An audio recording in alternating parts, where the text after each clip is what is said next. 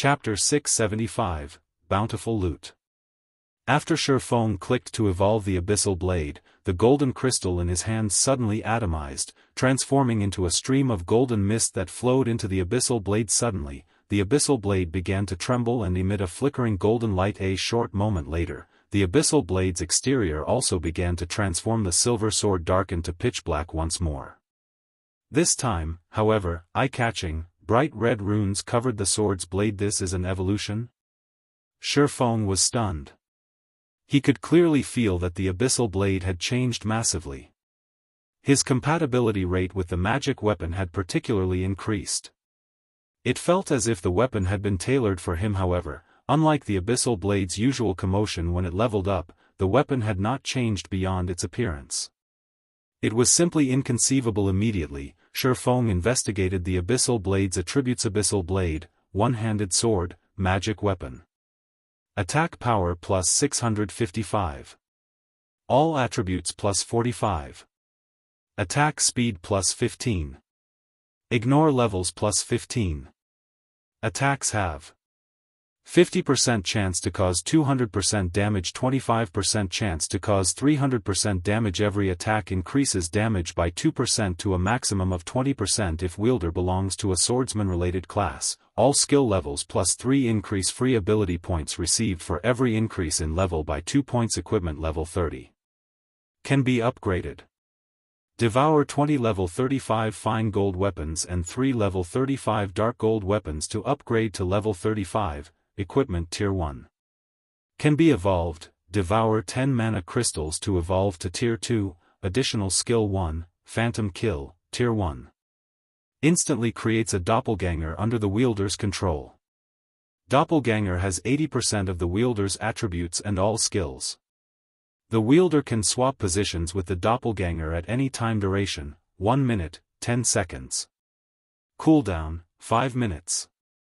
Additional skill 2, Abyssal Bind, Tier 1. Binds enemies and prevents movement, reducing defense by 100%. Duration, 4 seconds. Cooldown, 50 seconds. Additional skill 3, 9 Dragon's Slash, Tier 1. Instantly creates 12 phantoms of the Abyssal Blade for wielder's use. Each phantom sword deals up to 60% damage. Duration, 30 seconds. Cooldown, 5 minutes. Additional skill 4, Abyssal Curse, Tier 1. Prevents all targets within a radius of 30 yards from moving or attacking for 6 seconds and reduces their attributes by 20% for 10 minutes. Effect doubles if there is only one target within range. Cooldown, 30 minutes. Additional Profound Inheritance, Black Emperor, Tier 1. When activated, every critical hit will accumulate 1 stack of Death Aura. Each stack can be used to increase all attributes by 2% and attack speed and movement speed by 1% for 10 seconds or to reduce the cooldown of a skill by 3 seconds.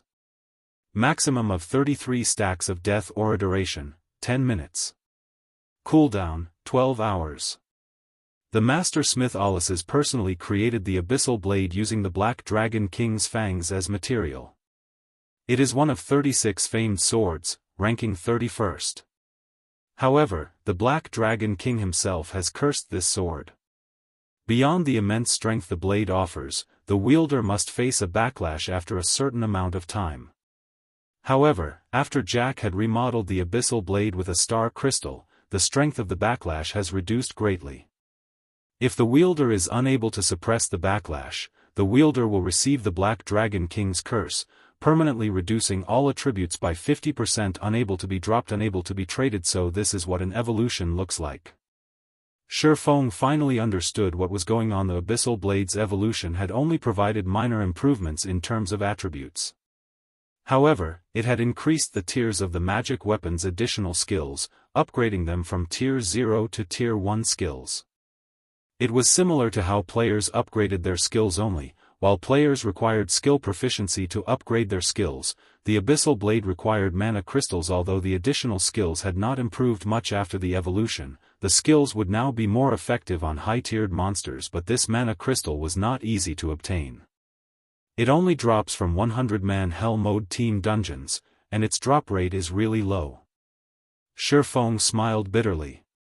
It was not easy to raid 100-man Hell Mode team dungeons. Not to mention, there was only a chance for a mana crystal to drop from each raid.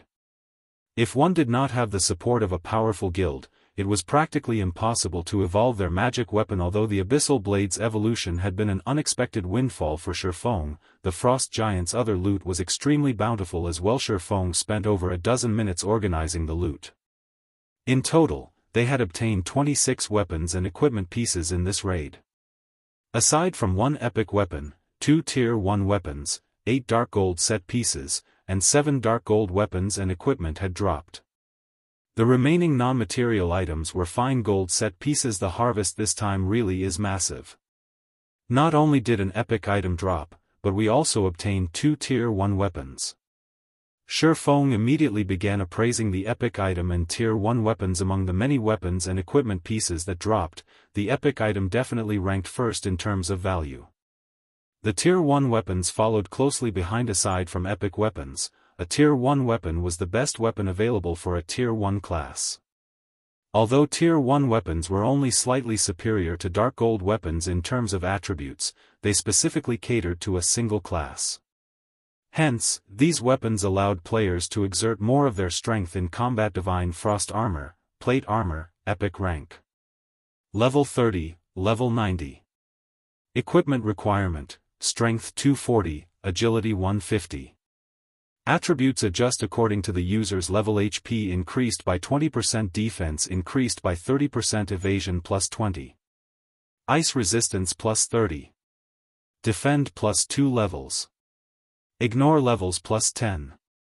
Additional passive skill 1 dash. Frost Domain, reduce the movement speed and attack speed of all enemies within a range of 20 yards by 20%. Additional passive skill 2 dash. Frost Shield, when attacked, there is a fixed chance to generate a frost shield that reduces damage received by 50%. Additional active skill dash. Freezing Air, increases defense by 100% and reduces magic damage received by 80% for 15 seconds. Reduces enemies' movement speed within 15 yards by 40% each second. After being slowed for 3 seconds, they will be frozen for 7 seconds. Cooldown, 3 minutes. Tempest's Breath, Two-Handed Saber, Tier 1 weapon. Level 30, Level 50. Class Requirement, Berserker. Attack Power plus 748, currently level 30. Strength plus 50, Agility plus 45, Endurance plus 40. Ignore 20% of the target's defense. Ignore levels plus 10. All Berserker skills plus 1 level. Durability 160/160. Attacks have 15% chance to trigger Whirlwind Slash, passive, dealing 180% weapon damage to surrounding enemies. 20% chance to trigger Fatal Blow, dealing 220% weapon damage to target and inflict bleed, reducing target's HP by 20% over 6 seconds. Windchaser, Longbow, Tier 1 weapon. Level 30, Level 50. Class Requirement, Ranger. Attack Power plus 708, currently level 30. Strength plus 43, Agility plus 55, Endurance plus 42. Attack Speed plus 3. Accuracy plus 10%. Ignore levels plus 10. All Ranger skills plus 1 level. Durability 140/140.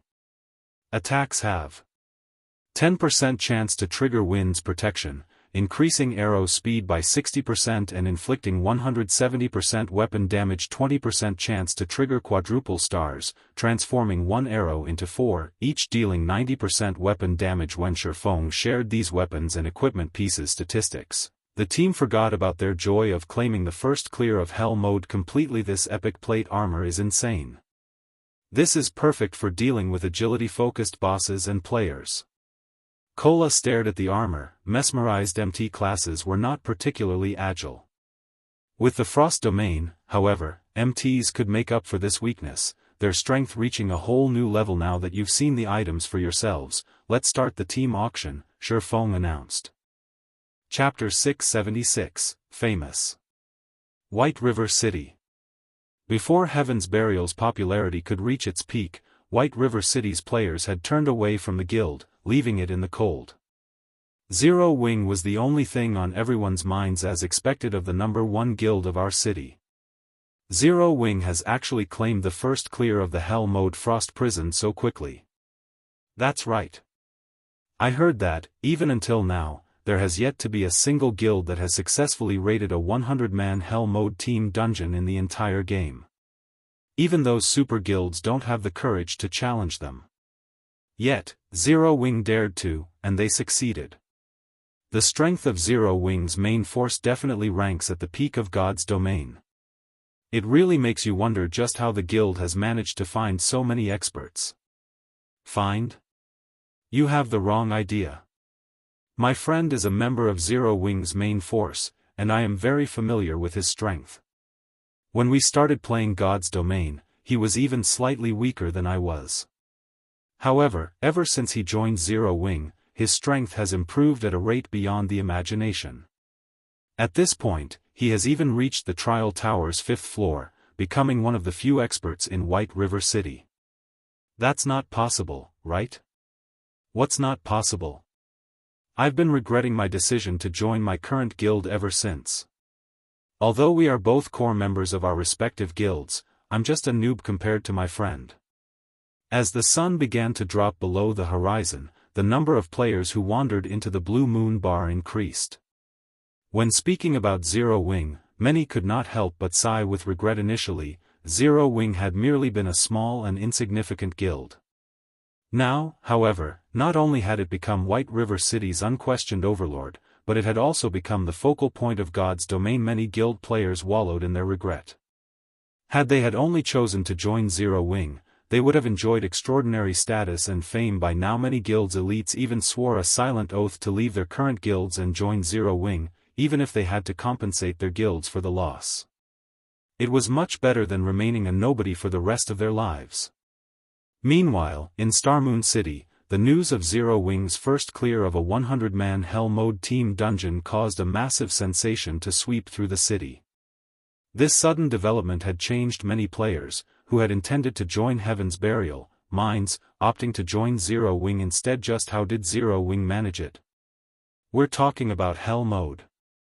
Flame Blood utterly refused to believe the news. Although their guild had never dived into a 100-man Hell Mode dungeon before, they had obtained a lot of information from super guilds. Not only were the dungeon's monsters stronger in terms of attributes, but the final boss was also capable of mental suppression. When fighting the final boss, players could not display their usual strength. Even a team of 5th floor experts would lose as much as 2/3 of their strength. Hence, the various super guilds had given up on raiding Hell Mode, focusing on raiding other 100-man dungeons to earn guild reputation instead. Yet, Zero Wing had done it. Moreover, Zero Wing's achievement instantly shattered the momentum that Heaven's Burial had gained after many difficulties. Sure enough, Black Flame is not as simple as he looks. He has hidden his strength so deeply, Daybreak Fog muttered as she absorbed the information with great interest. The files she read were all about Black Flame. Although Heaven's Burial's information network is not as extensive as those super guilds, it is still significantly more thorough than other first-rate guilds. However, we have close to no information regarding Black Flame's background. It is as if he just appeared out of thin air one day. However, we don't have to pay too much attention to this matter right now. We've already recruited quite a number of elite players. Now, we need to improve everyone's levels and equipment quickly and prepare to complete the task Guild Leader has assigned to us. When Guild Leader completes his quest, Heaven's Burial will become Starmoon City's overlord. At that time, Zero Wing will no longer be an obstacle. No ordinary NPC city could compete with Starmoon City in games. Players competed with each other via resources.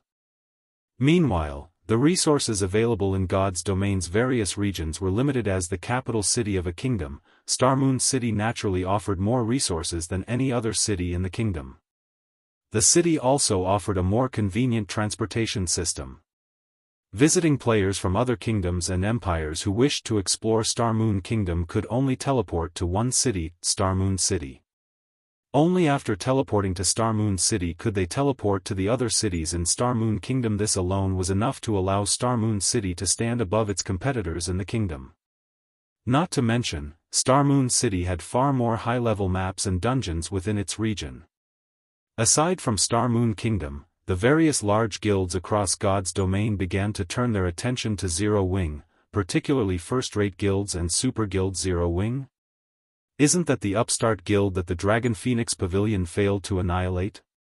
If it can claim the first clear of a 100-man Hell Mode dungeon, some major corporation must be funding it in secret. It seems we'll have to investigate. Meanwhile, inside Twilight Echo's guild residence. Despite being a veteran first-rate guild, Twilight Echo was in a turmoil initially. They had not particularly cared about Zero Wing. After all, it was simply a farce Aqua Rose had concocted. Now, however, the situation had changed. The Zero Wing that Aqua Rose currently occupied had claimed the first clear of a 100-man Hell Mode team dungeon. Even super guilds lacked this achievement. This went to show that Zero Wing's strength was extraordinary. At the very least, the standard of the guild's main force must rank at the very peak of God's domain. However, nobody among Twilight Echo upper echelon believed that Black Flame was the one responsible for such a powerful team.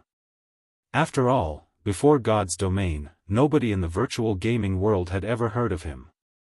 The only possibility was that Aqua Rose was responsible for the team's creation. I told you that Aqua Rose possessed immense potential, yet you were adamant about chasing her out of Twilight Echo. If Aqua Rose were still with us, given the guild's background, we would have become the next super first-rate guild by now. Tell me, then. What should we do now? A middle-aged man with a righteous air huffed angrily. Elder True Marshal, there is no need to get so agitated. We were left with no other choice. After all, her parents made the decision. It wouldn't be right to meddle with their family affairs, a lady nearing her 40s assuaged. However, now that everyone has seen what that child is capable of, I believe that everyone present understands what this means. This farce has gone on for long enough. It's time that we bring that child back to us. At the Twilight Echo's elder meeting, Brilliant War God was livid. He had never expected Aqua Rose to be so capable. She had actually managed to develop a small guild into a large guild that even Twilight Echo could not ignore. Listening to the elder's intentions, he realized that he could never coerce Aqua Rose and the future guild leader Glorious. What is your will?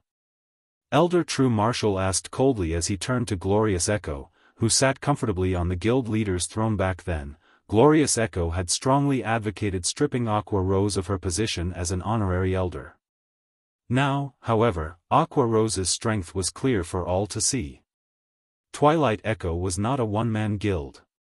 If Glorious Echo continued to hinder Aqua Rose's return to the guild, he would make an enemy of every elder in the guild. Glorious Echo, who had held his silence through the meeting, smiled and responded indifferently, since everyone has decided, I will not object. However. Chapter 677, Solomon's Sword.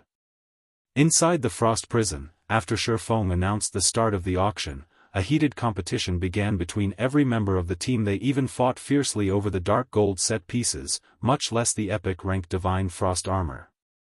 The bids continuously increased by 1000 GCP increments. Zero Wing's GCP was not cheap.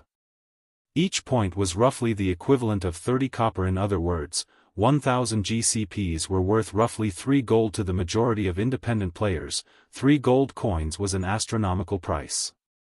Normally, these players would only have several silver coins in their pockets, maybe 10 or 20 silver if they were slightly stronger. However, in the hands of Zero Wing's main force members, that amount of money was practically nothing. After a brief moment of bidding, the price for the Tier 1 two-handed saber, Tempest's Breath, had reached 50,000 GCPs. If converted to coins, that would be 150 gold.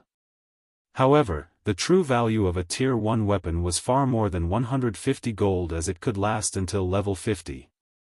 It would only start to lose its value after players attained their Tier 2 class. Meanwhile, among the Berserker's current weapons, Rampant Blade's Bluefire double-edged sword was the strongest. However, it was slightly weaker than the Tier 1 Tempest's Breath. Hence, the berserkers desperately fought to outbid each other. Some even sought to loan GCPs from their friends Rampant. You lost out big time this time. After spending nearly all of your GCPs on the blue fire double-edged sword, you couldn't compete for the Tempest's breath even if you wanted to. Turtledove could not help but tease the berserker as she smiled at the anxious Rampant blade. What are you gloating for? If not for Big Brother Cola and Boss Wumian having tier 1 sets, Guild Leader would not have given you the Divine Frost armor. Rampant Blade rolled his eyes at the female Guardian Knight. Although the effects of a complete tier 1 set equipment were frightening, the attributes on the Divine Frost armor were simply too good. It was only slightly inferior to a tier 1 set equipment. In terms of combat, the Divine Frost armor might even be better. Ignoring Rampant Blade's words, Turtledove hugged the Divine Frost armor to her chest, smiling gleefully. Although she owed the guild a large number of contribution points after obtaining the Frost armor, with it, she could earn GCPs much faster than before. Moreover, with the Frost armor, her combat power instantly rose to the same level Cola and Yi Wumian, making her one of the top 3 MTs in the guild. While Turtledove joyfully celebrated her prize, Shadow Sword spent 85,000 GCPs to gain the Tempest's Breath. Minor Wind, one of the 5 demon generals, purchased the tier 1 weapon, Windchaser, for 92,000 GCPs. Both Shadow Sword and Minor Wind were Zero Wings core combatants. Although they were not as strong as Fire Dance and Violet Cloud, they had still passed the 5th floor of the Trial Tower, making them both experts who had reached the 6th floor. Now that they both had a tier 1 weapon, their combat power had improved significantly. After the auction was over, seeing as it was relatively late in God's domain, everyone logged out to rest. Only a few people, such as Shadow Sword and Minor Wind, continued to play. They intended to test out their new weapons. Hence, they all went to the Divine Colosseum to train. Just as Feng was about to leave the Frost Prison, the sound of a system notification suddenly reached his ears. System, there is a strange image engraved on the elemental core left behind after the Frost Giant's death. Do you wish to investigate it? Strange image? Feng turned to the massive, resplendent gemstone that he had previously ignored. The blue gemstone was as tall as he was. If not for the system notification, he would not have noticed the palm-sized image engraved on the gemstone's exterior. Why haven't I encountered this notification in the past? Feng walked up to the gemstone and inspected the image carefully. He discovered that it was an extraordinarily complex magic array. It was, by far, one of the most complex magic arrays he had ever seen. It was as intricate as an electronic instrument. When Feng touched the image, the elemental core suddenly began to shrink. From the size of an adult human, the massive gemstone shrank to the size of a fist in the blink of an eye. System, Quest, Solomon's Treasure, activated quest details. An immensely powerful magic array has been carved into the elemental core along with Solomon's symbol. You might gain an unexpected bounty if you take this elemental core to a great mage. Quest rewards, unknown. Is this a bonus quest for obtaining the first clear of hell mode? Feng involuntarily shuddered when he heard the name, Solomon. There were countless weapons in God's domain. However, while epic weapons were exceedingly rare, legendary weapons were as rare as a phoenix's feather. Among the 10 most famous legendary weapons in the past, one of them had been Solomon's sword. Although Feng did not know how Solomon's treasure and Solomon's sword were related, even the faintest of connections was amazing. It was enough to make every melee class in God's domain mad with greed. Legendary items were powerful enough to allow a person to challenge opponents of a higher tier. The 10 great legendary weapons, however, stood out from the crowd. Feng had heard many deeds involving the 10 great legendary weapons in the past. To put it in another way, not a single player in God's domain would ignore one of these weapons. One of the most sensational occurrences had been a tier 3 player's provocation of a tier 5 player. In the end, the two fought each other with everything they had. However, when everyone had believed that the tier 3 player was finished, that tier 3 player had actually managed to escape their opponent in God's domain, the difference between tiers was massive. A tier 5 player could massacre a group of tier 3 players effortlessly. Hence, it was practically a miracle that the tier 3 player had managed to escape. The incident had shocked God's domain as that person had broken one of the game's iron rules. Afterward, that tier 3 player reached tier 4, and when he encountered the Tier 5 player again, he only took a few seconds to finish his opponent off. After the incident, the various large guilds investigated the mysterious player, hoping to find the cause for such an upheaval. In the end, they discovered that the Tier 3 player's weapon had been one of the 10 great legendary weapons. Afterward, that person went on to become a Tier 6 God-ranked player.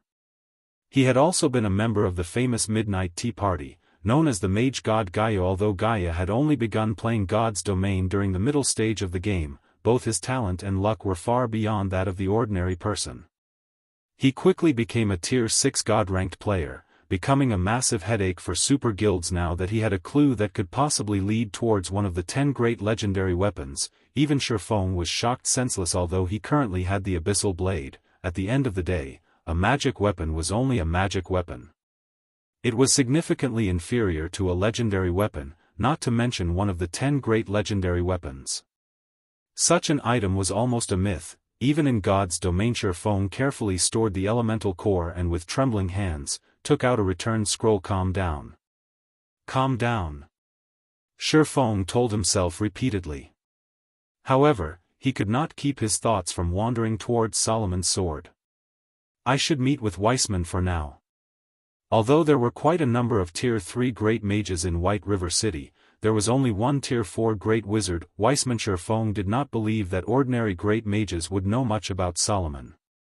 Only those old fellows who had lived for over 100 years would have detailed information. Ordinary players had no chance of gaining an audience with Weissman. Fortunately, Feng was a Count of White River City. He was a true, major noble. Even Weissman would not dismiss him casually. Furthermore, the two were familiar with each other. Chapter 678, Top of the World. As the sky darkened, the magic lamps lining the streets of White River City lit up, brightly illuminating the entire city. Quite a number of merchant players crowded the streets, purchasing equipment and materials. At this time, many combat players were returning to the city after a day of hard work. These combat players usually sold their unwanted materials as well as spent a portion of the day's earnings on some delicacies and alcohol. By now, everyone had already adapted to their new lives in the world of God's Domain. The players on the streets of White River City were currently chatting merrily with each other, the hot topics either relating to Zero Wing or the currently popular Stoneclaw Mountains. After returning to the city, Feng reverted his appearance to that of Feng's. When he walked through the city streets, he immediately became the center of attention. Look, that guy's a member of Zero Wing. His equipment looks awesome. He must be an elite member of Zero Wing at the very least. It would be great if we could get him to carry us. Zero Wing really is amazing. Even a random member of the guild is level 30 and has such enviable equipment.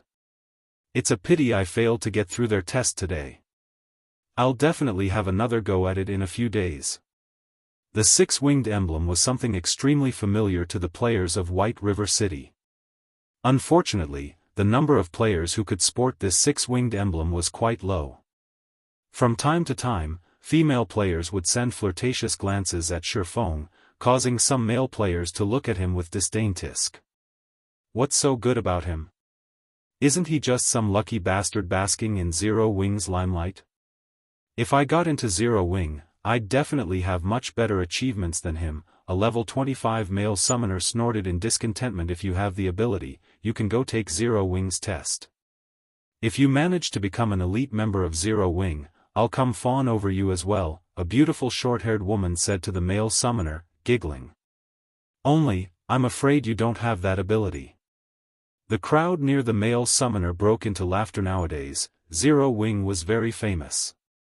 Countless players were trying to join the guild.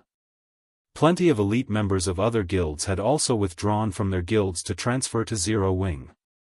But despite so many players applying to Zero Wing, the guild's member count did not increase by much.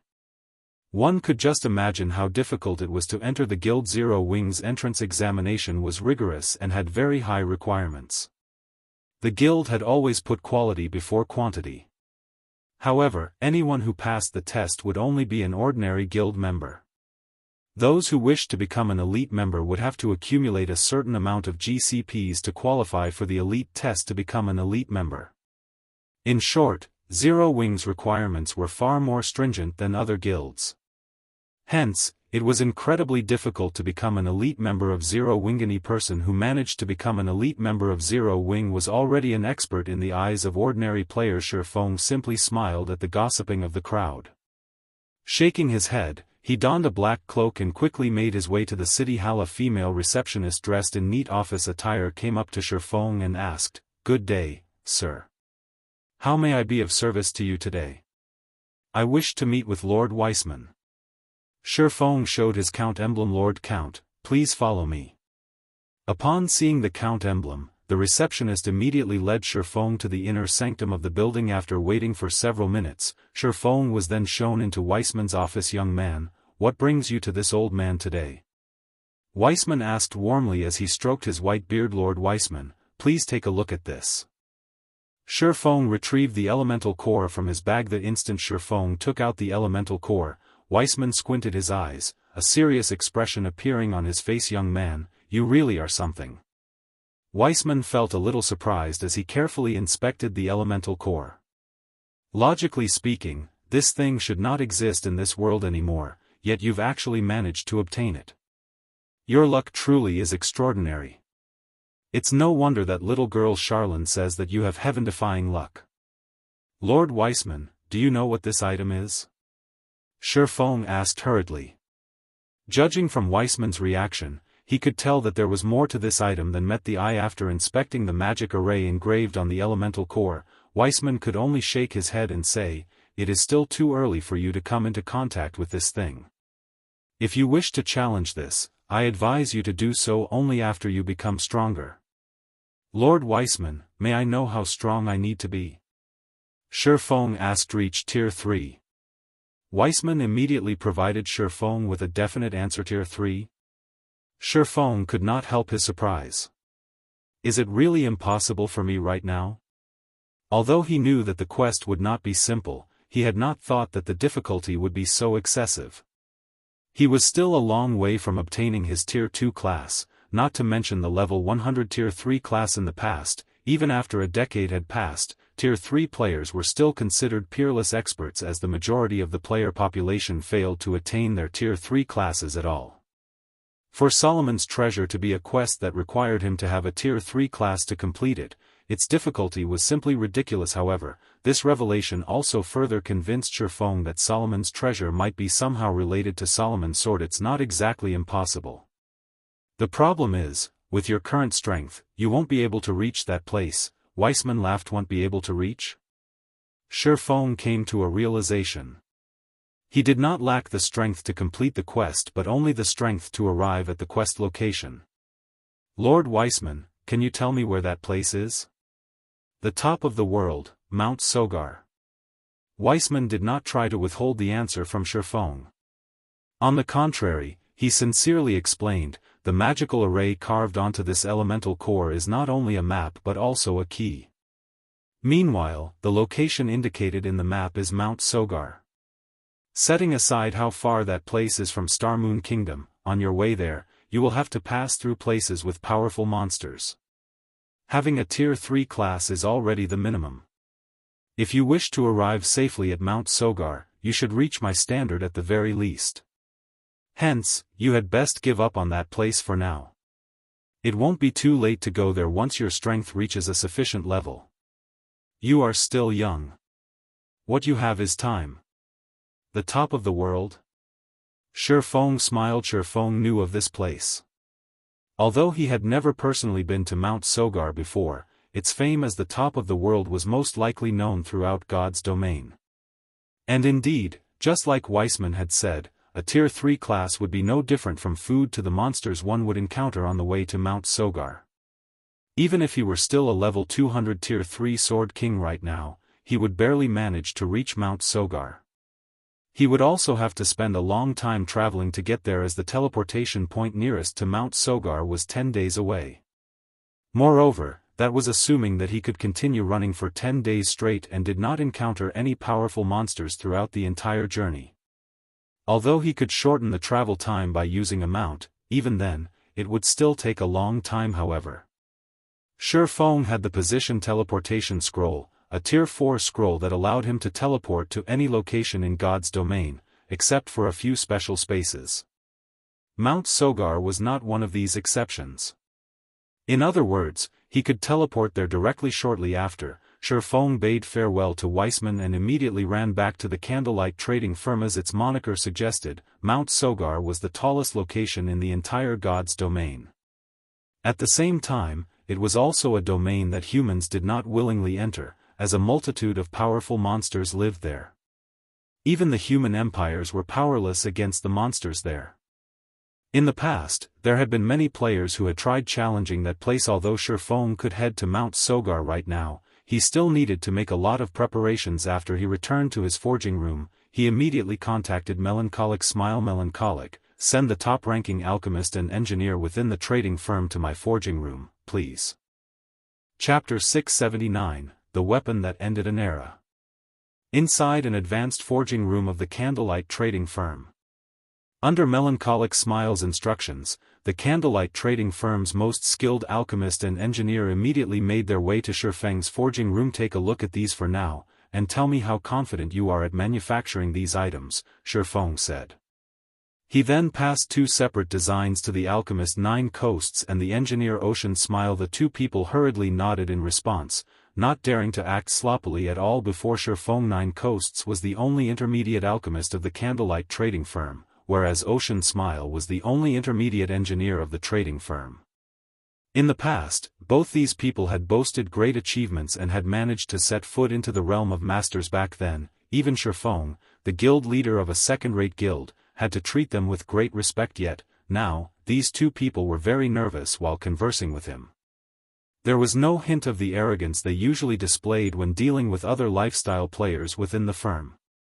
They were just like two obedient little kittens as they earnestly studied the designs Feng had passed to them. However, this reaction of theirs was unavoidable. Black Flame was simply too preeminent in the entire Star Moon Kingdom. Not a single person did not know about Black Flame. He was a great character standing at the peak of Star Moon Kingdom. But at this very moment, such a great character was actually standing right before them and was asking the both of them to perform a task for him. How could they not get flustered? After the two nervously studied the designs, surprise surfaced in their eyes. The designs Feng had passed to them were just too frightening. Guild leader, with how complicated this alchemy array is, even I have only around a 10% certainty of manufacturing it. If I can advance to an advanced alchemist, I might be able to raise the success rate to 20%. Nine Coasts said anxiously. What about you? Feng turned to look at the engineer. Ocean Smile stuttered, F5%. 5%, is it? Feng frowned slightly when Ocean Smile saw such a reaction from Feng. He nearly collapsed on the spot. After some pondering, Feng still gritted his teeth and said, all right, then.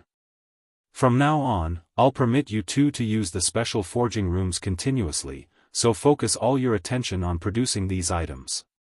The designs he had taken out were actually parts of the magic device design that he had obtained from the Dark Shrine as the weapon that ended the era of demons and gods. The difficulty of manufacturing it was extraordinary. Normally, even master-level characters had low success rates in fabricating the components of the magic device, what more of individuals who were not masters. Meanwhile, he was responsible for producing the magic device's core component. However, with his current standard as an intermediate forger, manufacturing it was still beyond him. I need to raise my proficiency. Feng could not help but sigh as he looked at the design, which comprised over 20 pages. Sure enough, a magic device isn't that easy to produce. However, without a magic device, he did not dare to travel to the top of the world. The outer area of the Stoneclaw Mountains. In a forested valley surrounded by mountains, lights from spells, sparks, and light stones were visible in the vicinity. Ever since Stone Forest Town opened to the public, the Stoneclaw Mountains had become the hunting grounds of expert teams. Even in the dead of night, the number of teams passionately grinding in the regional dungeon did not decrease in the slightest. The various teams were grinding for magic crystals and equipment day in and day out. Magic crystal was the standard currency used at the Divine Colosseum. Since the Stoneclaw Mountains was a level 30 to level 49 regional dungeon, the equipment that the monsters inside dropped naturally ranged between level 30 to level 45. Moreover, the quality of the equipment dropped at the Stoneclaw Mountains was just slightly inferior to those dropped in large-scale team dungeons. Only, the amount of equipment that a boss inside the Stoneclaw Mountains dropped each time was very small. Now that Zero Wing had claimed the fame of clearing a level 30, 100-man Hell Mode team dungeon, there was no longer any point in guilds competing over the first clears of other level 30, 100-man team dungeons. Shifting their attention to competing over team dungeons that were over level 30 was more beneficial after all. Reaching level 30 was only a small milestone for players, and Zero Wing had merely gained a little advantage from this achievement. There were still milestones at level 40 and level 50. Hundreds of levels awaited them. The competition over level 30 large-scale team dungeons was just the beginning. Meanwhile, the Stoneclaw Mountains was the best location for training and preparing to compete for the first clears of future large-scale team dungeons. Not only could they level up quickly at this place, but they could also gain a hefty amount of magic crystals. Most importantly, they could obtain a lot of high-level equipment here in short order. Setting aside the fact that team dungeons in the outside world had cooldown times, which greatly restricted the production volume of top-tier equipment, players also took time to adjust when switching from one team dungeon to another. Players would waste a lot of time when going through this transition. However, regional dungeons were different. These had no cooldown time for entry. As long as one had sufficient strength, they could come here to grind for level 30 or above top-tier equipment at any time. It was very efficient. Guilds could build up a massive advantage for raiding 50-man and 100-man team dungeons in the future. Precisely because of this reason, various large guilds had frantically dispatched their members to the Stoneclaw Mountains boss. This lord dropped something, the Star Alliance assassin responsible for picking up the loot said excitedly. Meanwhile, the lord lying beside this assassin was a level 35 half-orc over 3 meters tall. Scattered around this half-orc were many elite half-orc and special elite half-orc corpses, their total number exceeding 100 when Red Feather, who was resting underneath a large tree, heard the assassin's words. Joy surfaced on his face. Bring it here and let me take a look at it, Red Feather said hurriedly. Although the Stoneclaw Mountains would drop plenty of level 30 and above equipment, most of these were level 30 common equipment. Boss, this is a level 35 fine gold longbow. The assassin passed the weapon to Red Feather excitedly. It's a really good bow. It's slightly better than a level 30 dark gold longbow. Willow has lucked out this time. As long as she reaches level 35, she can immediately replace her current weapon, Red Feather said enviously after appraising the attributes of the longbow. He and his team had been grinding in the Stoneclaw Mountains for quite some time now. However, the loot of the bosses they killed was far from ideal. The majority of the bosses dropped only level 30 secret silver and fine gold weapons and equipment. Very rarely would they drop level 35 fine gold weapons and equipment. However, we wasted a lot of time on this battle. If not for the majority of our team's weapons being fine gold rank, fighting these monsters might even have been dangerous. Red Feather still felt somewhat fearful when he thought back to the battle just now. The monsters of the Stoneclaw Mountains were generally stronger than the monsters found outside. The chieftains were only somewhat weaker than the lords of the outside world. The lords here were even more powerful. In terms of combat power, they could rival even the high lords of the outside world. Only their HPs were at normal standards. As for the level 35 lord-ranked half-orc their team faced just now, most of their melee weapons failed to even scratch the lord. Only fine gold weapons or above could cut through the tough skin of the half-orc lord and chip away at its combat power. In fact, Red Feather's team wasn't the only one experiencing such headaches. Any team that came to grind in the Stoneclaw Mountains found themselves facing similar problems. Every battle in the regional dungeon would greatly exhaust a team. Players who used secret silver weapons were even forced to use whetstones to recover their weapons' durability after fighting just one battle. Otherwise, their weapons were sure to break in the next engagement. As a result, the teams in the Stoneclaw Mountains could not fight continuously over long periods of time. Boss Red, Elder Purple Eye's team has encountered one lord and 6 chieftains. They are in urgent need of backup right now. Purple Eye's team is too unlucky to have actually encountered so many monsters. Everyone, follow me immediately. Shortly after Red Feather's team began resting, Purple Eye, who was also one of the Star Alliance's top combatants, sent a request for help. Red Feather had no choice but to respond. Even if the standard of Purple Eye's team was very high, there was no way her 100-man team could take on the equivalent of 1 High Lord and 6 Lords of the outside world simultaneously. Not to mention, there should also be plenty of elite and special elite monsters. However, the problem plaguing the various teams was actually making the Candlelight trading firm in Stone Forest Town a fortune. Whether it was whetstones or advanced whetstones, none of the guilds had initially planned to purchase these items from the Candlelight trading firm. However, the consumption of these items was simply too voracious. Their own production was insufficient. Hence, the guilds had no choice but to purchase these items from the Candlelight trading firm. Due to this reason, the entire Candlelight trading firm was extremely busy since several hundred whetstones might sell at any given minute. Meanwhile, during the time the various guilds were scrambling over the Stoneclaw Mountains, Feng cooped himself up inside a special forging room, frantically producing intermediate mana armor kits and continuously increasing his forging proficiency for 4 whole days. Feng did not sleep or rest, spending all that time madly raising his proficiency. He only stopped when the sound of a system notification entered his ears. Meanwhile, Feng's level had also increased rapidly during this period. At this moment, he had already reached level 32. His leveling speed simply left one speechless. Chapter 680, Advanced Forger. System, congratulations. You are the first player to be promoted to an Advanced Forger. Rewarding 10 magical gold and 20 million EXP. The system notification repeated 3 times. Upon the arrival of this system notification, Feng finally stopped producing intermediate mana armor kits. He had required a total of 24,000 proficiency points to advance from an intermediate forger to an advanced forger. That was double the amount necessary for the promotion from a basic forger to an intermediate forger. It really is tough work. Feng abruptly collapsed into a chair, breathing out a sigh of relief. With this standard, I should be able to manufacture the core component of the magic device. Even if he was producing intermediate mana armor kits, it normally should not have been possible to gain 24,000 proficiency points in just 4 days. However, he had the forging talent, forging genius, that every forger dreamed of obtaining.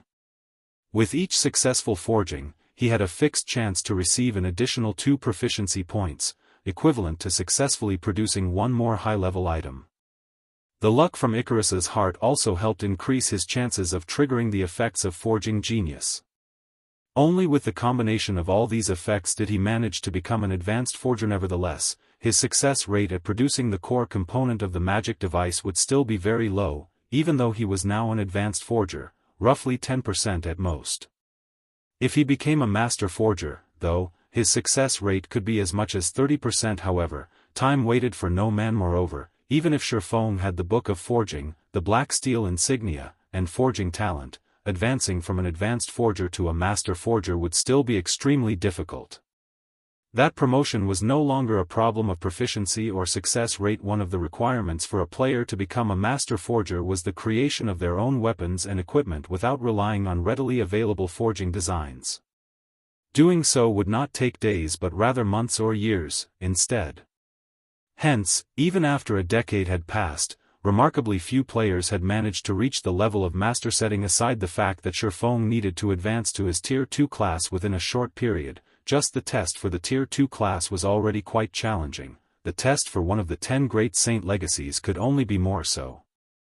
If he wanted to clear the test quickly, it was naturally better for him to be stronger. Solomon's treasure might allow him to improve his strength further. Needless to say, he had to complete the quest as soon as possible. During these 4 days, many things had also occurred in the vast god's domain. The most popular matter had to be the activation of the Divine Battlefield at the Divine Colosseum. The Divine Battlefield was a place for players to wage war against each other. Players could obtain points for killing other players in the Divine Battlefield, which they could then use to exchange for rewards. A wide selection of rewards was available, although the most attractive rewards were still weapons and equipment. The best reward players could trade for was dark gold set equipment. However, the number of points required to do so was immense. Moreover, the weapons and equipment received were non-tradable and were usable for only the person who exchanged for them. Hence, even if the items dropped upon the owner's death, other people could not avail of said items, though they could sell them to NPCs, at dismal prices to exchange for dark gold set equipment. Players were first required to reach the highest-ranking battlefield. The Divine Battlefield was divided into multiple ranks: Soldier's Battlefield, General's Battlefield, Marshal's Battlefield, King's Battlefield, and Hero's Battlefield, with each succeeding rank having increasingly higher entry requirements. Only after reaching the Hero's Battlefield could players collect points to exchange for dark gold set equipment. However, this was also a good way for experts to upgrade their equipment. After all, even guilds had a hard time obtaining dark gold weapons and equipment. Hence, everyone's passion for the Divine Battlefield deepened when Fire Dance and her team participated in the Divine Battlefield. They would occasionally get slaughtered as well. The players visiting the Divine Battlefield did not come from just a single kingdom or empire. Instead, the entire God's domain shared a single Divine Battlefield. Against monstrous experts or the encirclement of 3 or 4 top-tier experts, even Fire Dance and the other Zero Wing Corps members could only accept fate. This experience also allowed her and the others to realize that, no matter how strong they had become, there was always someone stronger than they were. Even if they ranked at the top of a weak, little kingdom like Star Moon Kingdom, they were still insignificant beings in the vast world of God's domain. Meanwhile, the situation at the Stoneclaw Mountains was also heating up. Many teams had already begun clearing the monsters wandering in between the outer and inner areas of the dungeon, and upgrading their equipment very quickly. As a result, Zero Wing was also sending large numbers of members to the regional dungeon to grind and level up. For a time, competition within the Stoneclaw Mountains rapidly intensified, and quite often, friction and fighting would break out between players in the dungeon. With the passage of time and the continuous improvement of the system, many more experts would emerge in God's domain. Hence, Feng was in a hurry to improve himself further. Guild leader, here are the items you've asked for. The alchemist 9 Coasts stacked a pile of components on top of the stone platform. Respectfully, he said, these are all the components we've managed to make during these past few days. There are 70 sets here. After striving for 4 days, he and Ocean Smile had managed to manufacture only 70 sets of components. Despite receiving an endless amount of materials, their success rates were far lower than their initial estimates. They had spent a full 1,000 gold on manufacturing a mere 70 sets of components. If converted to credits, that amount of coins would be worth several million. At this point, they just wished they could crawl into a hole and die. After all, the materials required to manufacture each component cost roughly 30 silver. With over 1,000 gold, they could have produced over 3,000 individual components. Yet, the both of them combined had only managed to make 140. Their success rate did not even reach 5%. Okay, you can go back and continue making the components. Feng nodded. He was not surprised whatsoever by this abysmal success rate. All things considered, those were components required to manufacture a magic device.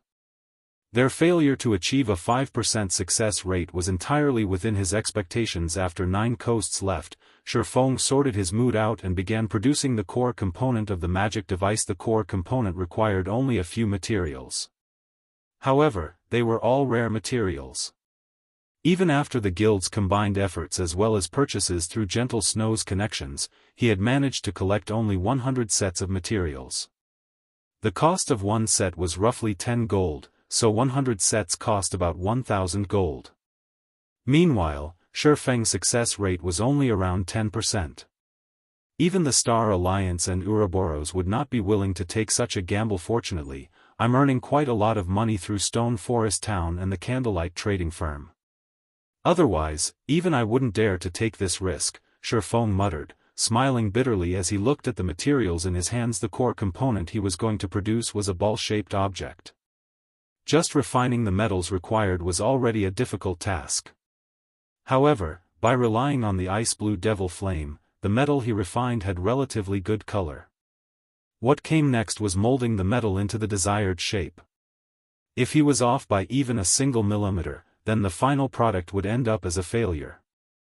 As for the last step, he had to engrave runes onto the metal ball. Time crept past. Feng went through 70 attempts in one go. In the end, only 3 out of the 70 attempts had succeeded. The difficulty of producing the core component was much higher than his initial expectations. Him generally familiar with the process already. I should start using the magical gold now. Feng considered the materials he had left, feeling that he already had sufficient practice. The magical gold rewarded by the system was an extremely rare material. Not only could it increase his forging success rate, but it could also evolve an item at a fixed chance. Its market value was no less than 100 gold per piece initially. Feng had taken 50 tries to produce one core component. Afterwards, however, he had managed to succeed twice out of 20. Without a doubt, his success rate had increased significantly, which was all due to his continuous experimentation using the simulation device. If he did not possess the simulation device of the special forging room, he would have most likely failed all 70 attempts. Chapter 681, Dual Abilities. With only 30 sets of materials remaining, Feng did not dare to be careless. A magic device was an assembly of different components. The core component was merely one of 3 parts. If he failed the final assembly, the product would be a failure as well, and the components would have to be scrapped. Feng had seen a master forger assemble magic devices in the past. Back then, said master forger only had a success rate of 30%. Even so, a massive number of players eagerly searched out this master forger to help assemble their magic devices for them because other master forgers had less than a 20% success rate. 5 sets of components were required just to assemble a single magic device. Furthermore, each component set, which consisted of 3 individual components, required roughly 10 sets of materials to manufacture. In other words, at least 50 sets of materials were required to produce a magic device. If one were unlucky, they might actually require more than 100 sets. Even an expert player would have to spend a long time to gather 100 sets of raw materials. The coins involved could also put an expert player into debt. This was precisely why magic devices had been extremely rare in God's domain in the past. The players capable of obtaining one were generally either experts or wealthy tycoons. After Feng had gone so much trouble to obtain 100 sets of materials, he had only managed to produce 3 core components after expending 70 sets. It was not enough to assemble a magic device. At the very least, he needed to prepare 10 core components to have a higher chance of manufacturing a magic device. After all, he was only an advanced forger, not a master forger. Time crawled by. Feng's first attempt to produce the core component with the magical gold failed. The second attempt failed as well. After 4 consecutive failures, Feng had no choice but to give up on using the magical gold. Magical gold was one of the best support tools for forging dark gold and epic items. Even Feng felt a sting after failing 4 times in a row. On his 9th attempt, Feng finally succeeded. Sure enough, engraving the runes is the most difficult stage. Feng could tell that his previous successes had not been due to luck because he had felt as if his entire being had melted into the metal while he had focused on engraving the runes on this last core. He had felt something similar during his previous successes. This feeling of melding with the core component? Feng stopped his work for a moment and pondered the sensation. It feels somewhat like improving my skill completion rate. To improve my skill completion rate, I had to integrate myself with the environment. Suddenly, Feng retrieved a bottle of 100-berry wine from his bag and began to manufacture the core component once again. This time, he used a bar of magical gold. The 100-berry wine was a tool that could increase one's compatibility rate. Since the theory behind engraving runes was somewhat similar to improving skill completion rates, the 100-berry wine should help him reach a higher success rate with the engraving the core components runes. This time, Feng completed the core components refinement much faster than before. In just 5 minutes, Feng finished refining and molding the metals. He also completed engraving the runes in a single breath. As the core component felt like an extension of himself, Feng's control over the rune engraving process was quite high. System core component has been successfully manufactured. Forging proficiency increased by 3 points. Obtained 50,000 EXP. Sure enough, my guess was correct. Excitement bubbled in Feng's chest as he heard the sound of the notification. I never realized that the 100-berry wine could be used like this as well. Immediately, Feng used the remaining materials in one goof. The remaining 20 sets of materials, he successfully produced 4 core components. Among them, magical gold had been incorporated into 3. His success rate had reached the level of a master forger. With this, he had managed to produce 9 core components with the 100 sets of materials. Among them, 4 had magical gold. He was only 1 core component from his goal of 10. Now, all that was left was to assemble the magic device. If he succeeded, he would be the first player in God's domain to birth a magic device as the weapon that had brought about the end of the era of demons and gods. One could just imagine how powerful a magic device was. A magic device's most valuable effect was its ability to strengthen weapons, allowing these weapons to inflict damage to demons and gods. To put it simply, magic devices had given humans the ability to resist demons and gods. Of course, the magic device Feng had obtained was not that powerful as it was only bronze rank. Even so, a bronze magic device should not be underestimated. As players reached higher levels in God's domain, the monsters they encountered would grow stronger as well. At some point, even dark gold and epic weapons would not deal much damage. However, after one equipped a bronze magic device, even a secret silver weapon could cut through the tough hide and scales of monsters, not to mention fine gold and dark gold weapons. If players did not possess a magic device, however, the difficulty of defeating those powerful monsters would increase significantly. Hence, in the past, the various large guilds throughout God's domain had been extremely desperate to obtain magic devices.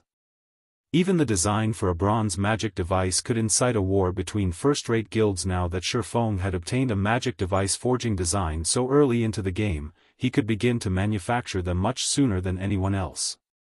He would also be prepared when everyone began encountering monsters that could not be easily defeated with normal weapons. The first assembly failed. The second assembly failed. The third assembly was successful. System: bronze magic device has been successfully manufactured. Forging proficiency increased by 5 points. Obtained 100,000 EXP. Feng was stunned when he heard the system notification. This can't be real, right? Success on the third try? Feng muttered, astonishment filling his voice, as he stared at the fist-sized metal ball in his hand. The black metal ball overflowed with light, the surging mana within was visible to the naked eye. I wonder what kind of attributes it possesses. After a magic device's successful assembly, it would gain a random ability. Although the bonus a magic device provided varied in strength, the magic device's basic function would not change. The layer of mana that covered the weapon, or mana blade, was invaluable. This mana blade could interfere with the mana that radiated off a monster's body, thereby weakening its defense significantly and allowing players to inflict damage. Otherwise, a monster's body with that protective layer of mana was tougher than diamond. Even scratching the monster would be extremely difficult, not to mention taking it out. Magic device, bronze rank. Strengthens a weapon, giving it the basic reduced weight effect and weaken target's mana body by 30%. What a pity. Although the weakening effect is quite powerful, the reduced weight effect isn't particularly useful to a one-handed weapon. It would be very useful towards a two-handed weapon though. Feng inwardly felt disappointed. Both the Abyssal Blade and Purgatory's Shadow fit him perfectly right now. If they became any lighter, he might not be able to exert his full strength with them, following which, Feng returned to assembling magic devices 1, 2, 3. As his stock of components dwindled, the sound of a system notification rang by his ears once more. System: bronze magic device has been successfully manufactured. Magical gold's effect triggered. Forging proficiency increased by 5 points. Obtained 100,000 EXP. When Feng heard that the magical gold's effect had been triggered, his excitement stole his breath. Originally, he had only used the magical gold to increase the success rate of manufacturing the magic device's core component. Hence, he had not expected the magical gold's effect to trigger immediately. Feng clicked to inspect the evolved magic device's statistics dual abilities. Isn't this a little too much? Feng could not believe what he was seeing. A magic device could only strengthen a single attribute. Even the higher-ranked mysterious iron magic device was no exception to this rule. Only the strengthened effects were slightly better.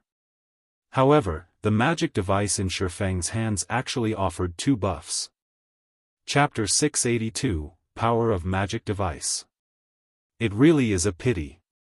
It would be great if the magic device's rank were a little higher. Feng felt both joy and disappointment as he gazed down at the pale silver orb in his hand. The bronze magic device's debuff was average at best. Although it was more than enough against current monsters, it would grow increasingly weaker as the game progressed. Sooner or later, the bronze magic device would have to be discarded for something better. And yet, he had never heard of even a mysterious iron magic device possessing dual abilities. Purely in terms of combat power, the double-attributed bronze magic device was stronger than ordinary mysterious iron magic devices. Only, mysterious iron magic devices posed more of a threat to a monster's mana body. Oh well, one can't have everything. I've already lucked out by manufacturing a double-attributed magic device. I can't get too greedy. Feng quickly shifted his focus, and the more he looked at the magic device in his hand, the more he fell in love with it. Magic device, bronze rank. Strengthens a weapon, giving it the basic vibration effect, basic polarizing effect, and weaken target's mana body by 27%. Both the vibration effect and the polarizing effect were considerably powerful additional abilities among magic devices. The previous device Feng manufactured only had the reduced weight effect. However, the vibration effect could allow a weapon to emit high-frequency vibrations, allowing it to display astonishing destructive power with each hit. Meanwhile, the polarizing effect could refract light off of weapons, making it difficult for enemies to predict the weapon's trajectory and dodge it effectively. Originally, among the many abilities available, these 2 were only intermediate abilities. However, when these 2 abilities were combined, the overall strength the magical device offered increased exponentially. Not only could the magic device make a weapon difficult to dodge, but it could also give the weapon immense destructive power. The combined effects of these 2 abilities was not the slightest bit inferior to an advanced ability. Magic devices of different ranks generated different abilities. Normally, bronze magic devices could only generate basic or intermediate abilities, with the former having a higher chance. Mysterious iron magic devices could only generate basic or intermediate abilities. Only, it had a higher chance of generating an intermediate ability. Only after reaching secret silver rank could a magic device generate an advanced ability. However, the probability was not very high currently. Although his magic devices was only bronze rank, it rivaled a secret silver magic device with an advanced ability. How could he not grow excited? However, this was also the reason for Feng's disappointment. Advanced abilities were extremely rare. Even in the past, magic devices that possessed advanced abilities had been as rare as a phoenix's feather. The appearance of one usually triggered a rain of blood. I wonder what kind of effects it will have after it is equipped. Feng could no longer hold back as he impatiently equipped the magic device on the abyssal blade. The moment Feng placed the magic device on the abyssal blade, the pale silver orb transformed into a blob of liquid that seeped into the magic weapon. A small alchemy array then appeared on the sword's hilt. In the next moment, the alchemy array began to absorb a large amount of mana from the surroundings, assimilating it into the abyssal blade and increasing the magic weapon's power. When Feng swung the abyssal blade lightly, he saw the sword split into 3 identical blades. With just the naked eye, it was impossible to tell which sword was the real one. When the abyssal blade passed through a corner of the stone platform, the blade easily sliced through the dense stone, leaving behind a surface that was as smooth as a mirror. Amazing. If someone else equipped this magic device and used it against me, I think I would even struggle to block the attack. Looking at the stone platform with its missing a corner, Feng was very surprised. The special forging room's stone platform was not an ordinary stone platform. Normally, even a magic weapon could only leave a small scratch. Now, however, Feng had effortlessly sliced off the platform's edge. For a moment there, Feng had even wondered if he had missed, as he had not felt the slightest resistance when the abyssal blade passed through the stone. If his target had been a secret silver weapon or a piece of equipment, the item might have split in half effortlessly. Feng even doubted whether a fine gold weapon could withstand such a frightening, destructive power. Currently, expert players' mainstream weapons were only fine gold rank. If even fine gold weapons could not block his attacks, enemy experts with fine gold weapons would be tantamount to unarmed noobs. How were they supposed to face him?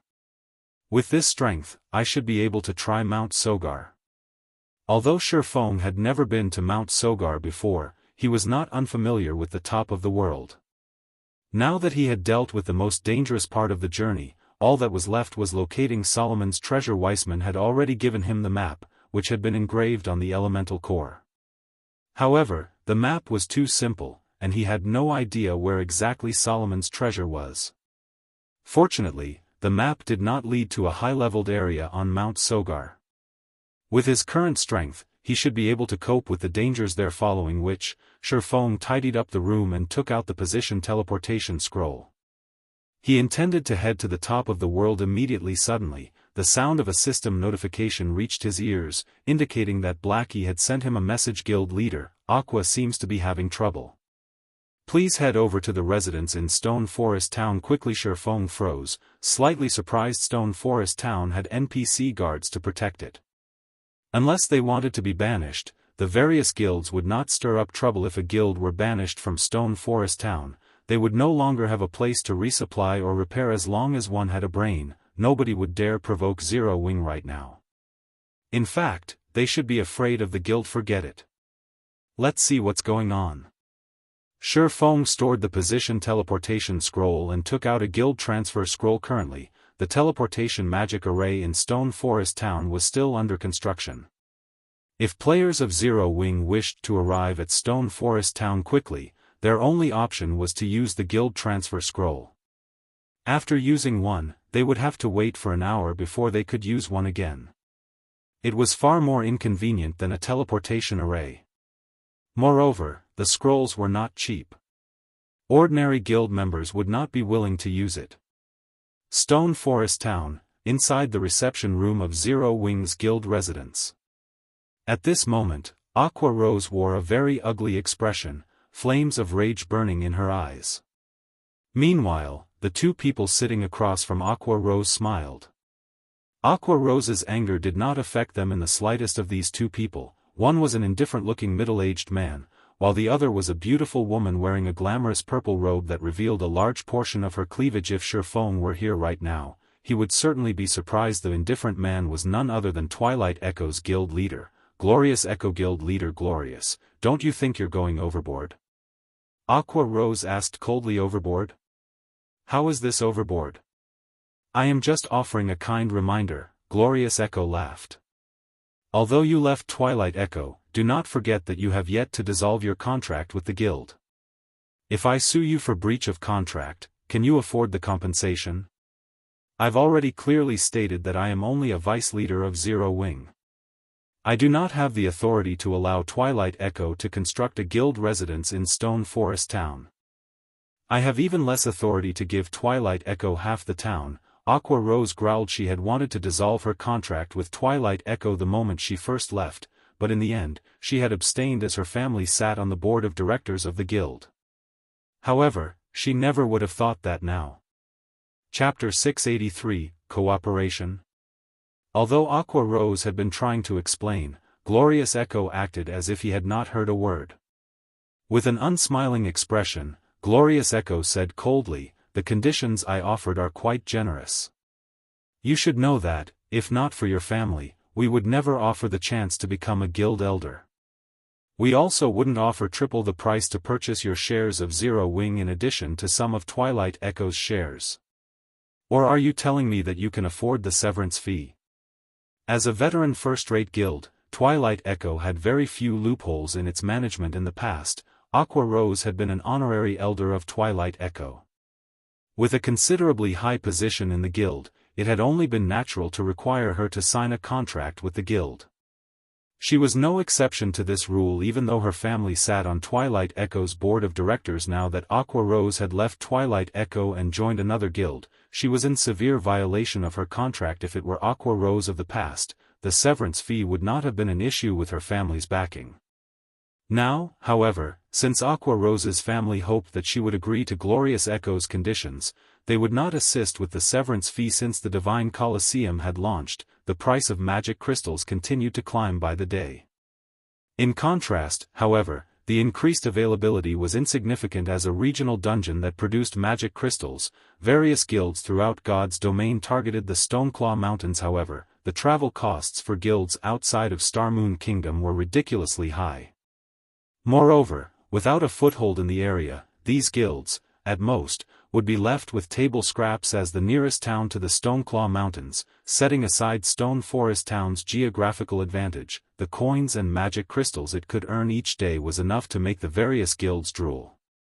Only, level 150 guards patrolled the town, protecting the guild that owned it. At the same time, there were also the NPC guards that Zero Wings members had recruited. Even a super guild had to stand by and watch, helpless against Zero Wing's defense. From Twilight Echo's perspective, Aqua Rose was the only reason Zero Wing had any power today. Otherwise, it was impossible for a guild without any background, financial strength, or nurturing methods to grow to such a scale within such a short amount of time. Aqua Rose had initially been an honorary elder of Twilight Echo. She was well known in the virtual gaming world, yet she had suddenly joined a nameless and powerless guild. This guild must have offered a relatively high price to recruit her. In addition, with Aqua Rose's current importance to Zero Wing, she would undoubtedly wield a massive amount of authority. Even giving away 90% of the town's lands would be well within her authority, much less allowing Twilight Echo to establish a guild residence in Stone Forest Town. As long as Twilight Echo obtained Stone Forest Town, the guild would have the capital to rise in God's domain. A veteran first-rate guild had an abundance of manpower. Twilight Echo was no exception, with an army of elite players held in reserve. However, it was not easy to nurture a God's domain expert. This process required a large amount of magic crystals. If Twilight Echo could claim Stone Forest Town, then it could farm magic crystals, which would then allow them to nurture a large number of experts. At that time, Twilight Echo would have much higher chances of emerging victorious in the competition over the Storm Empire. Hence, it was a must for Twilight Echo to secure Stone Forest Town. Listening up to this point, Aqua Rose fell silent. She had already had enough when her family had forced a marriage upon her.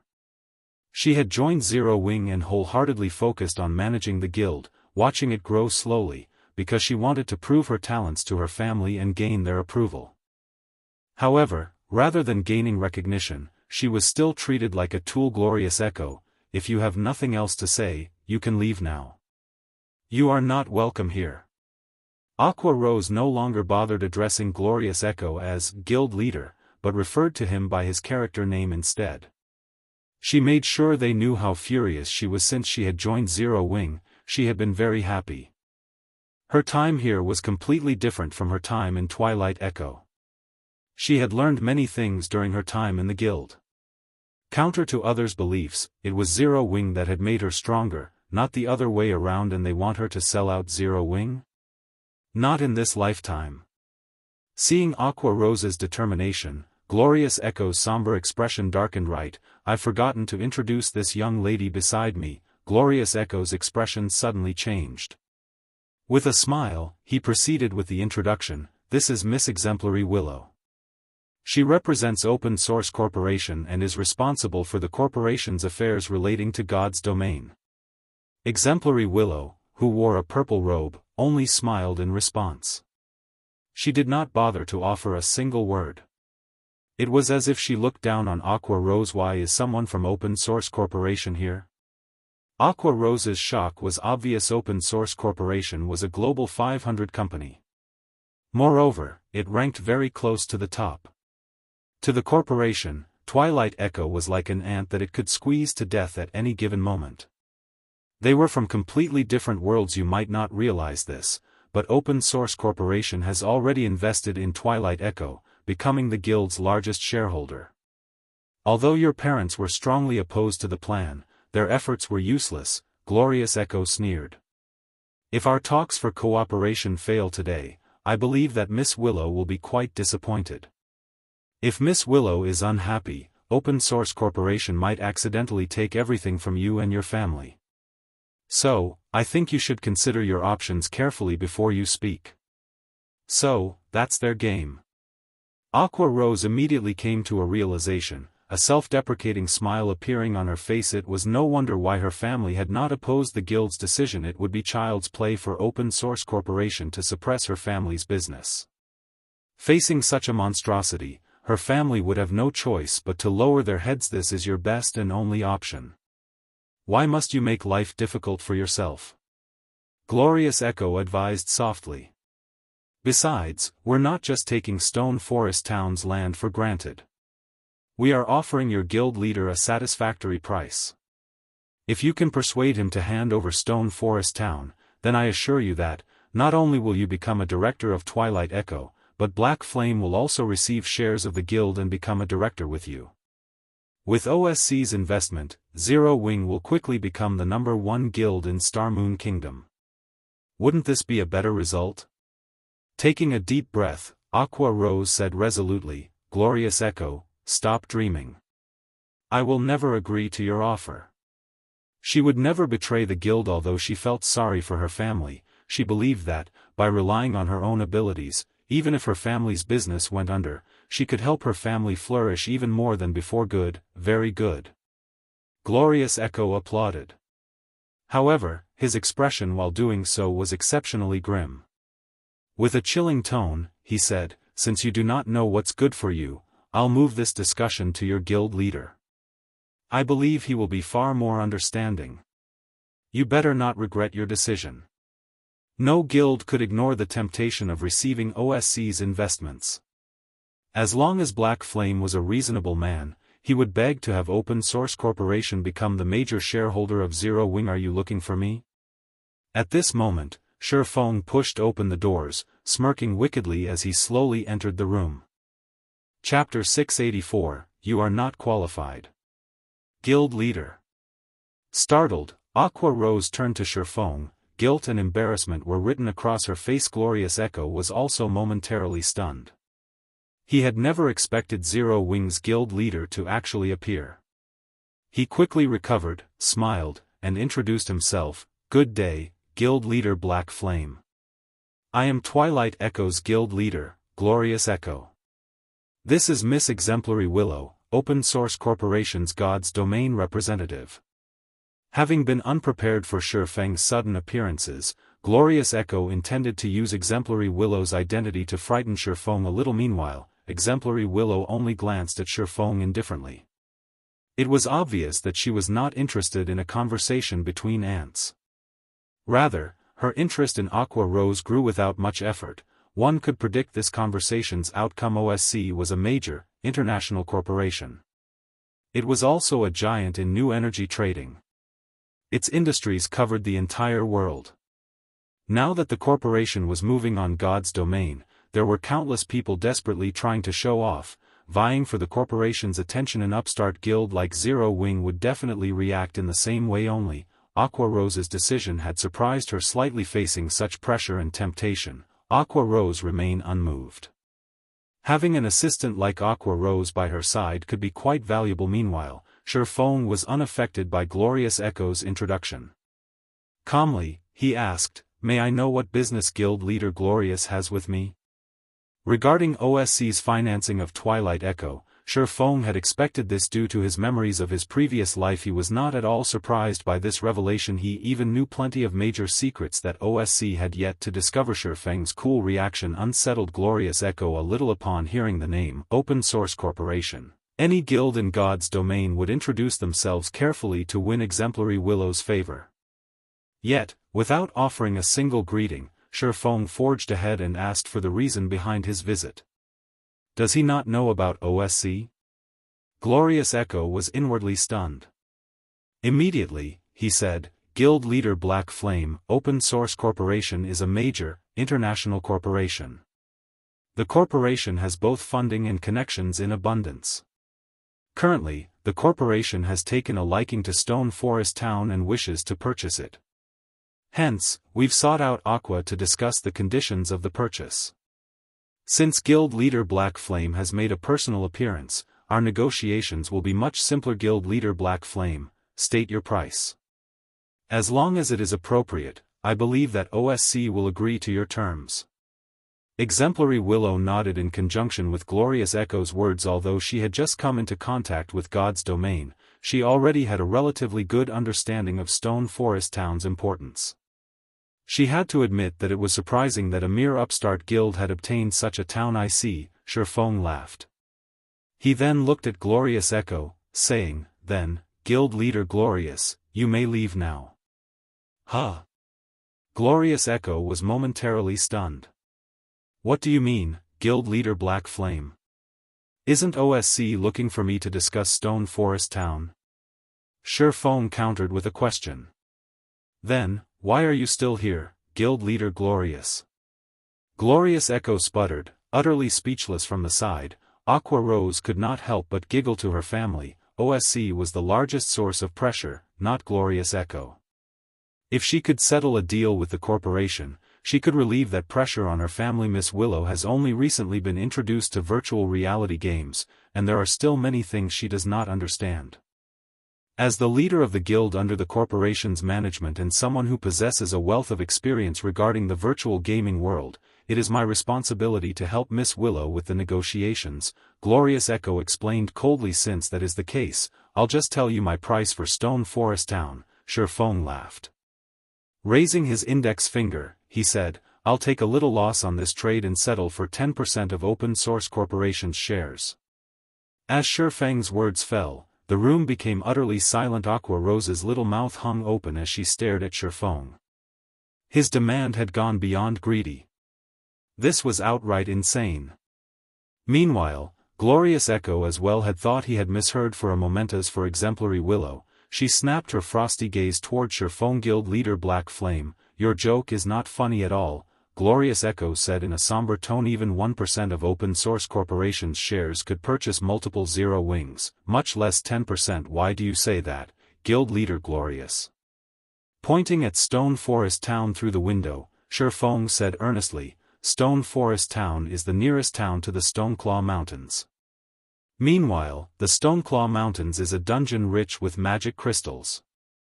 I don't believe I need to inform you of this item's importance.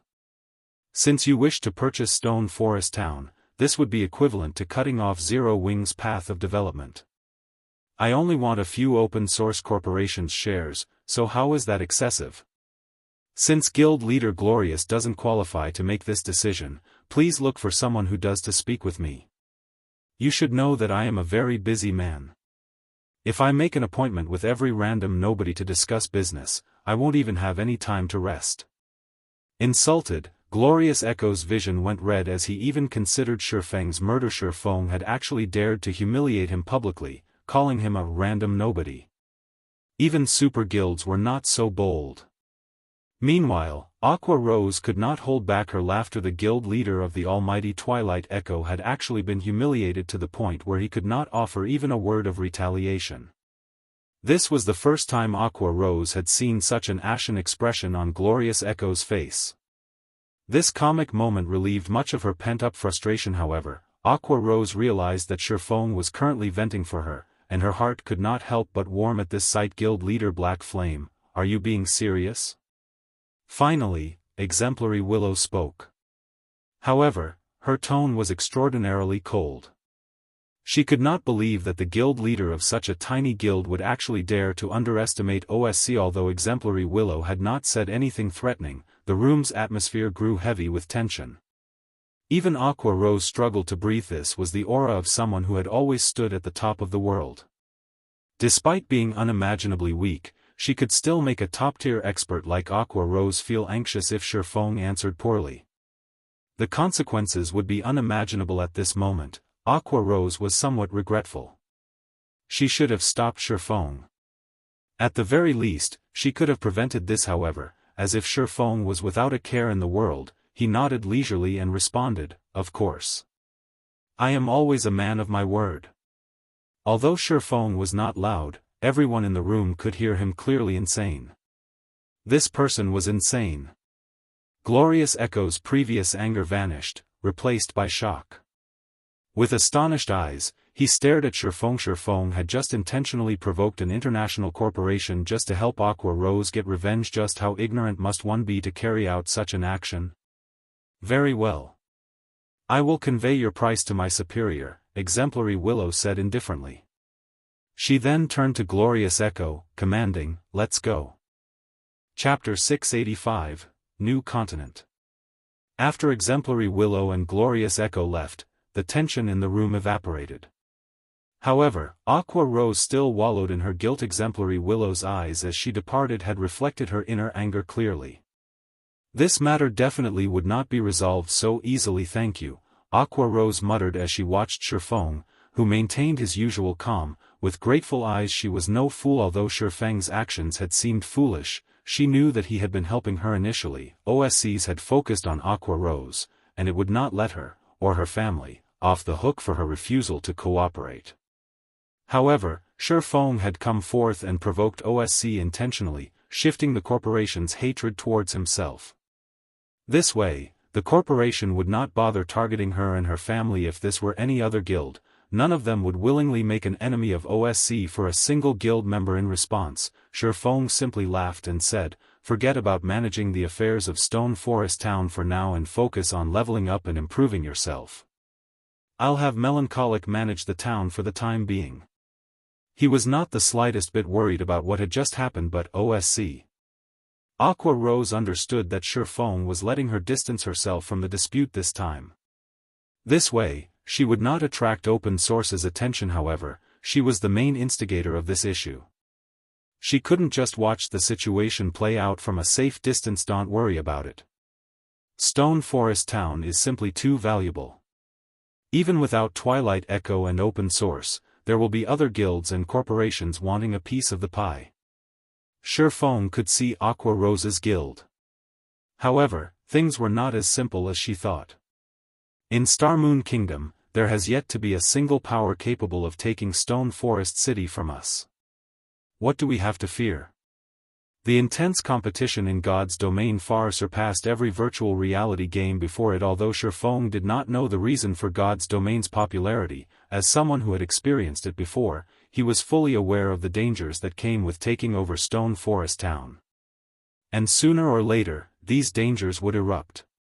Hence, rather than sitting still and waiting for their deaths, they might as well take the initiative to land the first blow. Even so, he had not expected to start a war with the Open Source Corporation. Fortunately, Open Source's economic influence would have little effect on him. If the corporation wished to deal with him, they had to do so through God's domain. However, God's domain was his home ground. It would not be so easy for Open Source obtain victory. Both the guild and I need to grow stronger as quickly as possible. Feng's hunger for obtaining Solomon's treasure increased. If Solomon's treasure was related to Solomon's sword, he might actually be able to get his hands on the legendary weapon. With his current strength, his effect in a massive war between guilds was limited. Against an alliance of multiple guilds, he was insignificant. However, if he had Solomon's sword, he could attempt to replicate Mage God Gaia's achievement of hunting and butchering the various large guilds, following which, Feng passed on Stone Forest Town's management to Melancholic Smile and Blackie, while Aqua Rose led the Dark God's Legion to grind in the Stoneclaw Mountains. Meanwhile, Feng retrieved a few magic scrolls and life-saving items from the guild warehouse. He then traveled to the top of the world to complete his quest. In reality, the top of the world was a new continent with a very high altitude. The map engraved on the elemental core showed that Solomon's treasure was hidden on Mount Sogar, one of this new continent's regions. Fortunately, Mount Sogar was not a very high-level region. It was only a level 40 to level 60 map. Although Feng was only level 32, with the top-tier equipment he had, it was not impossible to explore the place. In the snow-covered forest around Mount Sogar, space suddenly ruptured. In the next moment, a pitch-black figure jumped out of the spatial crack. Is this the top of the world? Feng took a deep breath as he observed his surroundings. The air was extremely thin here. Moreover, the gravitational pull was intense. The gravity here was at least 3 g. The temperature was also below 20 degrees Celsius. The environment was harsh. After God's domain underwent its third evolution, the gravitational system was only one part of the system upgrade.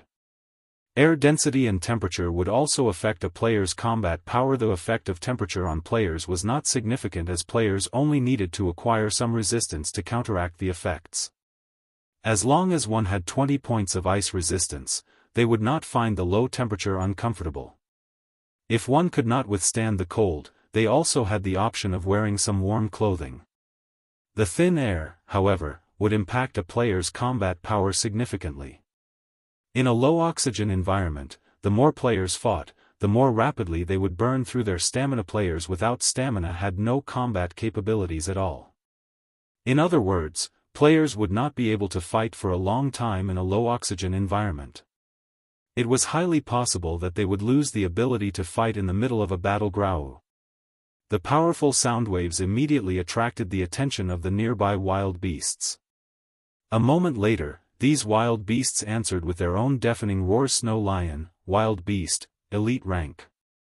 Level 42. HP 180,000/180,000. At this moment, a total of 5 white-furred snow lions appeared around Feng, surrounding him, their amber eyes radiating a fierce bloodlust. These monsters sure are powerful. Despite being only elite rank, their bloodlust is so strong. This place really isn't meant for ordinary players. Feng chuckled as he unsheathed the abyssal blade. If any other expert stood in his place right now, the snow lions would likely devour them. Fortunately, Feng was no ordinary expert. Growl. At the sound of a low roar, a snow lion dashed forward and bit down at Feng. Almost as if they had planned their attack, the other 4 lions took the opportunity to circle to Feng's back. Scram. Feng struck at the snow lion's head, the abyssal blade colliding with one of the monster's fangs. Dang. So tough. Feng felt his hand go numb when the abyssal blade stuck the snow lion's fang. However, the snow lion that attacked Feng had not fared any better than Feng as the impact sent it flying. Its ivory fang also sported a deep gash. The abyssal blade had nearly chopped off the snow lion's fang. However, the snow lion only suffered -424 damage from the attack. To its 180,000 HP, that damage was practically negligible. Feng then spun and sent a slash to his back, the black streak of light slashing at the 4 oncoming snow lions.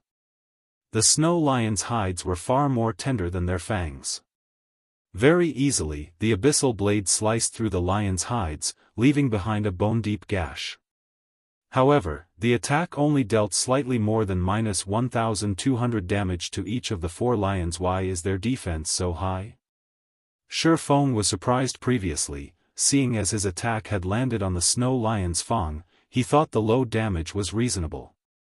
However, even after his blade bit into the monster's flesh, he had only managed to deal over -1,200 damage. These snow lions' defense was stronger than even a great lord. Do all monsters here have such high defense? Feng muttered, feeling a slight headache begin to brew. These snow lions were only elite monsters. If he encountered a chieftain or lord, how was he supposed to defeat them? He had already equipped the abyssal blade with a magic device. Without the device, his damage would most likely be much lower. After Feng managed to repel 4 snow lions with a single attack, the lions began to roar. Growl. The sound of their deafening roars was powerful enough to echo over 1,000 meters. What are they trying to do? Are they trying to scare me? Feng could not help but smirk at the roaring snow lions. None of them showed any signs of attacking at this moment. However, just as Feng intended to finish these monsters off, he detected movement in the surrounding forest. The ground began to tremble, and soon, he noticed the towering trees fall, one after another. Suddenly, a massive snow lion that stood over 5 meters tall emerged from the forest, a long, sharp horn protruding from his forehead. HP 40000/40000000. Chapter 686, Tattered Old Treasure Chest. They summoned a companion? Feng frowned as he saw the Lord-ranked one-horn lion king. Monsters at the top of the world were already much stronger than monsters one normally found in Star Moon Kingdom. In addition to the environmental effects, dealing with these monsters would be quite challenging in the current god's domain. there had yet to be a single player capable of soloing the level 45 Lord-ranked One-Horn Lion King. Even if Feng activated twofold Berserk, he would not have a shred of hope of defeating the level 45 Lord. Aside from its 4 million HP, Feng also had no information on the boss's skills. If it summoned another Lord, it would even be difficult to escape with his life. The One-Horn Lion King gave Feng no opportunity to consider his situation. Lifting one of its massive paws, the Lion King suddenly transformed into an afterimage as it dashed towards Feng like a gust of wind. Its speed could match Feng's when he had Windwalk activated. It took only an instant for the massive Lion King to cross more than 20 yards, its paws sending dirt and snow into the air. So much destructive power. Feng immediately used Abyssal Bind, not daring to be careless after the Abyssal Blade had evolved. All of its skills had reached Tier 1. A Lord-ranked monster was the equivalent of a Tier 2 class. With only a difference of 1 tier, Abyssal Bind could exert a large fraction of its effects. Xiao. 12 pitch-black chains appeared out of thin air, instantly binding the One-Horn Lion King's limbs, forcing the Lord to halt its charge. The Lion King bellowed in rage as it struggled against its bindings. If Feng had taken on this fight before the Abyssal Blade had evolved, the One-Horn Lion King would have easily freed itself from Abyssal Bind. However, no matter how much strength it exerted, it could not move an inch. The most it managed was cause the chains to tremble slightly. Although the chains showed signs of breaking, it would still be some time before they would shatter. I can finally use Abyssal Bind again. Feng was quite satisfied with this outcome. The stronger the monster was, the weaker the effects of Abyssal Bind would become. Hence, he rarely used Abyssal Bind in his fights anymore. Now that the skill had regained its usefulness, he would have another card against powerful monsters. However, Feng did not dare to tarry any longer as he activated Windwalk and fled. Initially, Abyssal Bind could prevent a target from moving for 4 seconds.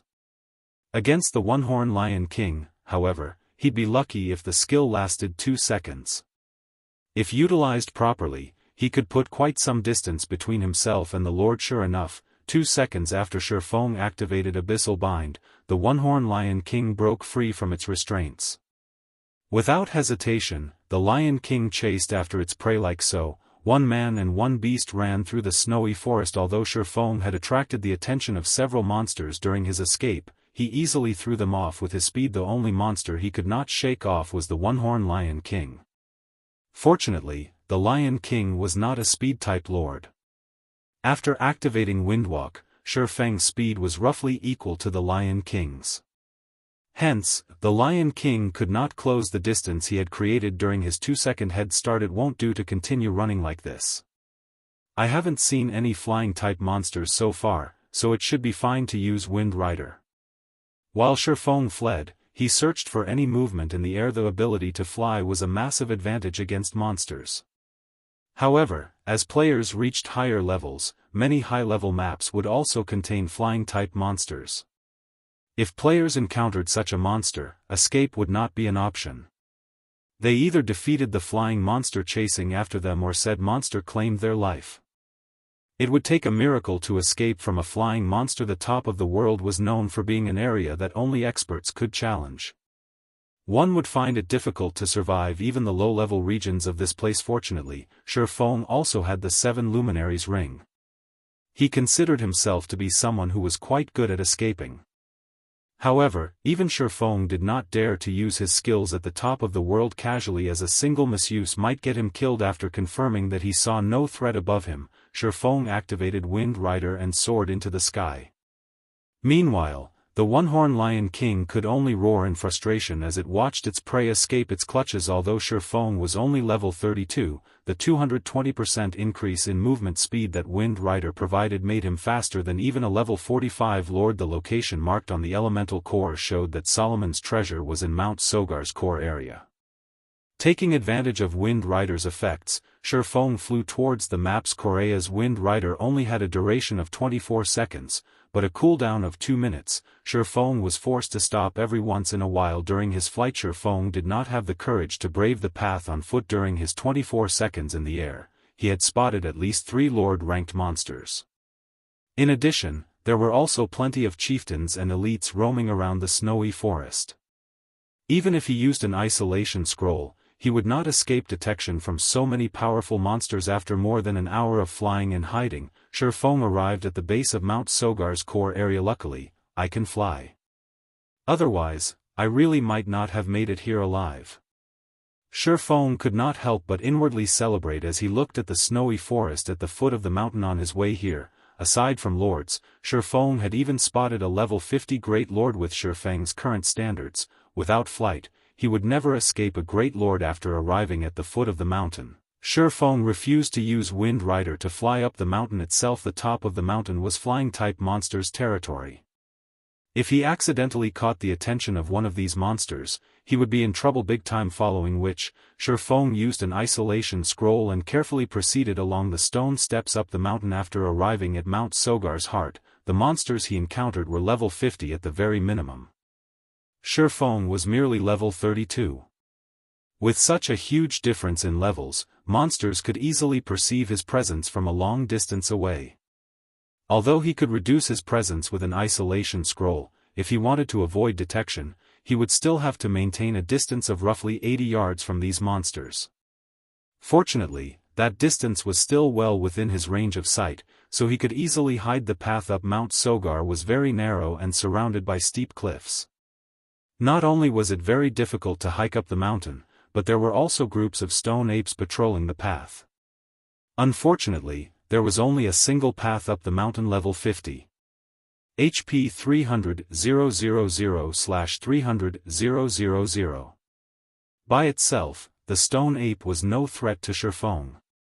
In fact, he could easily handle 3 or 4 of these elite stone apes simultaneously.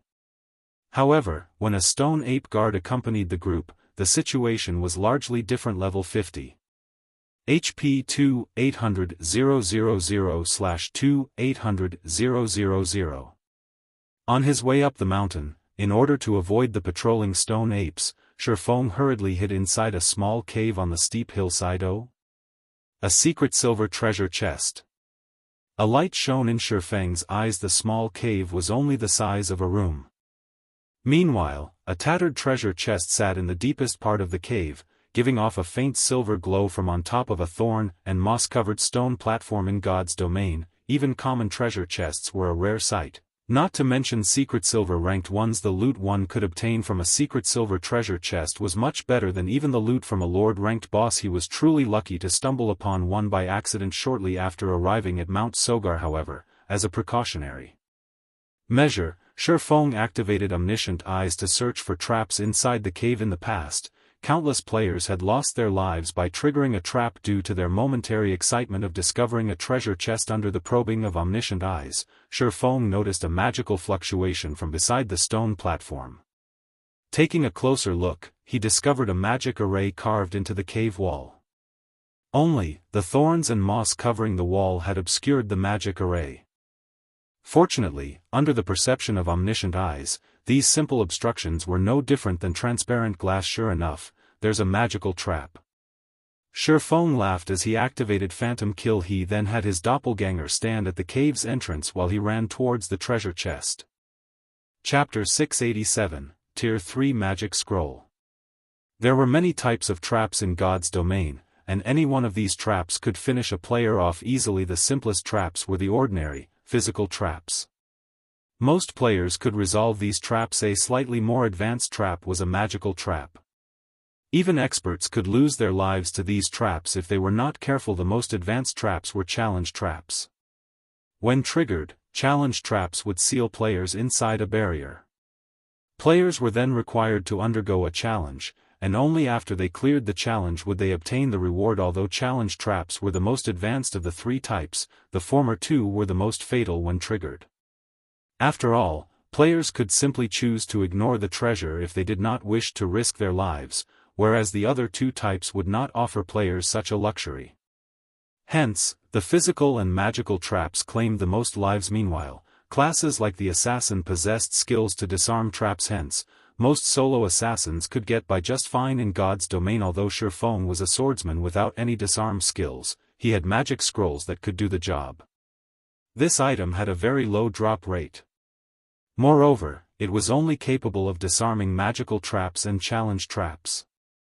Even with 0 wing strength, the guild had only managed to obtain slightly over 20 scrolls. Before coming to Mount Sogar, Feng packed 5 of these magic scrolls with him. Although he had not expected to use one so soon, walking up to the stone platform, Feng did not hurry to open the treasure chest. Rather, he cleared away the thorns and moss covering the stone platform. He then took out a silvery gray scroll, unfurling it and chanting the incantation recorded within this silver gray scroll was none other than a Tier 1 disarm scroll. It was capable of disarming all magical and challenge traps of fine gold rank and below treasure chests. However, the precondition was to locate the trap's activation array. Otherwise, the scroll would be useless. As the disarm scroll activated, gray smoke seeped into the trap's activation array. The mana within the activation array then began to corrode. Without any mana to power the activation array, the magical trap could no longer be triggered. I wonder what items I will find this time.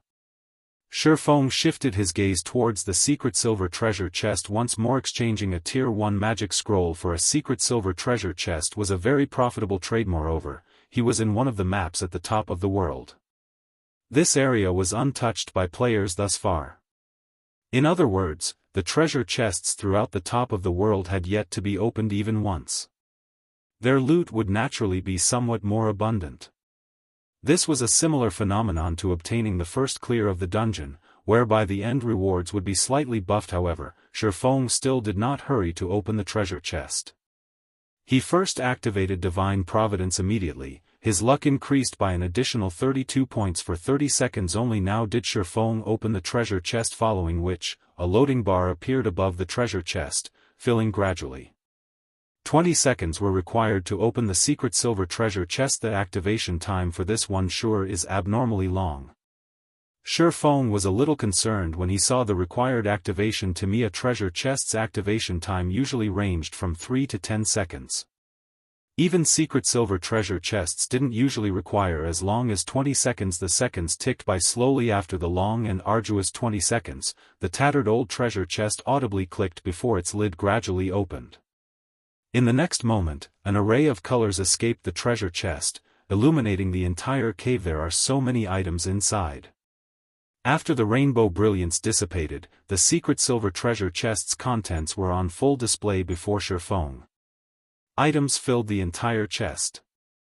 This was definitely the fullest treasure chest Feng had ever seen in his life. He spotted more than 10 Tier 3 gemstones alone.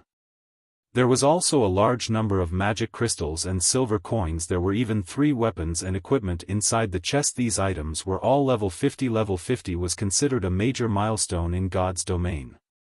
Although part of the reason was that players could apply for their Tier 2 classes at this level, it was mainly due to the difference in equipment. Level 50 equipment was a lot stronger than level 45 equipment originally. The attributes on a piece of level 40 secret silver equipment was roughly the equivalent of a piece of level 45 mysterious iron equipment. Only, the latter had slightly higher defense. However, the attributes on level 45 secret silver equipment were only the equivalent of level 50 bronze equipment. That was a difference of 2 ranks. Because of this, the attribute gap between players widened significantly. However, after reaching level 50, players would quickly discover that high-quality level 50 weapons and equipment would become far more difficult to obtain.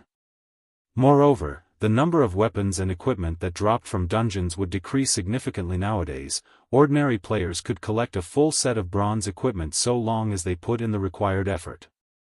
Many might even have a few pieces of mysterious iron equipment mixed into their sets.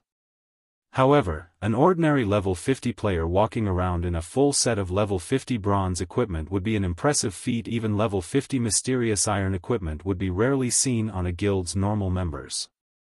Only elite guild members could barely scrape together a full set of mysterious iron equipment. One could just imagine how difficult it was to obtain level 50 equipment of high quality. Currently, of the 3 pieces of level 50 equipment inside the treasure chest, 2 were secret silver rank, and 1 was fine gold rank. He had truly hit the jackpot this time. However, the item that demanded Feng's attention was a pale gold scroll. Even though the scroll sat quietly inside the chest, the frightening amount of mana radiated distorted the surrounding mana. If the scroll were activated, who knew what kind of power it could display? This was an effect that only Tier 3 magic scrolls or above could display. Tier 4 magic scrolls were as rare as a phoenix's feather throughout God's domain. If sold, it could fetch for an astronomical price.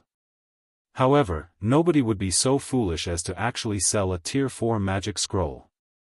Meanwhile, although Tier 3 magic scrolls could not compete with Tier 4 magic scrolls in terms of rarity, each scroll was still considered a strategic item to a guild. Outside of an emergency, guilds would never consider using their Tier 3 magic scrolls. I wonder what kind of Tier 3 spell it contains. Feng eagerly picked up the pale gold scroll and examined it. Forcibly upgrades the tier of a skill by 1 tier up to a maximum of Tier 3 cooldown, 1 hour. Uses remaining, 30. After reading the introduction, Feng was momentarily stunned. A magic amplification scroll was no less valuable than an epic item to ordinary players. This scroll could forcibly improve their skills by a single tier. This scroll could provide a miraculous impact if used at a critical moment. For example, in a battle between two players who could both use only Tier 1 skills, if the losing player could suddenly amplify one of their skills to Tier 2, it could turn the tide of battle. When fighting bosses, the control effects of a Tier 1 skill was incredibly limited.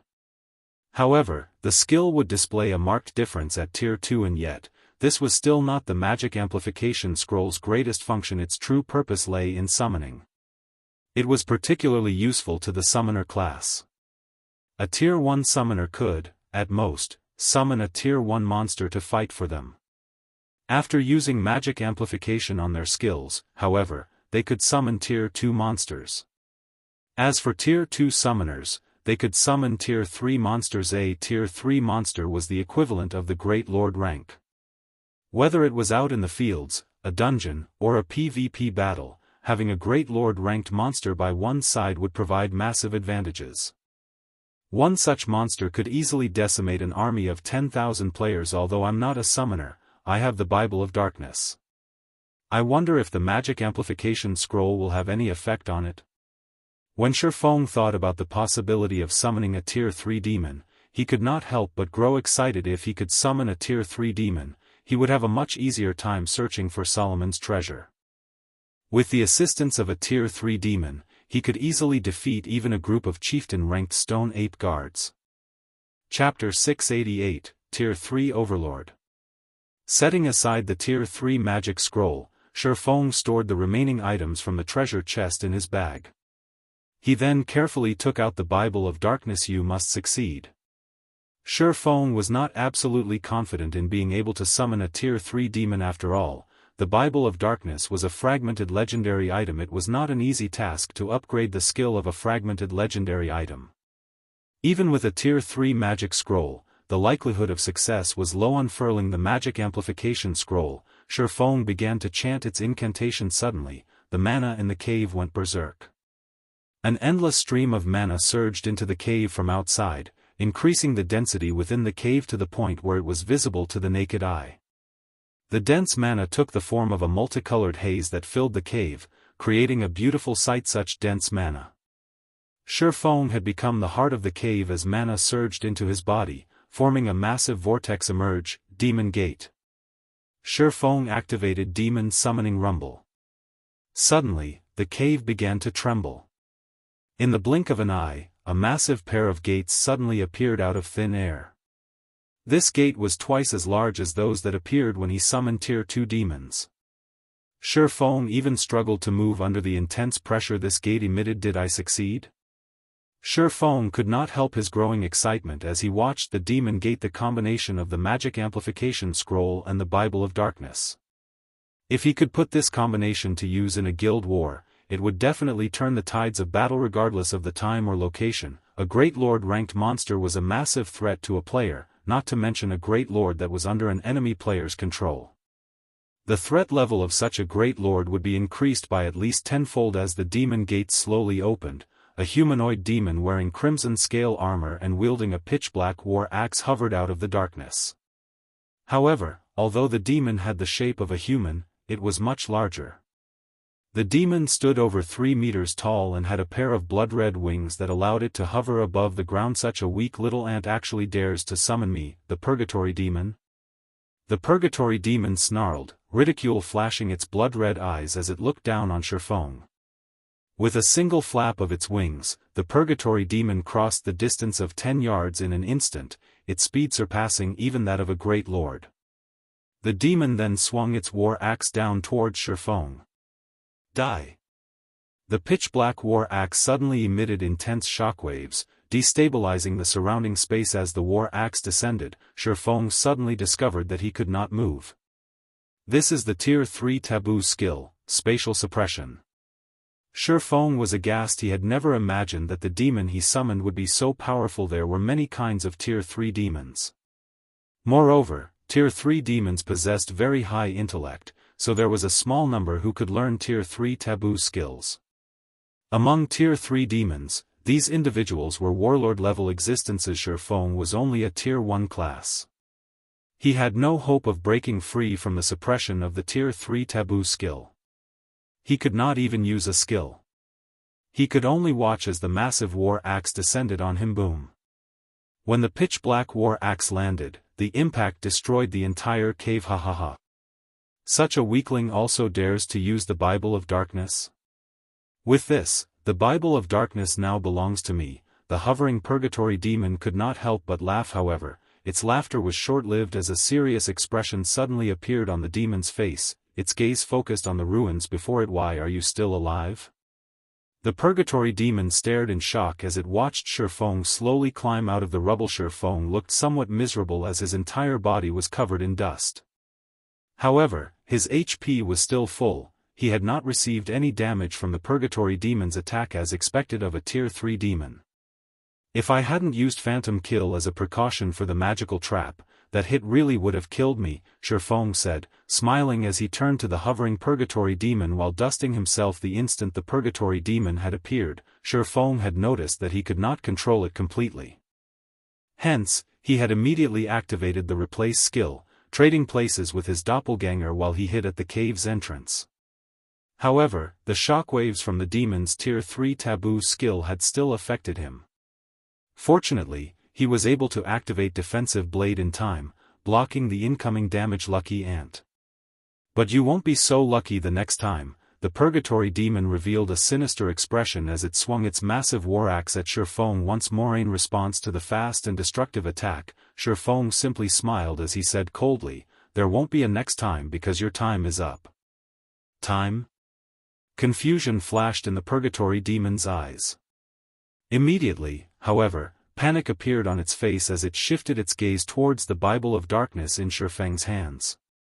Countless blue chains suddenly emerged from the Bible of Darkness. Like a pack of hungry wolves, the chains shot towards the Purgatory Demon. Defiantly, the demon shouted, "No!" The Purgatory Demon no longer bothered with its attack on Feng. Instead, it was now fled from Feng with all its might. However, even if the Purgatory Demon was fast, it could not outrun the blue chains. The blue chains instantly pierced through the demon and wrapped around its body, sealing its movements completely. It could only whimper and mourn painfully as it lay on the ground. After a few seconds of whining, the Purgatory Demon's spirited eyes dimmed. As if it had become a walking corpse, the demon slowly stood up from the ground and looked at Feng as if waiting for a command. The blue chains binding the demon began to fade. That was close. Luckily I used my doppelganger to buy some time. Feng finally released out a sigh of relief as he saw the Purgatory Demon's lifeless eyes. The Tier 3 demon was finally under his control. It was possible for a summoned creature to rebel. However, the chances of a rebellion were determined by the summoner's strength. Currently, Feng was merely a Tier 1 player. If he used a Tier 3 magic scroll to forcefully summon a Tier 3 demon, the chances of a rebellion were quite high. Meanwhile, when a summoned creature rebelled, its first target would be its summoner. Of course, there was also a method to end a rebellion. For example, the Bible of Darkness was capable of eliminating a summoned demon's consciousness. However, time was required to do so. After killing the summoned creature's will, it would become a puppet without any trace of autonomy. This would make it very difficult to control the summoned creature, sharply reducing its combat power. Normally, after a creature was summoned, the summoner only needed to transmit simple commands. The summoned creature would then carry out the commands automatically. However, after becoming a puppet, the summoner would have to split a portion of their consciousness to direct the summoned creature's every movement. This would, in turn, impact the summoner's own combat power. Most importantly, after a summoned creature lost its consciousness, players would face great difficulties when using the monster's skills. When a monster was self-aware, it could achieve 100% of its skills' effects. For players who had never used any of the summoned creature's skills before, in addition to splitting their focus on controlling the monster, it would be a miracle if they exerted 50% of the summoned creature's skills effects. However, Feng couldn't care less right now. Compared to a turncoat Tier 3 demon, a puppet Tier 3 demon was far more useful. Although having to control the demon manually would greatly reduce its combat power, it was better than nothing. Ali wasn't able to check its attributes before because it wasn't under my control. I wonder just what kind of attributes the Tier 3 Purgatory Demon possesses. Feng was very curious about the Tier 3 demon's attributes. The fact that it could use a Tier 3 Taboo skill showed that it was much stronger than ordinary Tier 3 demons. Chapter 689, Astonishing Leveling Speed. So many skills. Upon opening the Purgatory Demon's attribute panel, Feng discovered a list of tens of skills. Among them, there were 3 Tier 3 skills, one being the Tier 3 Taboo skill. The remaining skills were all Tier 2. The Purgatory Demon had more skills than an ordinary player. Moreover, the majority of its skills were AoE skills.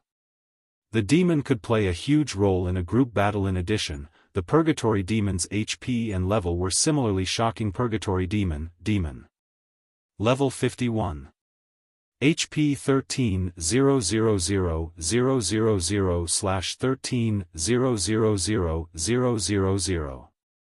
Among level 50 Great Lords, its HP might not be considerable, but compared to other Tier 3 demons with high intellect and a large number of skills, the Purgatory Demon's HP was very high. Moreover, an ordinary Tier 3 demon's combat power was generally higher than a Great Lord of the same level. If it came down to a battle, the Tier 3 demon would emerge victorious. Its strength attribute is outrageous. It's several times higher than my strength. It should rival a Grand Lord of the same level. The more Feng examined the Purgatory Demon's attributes, the more shocked he became. Currently, he was fully equipped with Tier 3 strength attributed gemstones. He even wore the fragmented legendary ranked Heavenly Dragon's Breath. His strength was no weaker than a chieftain of the same level, yet even if he activated twofold Berserk, his strength would not reach even half of the Purgatory Demon's. With such a powerful summon, his exploration of Mount Sogar's core area would be much easier. At the very least, he would not have to run and hide from monsters constantly following. Which, Feng began controlling the Purgatory Demon to venture deeper into the heart of Mount Sogar. There were many groups of stone apes patrolling the trail up Mount Sogar. Not only did each patrol team have over 100 elite stone apes, but the teams were also led by one Lord-ranked stone ape guard. Shortly after exiting the cave, a stone ape guard discovered both Feng and the Purgatory Demon. The Lord released a roar and immediately, over 100 level 50 elite stone apes charged at the two intruders. You guys can serve as a test, then. Feng smiled calmly as he focused the majority of his consciousness into the Purgatory Demon while he hid as far away as possible. However, the Purgatory Demon, which was over 3 meters tall, was like an immovable wall as it stood in the middle of the mountain trail. With its war axe held ready, the demon managed to block the entire trail by itself. When the stone apes arrived before the Purgatory Demon, the latter swept its massive two-handed war axe horizontally across the enemy group. Suddenly, the 6 leading stone apes flew through the air, slamming into the mountainsides bordering the trail. Some of the stone apes' rock bodies shattered when they met the massive war axe, damages of over -30,000 points appearing above their heads. If a player had received the Purgatory Demon's attack just now, they would have died instantly. Such fierce damage. Feng was momentarily stunned. He had never imagined that the Purgatory Demon could deal such high damage compared to the Snow Lions. The Stone Ape's defense was much higher. Previously, he could deal around -1,200 damage to the Snow Lions with his normal attacks. Yet, the Purgatory Demon dealt over -30,000 damage, destroying over 1/10 of the Stone Ape's HPs with one swing of its axe. Moreover, it even shattered the Stone Ape's rock bodies, wounding the elites heavily and significantly reducing their combat power. In the face of the Purgatory Demon's strength, the Stone Apes were no more than toys. They could not approach Feng, who hid behind the Purgatory Demon, at all. However, Feng was also struggling to control the Tier 3 demon. Feng was already not used to moving in the demon's massive body. Attacking only increased the complexity of his task. He could not exert his desired effects at all. At the moment, he was exerting less than 1/3 of the Purgatory Demon's actual strength. Suddenly, the Stone Ape guard standing behind the group of Stone Apes jumped into the air and thrust its spear towards the Purgatory Demon. As if it were a venomous snake, the spear left behind 3 afterimages that struck the Tier 3 demon. With the Purgatory Demon's usual standards, it could have dodged the Lord's spear attack effortlessly. However, Feng was unable to exert the demon's full strength, so the demon received all 3 attacks: 2, 742-2, 802-2, 784. 3 consecutive damages appeared above the Purgatory Demon's head. However, compared to the Purgatory Demon's 13 million HP, these damages were practically negligible. The demon's battle recovery alone regenerated 130,000 HP every 5 seconds. Even if Feng allowed the Stone Ape guard to attack as much as it wished, it would not kill the Purgatory Demon. I wonder how this move will fare. Feng did not want to waste any more time with these Stone Apes. He controlled the Purgatory Demon and activated the Tier 3 skill, Garuda's Flames. Garuda's Flames dealt flame damage within a cone to all enemies within 50 yards. At the same time, targets struck would be forced into a fainted state for 5 seconds. The Purgatory Demon swung its massive war axe and the Stone Apes before it drowned in a sea of fire. Even while standing behind the Purgatory Demon, Feng could feel the scorching heat of Garuda's Flames. Against such a wide-range attack, neither the Stone Ape guard nor the elite Stone Apes could avoid it. The Purgatory Demon's attack swallowed every one of the Stone Apes. Suddenly, the 100+ Stone Apes lost their lives. Only the Lord-ranked Stone Ape guard still lived. However, the Lord's body glowed bright red with heat, and of its original 2,800,000 HP, only around 2,100,000 remained. Garuda's Flames dealt nearly 700,000 damage to a level 50 Lord. Meanwhile, Feng had exerted less than 50% of the skill's effect. If the Purgatory Demon were still self-aware, Garuda's Flames would probably have devoured over half of the Stone Ape guard's pits. A pity that this skill's cooldown is somewhat long. Otherwise, grinding with this skill would be exhilarating. Feng sighed as he glanced at his experience bar. Feng had been at 9% of level 32. Now, his experience stopped at 20%. His experience bar had jumped by a full 11% after players reached level 30, the amount of EXP they required to level up would increase tremendously. Even expert players had to grind for several days to gain a single level, not to mention someone like Feng, who required twice as much EXP as ordinary players. Any other player would have gained 22%. They would only have to defeat 5 Stone Ape patrol teams to gain a level. However, part of this was also because the monsters at the top of the world provided much higher EXP than the monsters in Star Moon Kingdom. Moreover, there was also the fact that the Stone Apes were elite monsters and were 18 levels higher than Feng, providing him with ample amounts of bonus EXP. For an ordinary player, a common monster that was 2 or 3 levels higher would be their limit, let alone an elite monster. Normally, a party of ordinary players was required to take down a single elite monster. After splitting the EXP 6 ways, each player would only receive a small amount. Meanwhile, Feng enjoyed the EXP from more than 100 Stone Apes by himself. His leveling speed would be as fast as flight, following which, Feng directed the Purgatory Demon to attack the Stone Ape guard with more skills. The Tier 3 skills cooldowns were simply too long. Feng intended to use them sparingly, so he only used Tier 2 skills to deal with the Stone Ape Guard. Even so, each Tier 2 skill dealt over -100,000 damage in less than 30 seconds, the Stone Ape Guard lay at the Purgatory Demon's feet. Meanwhile, Feng's experience bar had risen by an additional 6%. The Lord provided more EXP than half of the 100-plus elite Stone Apes. Other than providing Feng with an abundance of EXP, these Stone Apes had also dropped a large number of items. Equipment and materials littered the mountain trail before the Purgatory Demon. The drop rate here was even better than in the Stoneclaw Mountains.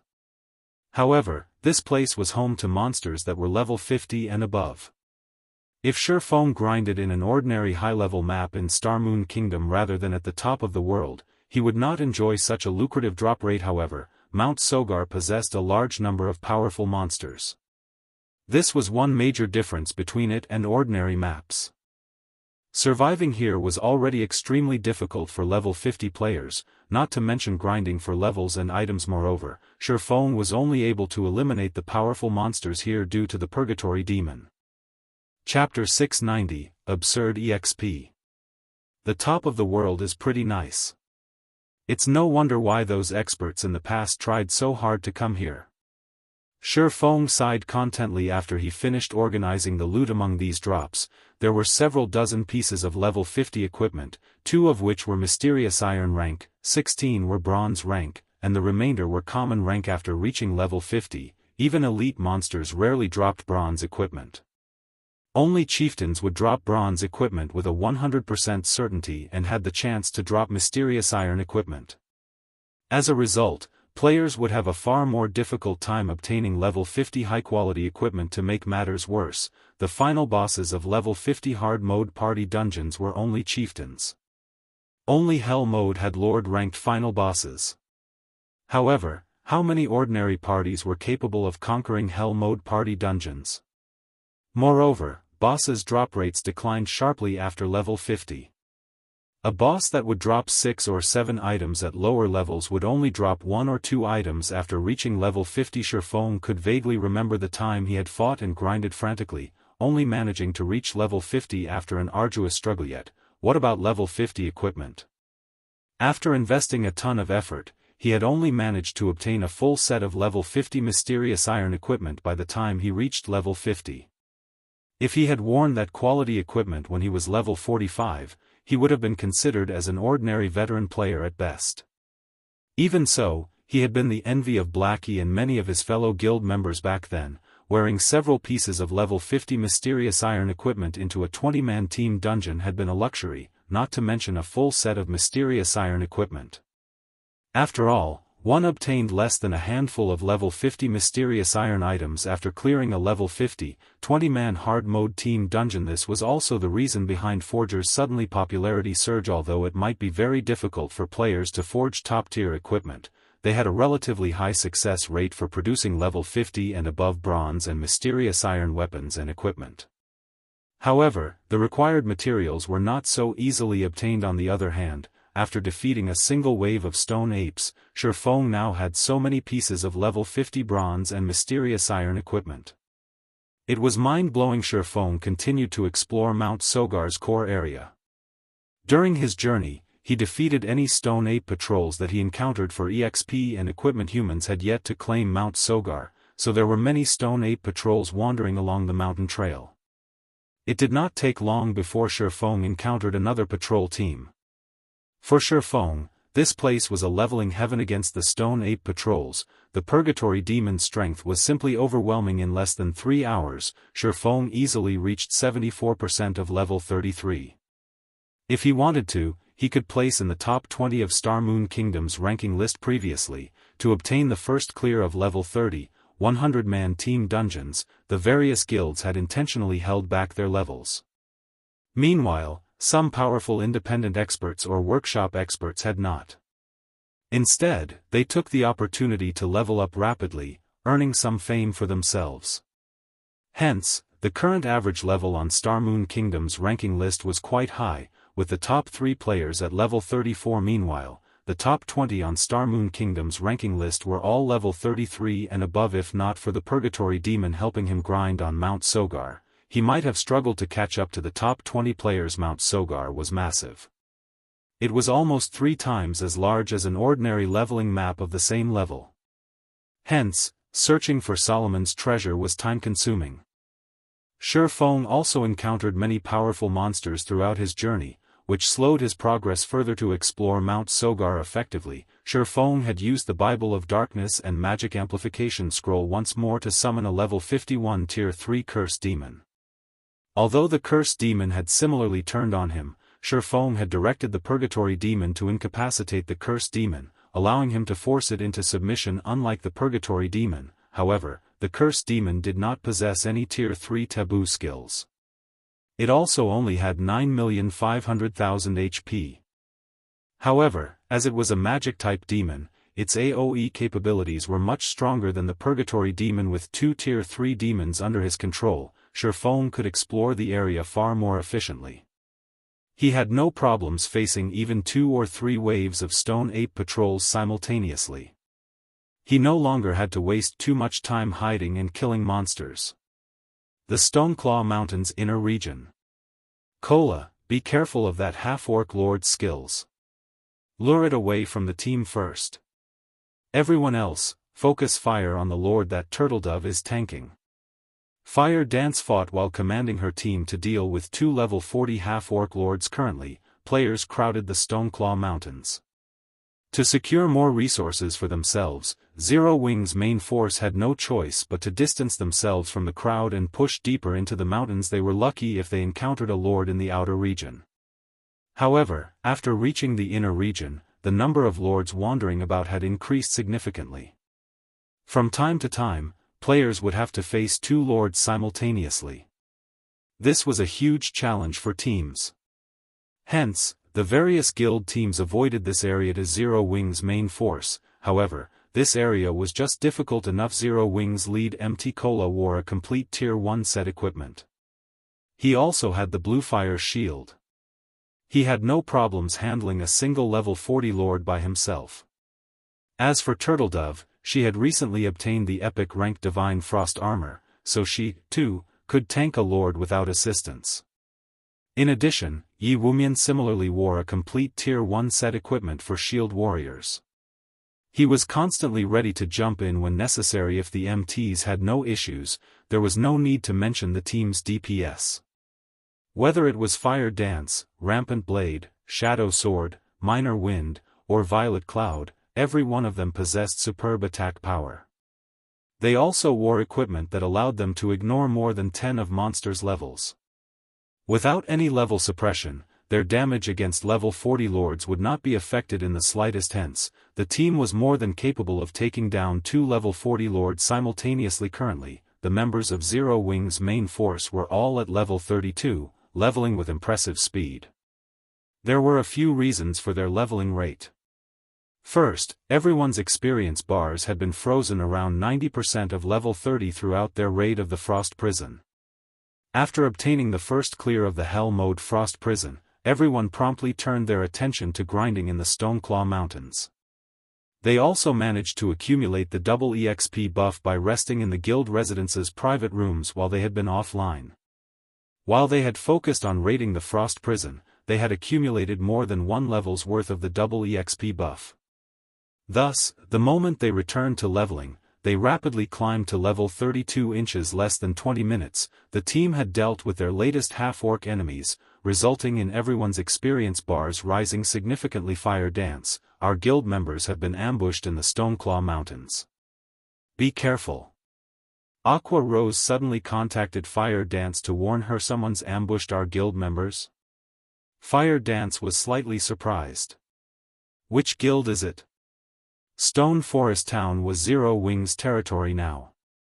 For someone to dare target Zero Wing's members in the Stoneclaw Mountains, they were simply asking to be banned from the town. I don't think that it's a guild. The ambushed members reported that their attackers had not worn any guild emblems. After watching the videos they recorded, the ambushers didn't seem like any guild experts I've encountered. However, the enemy is moving in relatively large groups. The smaller groups have around a dozen or so players, while the largest one is a 50-man team. I've researched that team already. They do not belong to any guild. Rather, the team belongs to a workshop. Aqua Rose was similarly surprised when she received the report on these assailants. After all, every player currently grinding in the Stoneclaw Mountains should know Zero Wing's reputation. Yet, there were still people who dared to ambush their members. In any case, your team should be on the lookout as well. I'll try to learn more as soon as possible. If this really were the doing of a guild, then she would destroy that guild's foothold in the Stoneclaw Mountains. Alright, I'll make a note of it. Fire Dance nodded. There would not be any other players in the Stoneclaw Mountains inner region. After all, the danger here was much higher than in the outer areas. Ordinary players could not set foot here and survive. However, as soon as Fire Dance disconnected the call, she heard Minor Wind's anxious voice through the team chat. A large group of players is approaching. Chapter 691, Red List. In God's domain, not only did rangers possess both melee and ranged combat capabilities, but their perception and scouting abilities were also superior to other classes, particularly out in the dangerous fields. If a party had a ranger among its members, the party could avoid many potential dangers. As the number one ranger of Zero Wing, not only did Minor Wind wear excellent equipment, but he had also learned some rare skills thanks to Feng's guidance, particularly scouting and perception. Skills. Some of these skills could strengthen a player's 5 senses, even allowing them to see a blade of grass that was over 100 yards away. If they could detect a powerful monster approaching, they could avoid unnecessary battles. As a ranger expert, Minor Wind could reach even greater heights with these skills. If an enemy did not possess skills like the assassin stealth, Minor Wind would easily discover them as they shifted through the grass, even from 150 yards away. Are they guild players? Fire Dance asked. This was the Stoneclaw Mountains inner region. Not only were the monsters very high-leveled, but they were also much stronger than ordinary monsters of the same level. Generally, only large guilds' main forces were capable of grinding here. None of them are wearing any guild emblems. Moreover, they all are red names, Minor Wind reported and shook his head after observing them carefully with eagle eyes. Based on how they're moving, it is clear that they are coming straight for us. They're charging at us? Cola could not help but laugh. Do these red names think that we are easy targets? The others also began laughing. With their team's skills and equipment, even an army of 1,000 elite players would not be a problem, much less a small team. Other players should celebrate their peaceful coexistence. Yet, now, an unknown group of players intentionally sought them out to cause trouble. These people did not understand the difference between life and death. Alright, enough. Everyone get ready, Fire Dance commanded. She felt that this matter was not as simple as it seemed. She then directed a question to Minor Wind, asking, roughly how many of them are there? There should be around 300 people. Among them, there's one person I've seen before. He's an expert ranked on Starmoon Kingdom's red list. Minor Wind could not help his surprise after he could observe more details about the approaching enemies. The main god system had not comprised nor did it handle the red list. Rather, players had established it to keep a record of powerful red names. Starmoon Kingdom's red list only kept a record of the top 100 red names in the kingdom. Every one of these red names was an expert. Among these red list experts, there were even a few that guilds would not casually provoke. Fortunately, however, these experts also avoided provoking the various large guilds. Hence, the relationship between them had always been relatively peaceful, each minding their own businesses. Yet, now, an expert on the red list had actually come to challenge them. This was certainly unexpected. Since they want to target Zero Wing, make sure their visit is a one-way trip. Fire Dance glowered. She felt there was more to this than what appeared on the surface. Although she did not know what it was, dealing with the approaching red names took priority over all else. Immediately, Fire Dance led the team to welcome their aggressors. Big Brother Traceless Blood, it seems that we've been discovered, a sharp-faced male ranger in tight, gray leather clothes hurriedly reported to the male assassin beside him. This assassin had eyes like a venomous snake, and he hid his face behind a black scarf. Although this male assassin had a thin body, among the nearly 300 red names present, not a single person dared to underestimate him. It was because this man was an expert ranked within the top 10 of Star Moon Kingdom's red list. Although there was more than one red list expert among the crowd, none of them could even hope to hold a candle to Traceless Blood. After all, Traceless Blood had once massacred a third-rate guild's main force. Moreover, even though said third-rate guild had attempted to corner Traceless Blood many times, they had never once successfully killed him. On the contrary, the assassin had claimed their guild leader's life multiple times. For a time, that guild had been a laughingstock. From that moment on, no guild out there dared to underestimate Traceless Blood. Aside from guilds, Traceless Blood had also killed many of Star Moon Kingdom's experts. His most notable assassination attempt so far was his assassination of the Star Alliance's guild leader, Galaxy Past. In the end, although he had failed to kill Galaxy Past, he had escaped the Star Alliance's many experts. This outcome had angered Galaxy Past greatly, and the man had even ordered a bounty on Traceless Blood, rewarding 50 gold each time someone manages to kill him. If converted to credits, 50 gold was the equivalent of more than 100,000 credits. This was sufficient to tempt many people. Unfortunately, until this day, not a single person had managed to kill Traceless Blood even once. On the contrary, Galaxy Past's bounty had only served to boost the assassin's fame, becoming an infamous red name on Star Moon Kingdom's bounty list. Good, then. I've wanted to experience the skills of Zero Wing's experts for a while now. You guys should be careful. Although we have the numerical advantage, our coordination is definitely no match for theirs. Try to split their members up as much as possible, Traceless Blood commanded. He then activated stealth and vanished before the crowd. Everyone nodded in response. In truth, however, they all looked down on Zero Wing. They were all PvP experts. Hundreds, if not thousands, of players had died at each of these red names' hands, particularly in field battles. The various large guilds' experts were no different from pampered flowers. These experts mainly focused on raiding dungeons.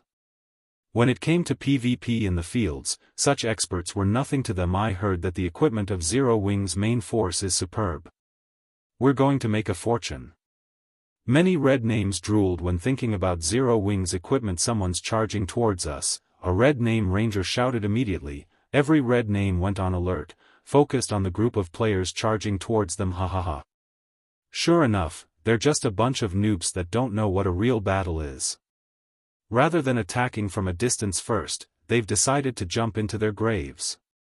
Many of the ranged red names began to launch attacks at Zero Wing's 3 MTs. These three were none other than Cola, Yiwumian, and Turtledove. Facing more than 100 ranged attacks, the 3 MTs immediately utilized the trees as cover, avoiding the oncoming attacks while advancing. Even when an attack landed, they only received a few hundred damage. All 3 MTs had over 10,000 HP, so this damage was barely a scratch. A single heal from the rear line healers was all they needed to recover such high defense and HP. However, do you really think you can win by relying on your equipment? A few melee red names could not help but curse disdainfully as they watched the 3 MTs. They then readied their weapons and charged to meet Zero Wing in battle. Equipment was only one of the many aspects of battle.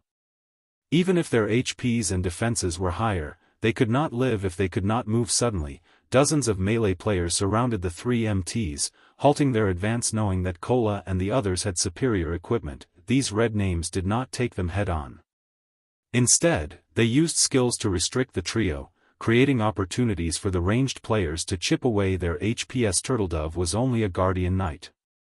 Even if her dodging capabilities were more powerful, against more than a dozen players, she was bound to be hit sooner or later. Red name's normal attacks usually dealt around -400 damage to her. If a powerful skill stuck her, she would receive more than -1000 damage. She would not last long even if she cast Protection Blessing on herself. I can finally test out this move. Turtledove smiled calmly as she activated Freezing Air. Chapter 692, A Corporation's Strength. Star Moon City, Star Moon Restaurant. Star Moon Restaurant was the only 5-star restaurant in Star Moon City. The building was 36 stories tall and stood at the heart of the city's central trade district. If one dined in the top-floor rooms of the restaurant, they could couple their food with the beauty of Star Moon City. However, even expert players could not afford even a single meal in the top-floor rooms. The minimum expenditure here was 30 gold normally. Only NPC nobles came here for a meal. This was not a place for players today. However, a charming and sexy female player in luxurious purple robes enjoyed a meal in one of the VIP rooms on the top floor. Delicacies covered the table, each costing at least 2 gold. Each dish offered players a relatively top-tier piece of equipment. Suddenly, the room's doors opened. A burly, middle-aged man entered the room. Miss Willow, I've arranged for the matter you requested. Both the red names and various workshops are quite satisfied with the remuneration that we have provided. Now, all we need to do is watch as Zero Wing is slowly ground to dust, the burly man reported coldly as he approached the purple-robed female respectfully. This man was none other than Twilight Echo's guild leader, Glorious Echo. After Feng had angered Exemplary Willow, the latter had ordered Glorious Echo to deal with Zero Wing. However, that was a challenge even for him. Star Moon Kingdom was not Twilight Echo's home ground. Moreover, even if it were, Twilight Echo couldn't do anything about Stone Forest Town. Hence, he had decided to hire the various workshops and red names in Star Moon Kingdom to deal with Zero Wing. A beggar doesn't fear going bankrupt. Unlike guilds, these players could afford to target Zero Wing as they had never particularly relied on Stone Forest Town or the Stoneclaw Mountains to strengthen themselves and level up. Even if Zero Wing tried to avenge their losses, locating these red names and workshops would not be easy. The resources and manpower required to do so would gradually wear Zero Wing down. It was especially true for those red names. Every one of them was an expert in field combat. It was easy for these red names to find an opportunity to kill a few of Zero Wing's core members. In addition, through repeated ambushes and harassment, they could restrict Zero Wing's activity. Moreover, Exemplary Willow was still arranging further punishment for Zero Wing. There was no need to worry about the guild surviving. What did the Star Alliance and Ouroboros say about our offer? Exemplary Willow asked softly. The Star Alliance has agreed to our conditions. Ouroboros, unfortunately, does not know how to appreciate kindness when offered. However, I've contacted Ouroboros' original guild leader. If Miss Willow agrees to help him, he is confident that he can reclaim Ouroboros for himself. Glorious Echo had been shocked by Gentle Snow's rejection. Ouroboros was no longer as strong as it had been. After the mutiny, Ouroboros began to struggle. Several corporations that had originally supported Ouroboros had abandoned the guild. The fact that the guild remained standing was a miracle in and of itself. Theoretically, the guild should be in need of a large sum of money to turn things around. Yet, Gentle Snow had rejected the offer of open source corporation support. Exemplary Willow had offered no less than what she had given Twilight Echo. Moreover, as the guild leader of Ouroboros, Gentle Snow should hold a significant fraction of the guild's shares. If she had accepted the offer, those shares would have easily become over 10 times more valuable. Exemplary Willow wanted to obtain the Stoneclaw Mountains at all cost. If they could not obtain Star Moon City's 2 first-rate guilds, it would be nearly impossible to claim the regional dungeon for themselves. Hence, Glorious Echo had sought out Ouroboros' original guild leader, Chao Chenghua. Chao Chenghua's influence was still entwined with Ouroboros.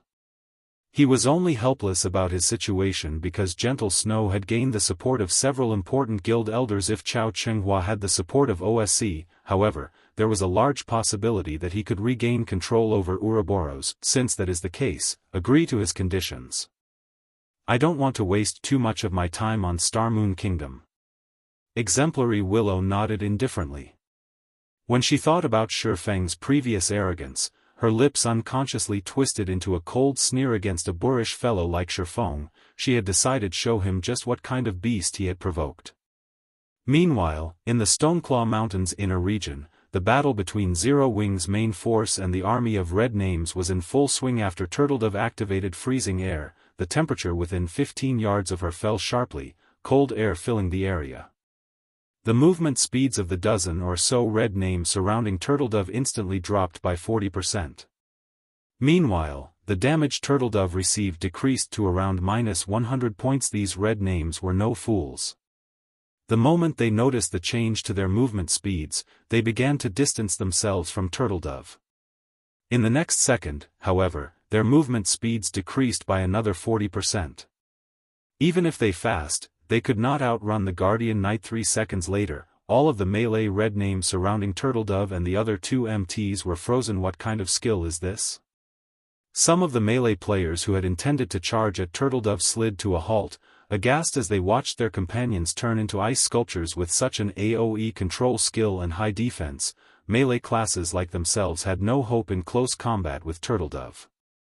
They could only allow Turtledove move unhindered as she approached their team's rear-line healers. However, as players who often participated in PvP battles, these red names were no weaklings. Every one of them possessed skills that allowed them to remove control effects. They immediately activated these skills to break free from their restraints. If they were frozen solid, they would be no more than practice targets. Zero Wings ranged players would bombard them with vicious attacks. If comparing equipment quality, Zero Wings' main force was at least 2 levels above theirs. It was especially true for Minor Wind's attacks. As he possessed the Tier 1 weapon, Windchaser, even MTs such as Shield Warriors and Guardian Knights, who possessed damage reduction skills, received over -1000 from each of his normal attacks. If they sustained one of the Ranger's skills, they would receive nearly -3000 damage, nearly -6000 damage if it were a critical hit. Among these red name MTs, there were a few who had as much as 9000 HP, while some had as little as 8000 HP. A single critical hit from a skill was more than enough to destroy over half of their HPs. Even the red name healers could not keep up with Minor Wind's damage. Moreover, Minor Wind's attack speed was astonishing. Even expert players would have a hard time dodging his arrows. Furthermore, these red names had opponents in front of them to deal with. They could not afford to split their attention to dodging the Ranger's arrows only. As soon as these players broke free from their frozen debuffs, they instantly discovered that something was amiss. Although they were no longer frozen, their movement speeds were still so low. They could not shake off Turtledove and could only suffer the Guardian Knight's repeated attacks. Each of Turtledove's attacks dealt over -600 damage to the melee players. Using Hammer of Sanctions, not only could she force her target into a fainted state, but she could also achieve a critical hit of over -3000 points. The half HP level 31 Shield Warrior, who was Turtledove's current target, lost his remaining HP instantly, dropping 2 pieces of equipment as he fell to the ground. These red names all belonged to the forces of darkness. Even the penalty they received for being red names were light. They only lost slightly more EXP than the average player, roughly 1.5 to 2 levels worth of EXP. Meanwhile, Cola's and Yi Wumian's damage was even higher than Turtledove's. Each one of their skills dealt over -4000 damage with a critical hit. The unlucky half HP melee red names died instantly. Damn it. Why is their damage so high? Many red names were dumbfounded. What these red names did not know, however, was that Cola and the others' skill completion rates far surpassed theirs. Hence, their skill damage was very high. 3 seconds later, the melee players who had broken free from the freezing effect froze solid once more. Against the ranged attacks of Zero Wing's main force, even with their healer's support, these red names could not escape death in the blink of an eye. Over a dozen melee red names fell to the ground. Meanwhile, the majority of Zero Wing's melee forces suddenly emerged from the forest, launching a pincer attack from the side. As the red names had focused all of their attention on the 3 MTs, they were momentarily caught off guard by the sudden pincer attack. Just as the melee red names tried desperately to defend against the sudden ambush, Fire Dance, Flying Shadow, and the other assassins of Zero Wing suddenly appeared behind the red name healer's ambush. Backstab. Absolute Strike. With a chain of attacks, Fire Dance and the other assassins claimed the lives of multiple healers. Meanwhile, the red name assassins had similar thoughts. They had long since circled to Zero Wing's back, launching an ambush on the team's healers. Traceless Blood had long since set his eyes on the cleric Violet Cloud. Using shadow steps, he appeared right behind Violet Cloud, his dagger plunging towards Violet Cloud's heart. Chapter 693, magic weapon against magic weapon. Traceless blood was extremely fast. Everything happened in the blink of an eye. The assassin had not given Violet Cloud any opportunities to activate her skills. Traceless blood had investigated Violet Cloud, so he knew the cleric was very strong. If he gave her even a breath of time, it was possible that his assassination attempt would fail. Hence, he had taken his time, slowly and carefully approaching Violet Cloud and using shadow steps at its maximum range. This way, by the time Violet Cloud's senses reacted, it would be too late. The dagger covered in engraved, black runes tore through the air, colliding with Violet Cloud's back. With his first strike landing successfully, Traceless blood immediately used the most powerful skill of assassins, Absolute Strike, instead of a different skill like Backstab. Unlike Backstab, Absolute Strike did not require any specific attack motions, allowing for a faster strike. Suddenly, Traceless blood transformed into a black light that pierced through Violet Cloud. After arriving in front of the cleric, Traceless blood spun in midair, using his dagger's most powerful additional skill, Flowing Light, on the cleric. Flowing Light's single target damage was even higher than Absolute Strike. The skill was also much faster, the entire process ending in less than a heartbeat. Traceless blood's eyes widened as he looked at his dagger in disbelief. No matter how much strength he put into his arm, his dagger could not pierce Violet Cloud's pale golden robes. It was as if her robes were made of adamantine. You are quite impressive. If I hadn't activated absolute space at the first sign of danger, I would have most likely been dead by now, Violet Cloud said as she looked at the dagger with black runes. Those black runes looked very familiar to her. They were very similar to the runes unique to magic weapons. If the dagger wounded her, the consequences would be unimaginable. Since his attack had failed, although Traceless blood was shocked, he immediately turned and fled. He abandoned the idea of attacking Violet Cloud as he knew that he could no longer inflict damage on the cleric. Moreover, he did not know the duration of the cleric's absolute space. While she had that protection, he was no more than a living target. His only options were to run and hide. You can't escape. Violet Cloud did not dare give Traceless blood an opportunity to escape. Absolute space had a relatively long cooldown. If she allowed the assassin to get away, she would not be able to fend him off should he come back to attack her again. Waving her finger, she used the Tier 1 skill, Star's Guidance. Immediately, a powerful gravitational force pulled at Traceless blood, dragging him back towards Violet Cloud. What kind of skill is this? This was the first time Traceless blood had seen such an unconventional skill. He felt like small threads had wrapped around him, zealously pulling him towards his enemy. As a last resort, Traceless blood used his control removal skill, removing the effects of Star's Guidance Sacred Seal. Seeing that her attack had failed, Violet Cloud used Sacred Seal, a marking skill of clerics. Suddenly, a sacred light appeared on Traceless blood's forehead, preventing him from entering stealth. Damn it. She knows a skill like this as well? Traceless blood began to panic. Not being able to enter stealth was extremely disadvantageous for him. With this, he would not be able to sneak up on Violet Cloud later in the battle. Shortly after Traceless blood began to flee, a black figure dashed towards him. Don't even think of escaping. Shadow Sword lifted Tempest's breath and used charge at the assassin. Since Traceless blood had already used his control removal skill, he had no choice but to use Wind Steps, utilizing the 1 second of invulnerability the skill provided to block Shadow Sword's charge. Turning around, Traceless blood then flipped his dagger into a reverse grip and plunged the weapon into Shadow Sword's abdomen. Kidney strike. As long as the skill forced the berserker into a fainted state for 2 or 3 seconds, it would be enough for him to get away. Realizing that he could not block the incoming attack in time, Shadow Sword activated Whirlwind Slash, swinging Tempest's breath at Traceless blood. Shadow Sword fully intended to trade hit for hit. Seeing this, Traceless blood had no choice but to halt his attack and retreat immediately, evading Shadow Sword's Whirlwind Slash. He was merely an assassin. How could his normal attacks deal more damage than a berserker? Moreover, he wore leather armor, whereas berserkers wore plate armor. Even if his weapon were a magic weapon, a head-on clash could end with mutual destruction. Moreover, he currently occupied the rear line of the enemy's formation. There were no healers to recover his HP. However, Shadow Sword was different. He had the assistance of a healer like Violet Cloud. The Berserker had no fear of a battle of attrition.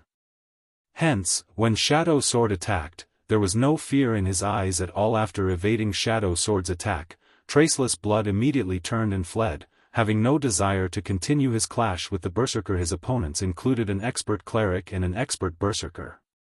He had very little confidence in defeating either one in a frontal assault, to begin with, not to mention fighting both simultaneously. However, Shadow Sword had no intentions of letting the assassin get away so easily. Immediately, he followed his failed attack with Break and Thunderclap. When the movement speed reduction effects of both skills were compounded, Traceless Blood lost any hope of escaping the Berserker. Traceless Blood had no choice but to enter a melee with Shadow Sword. Feng. When the two weapons collided, dazzling sparks scattered into the surroundings. The impact forced Traceless Blood to retreat by 3 steps, a grim expression appearing on his face when he noticed his opponent still standing steadily in his original location. Why does he have so much strength? Traceless Blood acknowledged that his own strength attribute was quite high, even slightly higher than an ordinary Berserker. Yet, against Shadow Sword's attack, this Berserker's strength overwhelmed him. The magic weapon he wielded granted him a significant amount of strength. Even if Shadow Sword was superior in terms of strength, the Berserker's attack should not have been able to force him back by 3 steps. Even now, his hand still felt numb from the exchange. Zero Wing actually possesses so many top-tier experts. Smiling, Violet Cloud finished chanting her incantation. She then pointed her finger at Traceless Blood Tier 1 spell, Black Coffin. A pitch-black barrier suddenly wrapped around Traceless Blood. Having no other choice, Traceless Blood used Vanish. After activating Vanish, he would become invulnerable to all attacks momentarily. The skill would also place him in a forced invisibility state for 3 seconds, followed by a stealth state. Even Sacred Seal would not be effective during forced invisibility's 3 seconds, and these 3 seconds were more than enough to put a huge distance between himself and the two experts. Vanish. Shadow Sword had no counter for this skill either. This was the most powerful life-saving skill an assassin, one of the 12 major classes, possessed. Unless one had a silencing skill, it was extremely difficult to kill an expert assassin. 3 seconds later, Traceless Blood reappeared far from Shadow Sword. At this range, even the Berserker's charge would not reach him. Moreover, Assassin was an agility-focused class. In terms of movement speed, an assassin was much faster than a Berserker. In addition, Traceless Blood also possessed equipment that enhanced his speed. There was no way that Shadow Sword could catch up to him at this point. This was also why Traceless Blood had been able to escape after his assassination attempt on Galaxy Past had failed. What's this? Traceless Blood suddenly noticed a black magic array beneath his feet. Although Traceless Blood struggled to get away, this black magic array was like a black hole. No matter how much he tried to struggle, he could not escape his fate of being devoured. In the next moment, the black magic array swallowed the assassin whole, his body vanishing without a trace. When Traceless Blood saw light again, he was shocked. How is this possible? He appeared a short distance from Violet Cloud once more.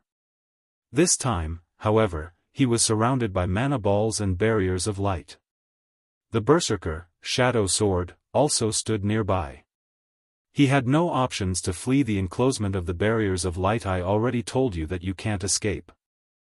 Wielding a pitch-black key in her hand, Violet Cloud smiled at Traceless Blood and said calmly, "You have a magic weapon. I, too, have a magic weapon." To resolve a serious threat like Traceless Blood, Violet Cloud utilized her final trump card, Star's Reminiscence. The skill was also an Astromancer's main weapon. One of the skill's effects was spatial imprisonment. When activated, Star's Reminiscence would lock a target in the specified space indefinitely.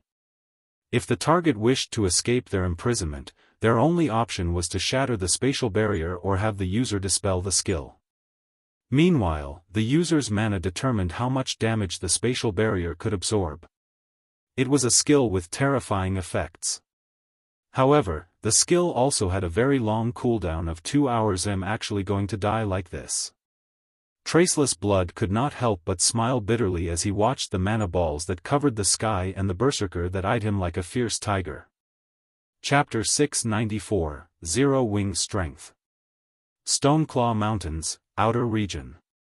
Currently, over 400 finely equipped red names pushed deeper into the Stoneclaw Mountains inner region. However, as they approached the area, not only were the monsters they encountered stronger, but the number of monsters they encountered also increased. Moreover, the more players there were on the team, the easier it was for monsters to discover them.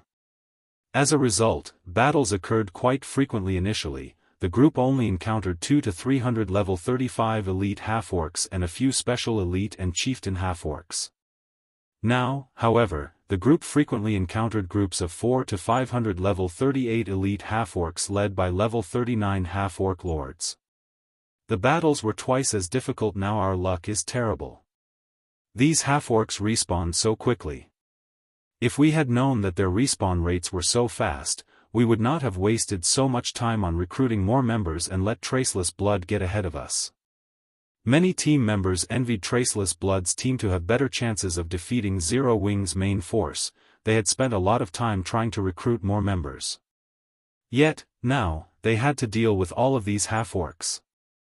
It would still be some time before they would catch up with Zero Wing's main force. I heard that the battle has started already. I wonder if we can make it in time. We'd be more effective if we arrived late. After all, this is Zero Wing's main force we are talking about. If Traceless Blood cannot wipe them out completely, we can pick up the scraps. Hey, that's Traceless Blood you're talking about. With him on the offensive, do you really think many will get away? I guess that's true. Let's hurry, then. Otherwise, this trip will have been pointless. Realizing this, the team began to fight with more fervor. In God's domain, dark players and light players rarely interacted as both sides looked down on each other. To dark players, light players were merely a group of players with little to no combat capabilities. They were only good at grinding dungeons. How could such players compare to their intense lifestyles of blood and blades? Hence, no matter how famous and powerful a guild expert was, in the eyes of red names, these experts were insignificant existences. Red names thought nothing of light guilds. There's a large group of players heading our way. A ranger suddenly reported. It can't be Zero Wing's main force, right? I didn't think that they would give up so quickly. It seems that Zero Wing only amounts to so much. Those rumors about how powerful the guild is are all just a bunch of lies. Many red names began to ridicule and mock the guild. Alright, enough. Get ready. Do not let a single player from Zero Wing escape. They were quickly approaching the Stoneclaw Mountains inner region. Aside from Zero Wing and the ambushing red names, this area was empty of players. Since these players approached them from the inner region, they were, without a doubt, members of Zero Wing. Immediately, the 400-plus red names spread out and waited for Zero Wing to stumble right into their encirclement. Seconds ticked by. Very quickly, several dozen players emerged from the forest, each and every one of them looking miserable. These players panted heavily as they emerged. It was obvious that they had exhausted their stamina from running across a long distance. Just as the red names, who lay in wait, were about to rush forward and surround these exhausted players, they suddenly realized that something was amiss. Isn't that Berserker 3 Knives, the person ranking 91st on the red list? Aren't they members of Traceless Blood's team? Why do they look so miserable? A series of questions popped up in everyone's minds. However, they soon found their answers. Suddenly, dozens of arrows and spells burst from the forest. In the blink of an eye, several of the escaping red names fell to the ground and dropped several pieces of their equipment. Meanwhile, 3 Knives, who ran at the forefront of the team, desperately blocked and dodged the incoming attacks. However, 2 arrows still found him, his HP instantly falling by nearly 3,000. You think you can get away with provoking Zero Wing? Minor Wind, who appeared at the tree line, coldly demanded as he glared at 3 Knives. Behind him, more of Zero Wing's members followed. Since I can't escape, I'll take you to the grave with me. 3 Knives, who was exhausted from running, stopped as he resolved to fight to the death. The fight with Zero Wing's main force had been one-sided punishment. Even their strongest combatant, Traceless Blood, had been easily defeated, not to mention the rest of their team. Less than 5 minutes since their battle with Zero Wing began, they had lost over half their numbers. On the other hand, Zero Wing had not suffered a single death. It was simply inconceivable at that point. Each side's strength had been obvious. They were on completely different levels, following which, he had issued a command to retreat immediately. When they started retreating, they still had more than 100 players. Now, however, only a dozen or so were alive. Minor Wind had claimed the majority of their members' lives himself. Not only were the Ranger's arrows extremely fast, but he also had ranged AoEs at his disposal. Even Three Knives, who ranked 91st on Star Moon Kingdom's red list, could not defend against all of Minor Wind's attacks, much less the members of his team. Mutual destruction. Minor Wind could not help but laugh. Unfortunately, you are not capable of such a thing. Although Three Knives was strong, superior to even a few members of Zero Wing's main force, the Berserkers' skill completion rates were not high. After taking into account the difference in their equipment, Three Knives would rank roughly around 56th in Zero Wing's main force. Of course, this was not taking the power of darkness into consideration. As Minor Wind said so, he knocked his longbow and shot dozens of arrows in quick succession at the remaining red names. Although Three Knives and the other red names tried to approach Minor Wind, over 40 yards stretched them and the Ranger. There was not enough time for them to reach the Ranger.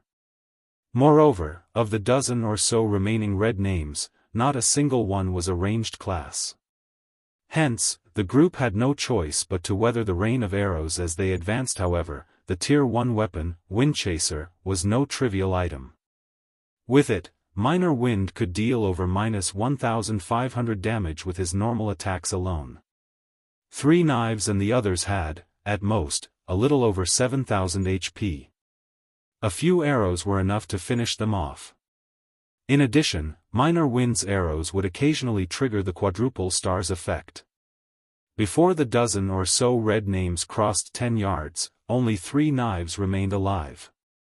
Though the Berserker only had a thread of HP left, the red names lying in ambush were all shocked. With just his bow, Minor Wind single-handedly defeated over a dozen red names before they came anywhere close to him. Even Three Knives was on his last breath. None of the red names lying in wait could believe their eyes. Am I dreaming? Why is that Ranger so powerful? Suddenly, everyone realized that their fellow red names who had gone ahead to ambush Zero Wing were all dead. Moreover, the only survivor had no more than a thread of HP remaining. The gap between the light players in their imaginations and the members of Zero Wing's main force was massive. Oh? You called for reinforcements? Minor Wind shifted his gaze towards the red names hiding in the bushes. With eagle eyes, he noticed more than 400 players. Grinning, he said, "Since Big Sis Fire and the others are not around, let's use you guys to test out my true strength." When the red names heard Minor Wind's words, a sense of doom seeped into their hearts. Minor Wind's attack power was simply too high. Moreover, none of them were confident in escaping his rain of arrows unscathed. Three Knives was the best evidence for the assumption. Suddenly, the leading black-robed elementalist jumped up from his hiding spot and shouted, "W8." Chapter 695, Flower of Seven Sins. The black-robed elementalist was level 33. On Star Moon Kingdom's ranking list, he would rank within the top 20. The majority of his equipment consisted of level 30 fine gold rank, while the rest was dark gold rank.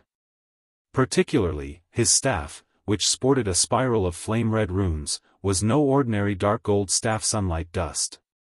Three Knives was shocked when he saw the black-robed elementalist reveal himself. "What are you doing here?" Among the top 10 experts on Star Moon Kingdom's red list, Traceless Blood ranked 7th. Meanwhile, Sunlight Dust stood above Traceless Blood, ranking 3rd on the red list. The red list was different from the ranking list. Rather than ranking players by their levels, players on the red list were judged by their strength. It was a far more accurate estimation than the God's Domain experts list the Secret Pavilion had created. So your Sunlight Dust, the person who defeated Red Feather, the Star Alliance's apex expert. Minor Wind grew serious as he watched Sunlight Dust. Coldly, he asked, "Are you targeting Zero Wing as well?" Red Feather was one of the strongest combatants in the Star Alliance and was an expert who ranked on the God's Domain experts list. The fact that Sunlight Dust could defeat an apex expert like Red Feather showed that the Elementalist should also rank at the top of Star Moon Kingdom. Hence, even he could not afford to be careless around Sunlight Dust. Even the slightest mistake could result in his death. Initially, I had only planned to earn a quick buck.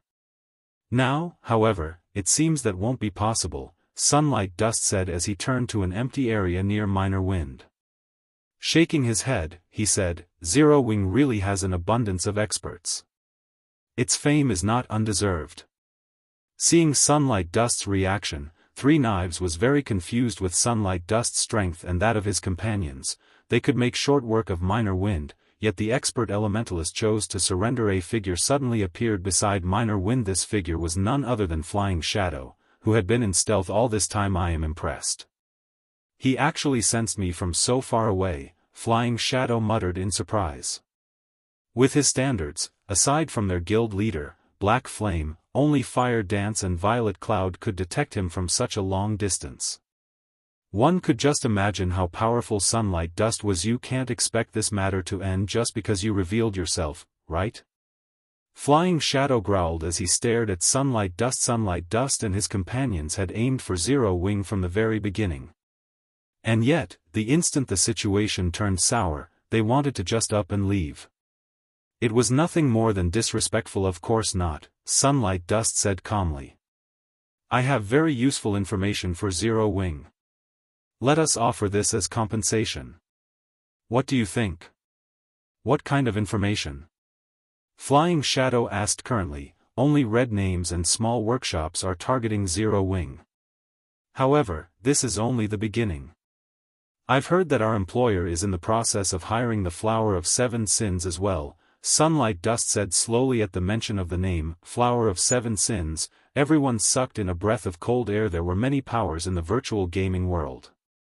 There were guilds, workshops, and special organizations such as the Flower of Seven Sins. The Flower of Seven Sins was neither a workshop nor a guild.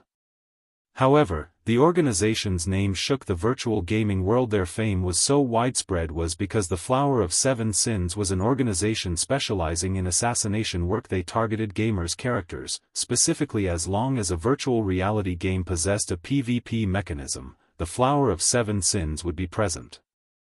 And as long as a player could afford their price, whether it was a monster-like gamer or the guild leader of a super guild, the Flower of Seven Sins could assassinate their target. Moreover, these statements were not without proof.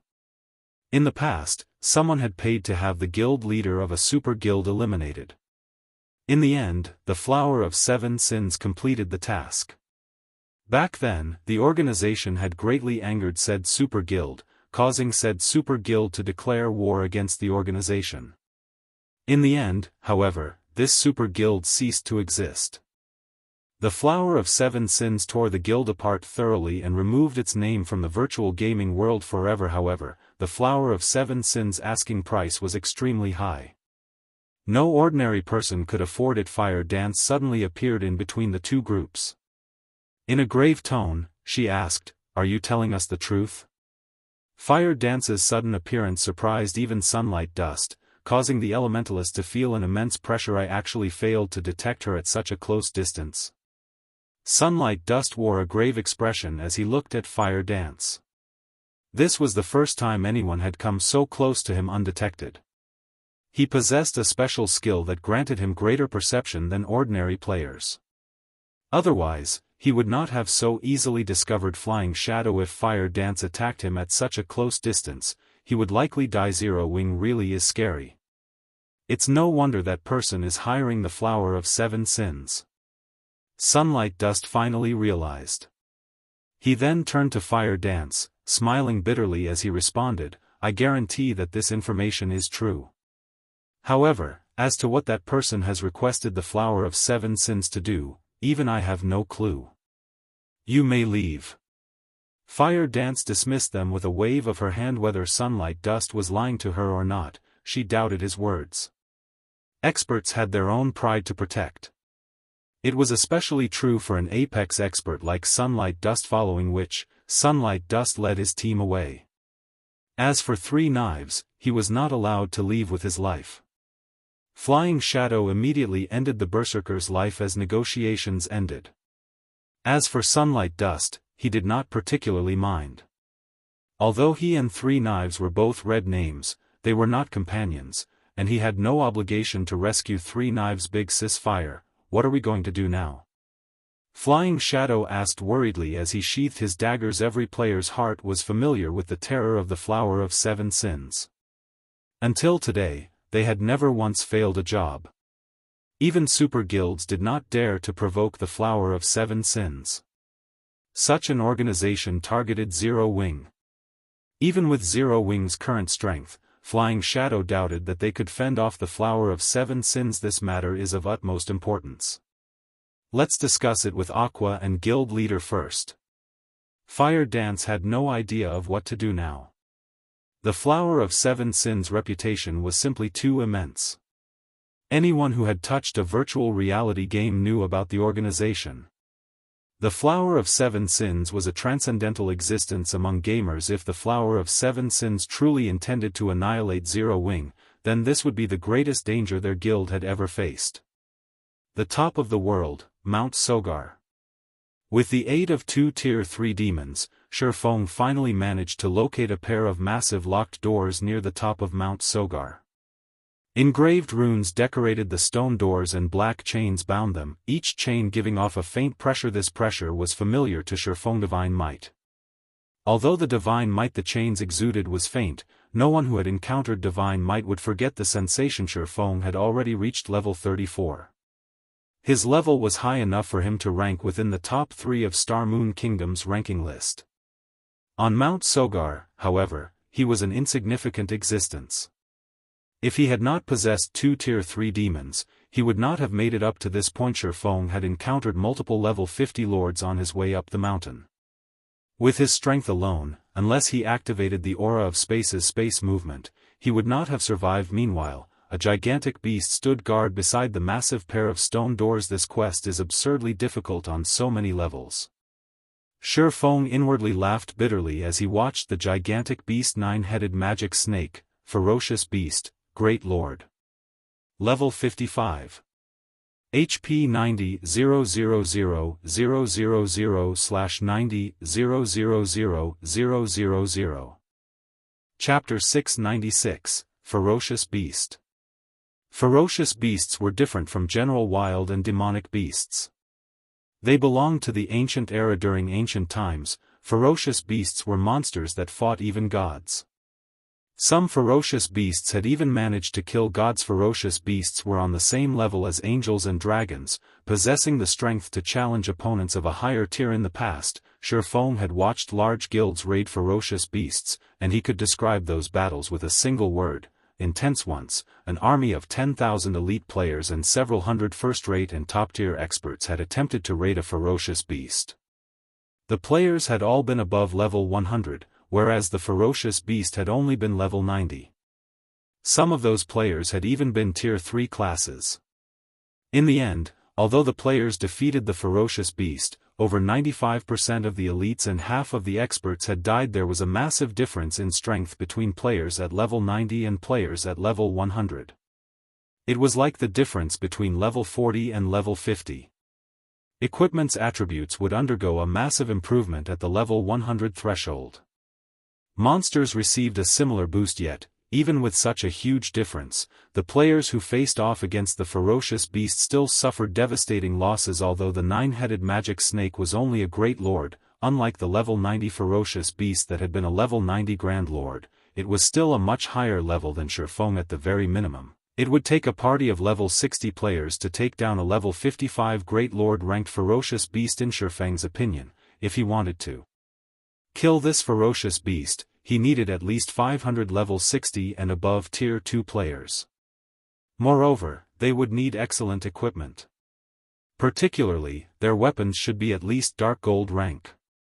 Facing the nine-headed magic snake with any less would be suicide. Unlike other monsters, ferocious beasts did not just possess immense combat power. They also possessed the life force passed down from ancient times in combat. Ordinary monsters' battle recovery would only regenerate 1% of their HPs every 5 seconds. Ferocious beasts' battle recovery, on the other hand, regenerated 3% of their HPs every 5 seconds. A ferocious beast's HP already ranked at the very top among monsters. They were practically bug-like existences. The nine-headed magic snake had 90 million HP. In battle, it could recover 2,700,000 HP every 5 seconds. Even if Feng multiplied his damage output by 10, and the Great Lord stood motionless, he could not kill it with such a powerful monster guarding the doors. It had been made clear that underestimating this quest's difficulty would be a mistake. Even an epic quest wasn't this absurdly difficult. Fortunately, it doesn't seem like I'm required to kill the nine-headed magic snake to pass through those doors. Feng breathed a sigh of relief as he shifted his gaze towards a small circular indentation in the stone doors. The indentation was the perfect size for the elemental core. Weissman had said that the elemental core was both a map and a key. Since there was a keyhole in the stone doors, he just needed to insert the elemental core to open them. Moreover, with the nine-headed magic snake's massive body, it would not be able to cross the threshold. As long as Feng reached the other side of the doors, he should be safe from the ferocious beast. However, trying to open the doors under the snake's nose was not going to be easy. It seems like I'll have to sacrifice the purgatory demon. Feng noticed that the purgatory demon's time in this world was already nearing its end. Since it was going to disappear soon anyway, he might as well put it to good use. The purgatory demon had 13 million HP. It should buy him some time. Immediately, Feng used Phantom Kill and sent his doppelganger away. With this, should his life be in danger, he could escape. As the doppelganger distanced itself from Feng's group, the swordsman directed the purgatory demon to charge towards the nine-headed magic snake. Next to the nine-headed magic snake, which was over 30 meters tall, the purgatory demon looked like an insect. One bite from one of the Great Lord would be enough to devour several purgatory demons. When the purgatory demon was 30 yards away from the nine-headed magic snake, the latter yawned lazily as it whipped its tail forward. Suddenly, the hill-like snake tail appeared before the purgatory demon. Before Feng could react, the snake sent his purgatory demon hurtling into a nearby stone wall. When the purgatory demon slammed into the wall, a damage that the demon had never experienced before appeared above its head. 267,849. Feng's mouth twitched when he saw those numbers. This damage far surpassed his expectations. With a casual strike, the nine-headed magic snake dealt nearly -270,000 damage. Despite both creatures being tier 3, the difference in strength was like heaven and earth. Since I can't approach it, what about this? Feng did not dare direct the purgatory demon to approach the ferocious beast again. Instead, he used the tier 3 skill, Garuda's Flame. Suddenly, a sea of fire rushed towards the nine-headed magic snake. This time, the ferocious beast finally woke. Suddenly, one of its snakeheads opened its mouth and inhaled. The beast sucked the flaming tide into its mouth, devouring the fire in the blink of an eye. Even Feng was stunned. This was his first battle against a ferocious beast. Although he had known that the purgatory demon was no match for the nine-headed magic snake, he had not expected the ferocious beast to fend off the purgatory demon's attack with little to no effort. The difference between them was absurd. After devouring the sea of fire, that snakehead turned to stare at the purgatory demon. In the next moment, it widened its mouth and spat out a more powerful version of Garuda's flames. The flames were extremely fast, and it took everything Feng had just to get the purgatory demon to dodge those flames. As for the sturdy stone walls that bore the brunt of the molten attack, not only did the flames effortlessly tear through the walls, but the stone also melted into glowing lava. In an instant, over 50 meters of the stone wall disappeared. Is this the strength of the nine-headed magic snake?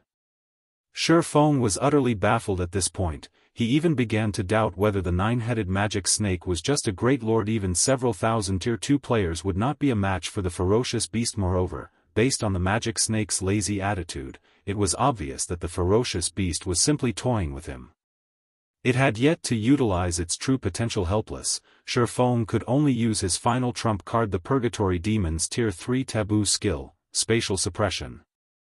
If he could not shift the nine-headed magic snake's attention towards the Purgatory Demon, he would not have a chance to open the stone doors. The power of a Tier 3 Taboo skill could rival even an ordinary Tier 4 skill.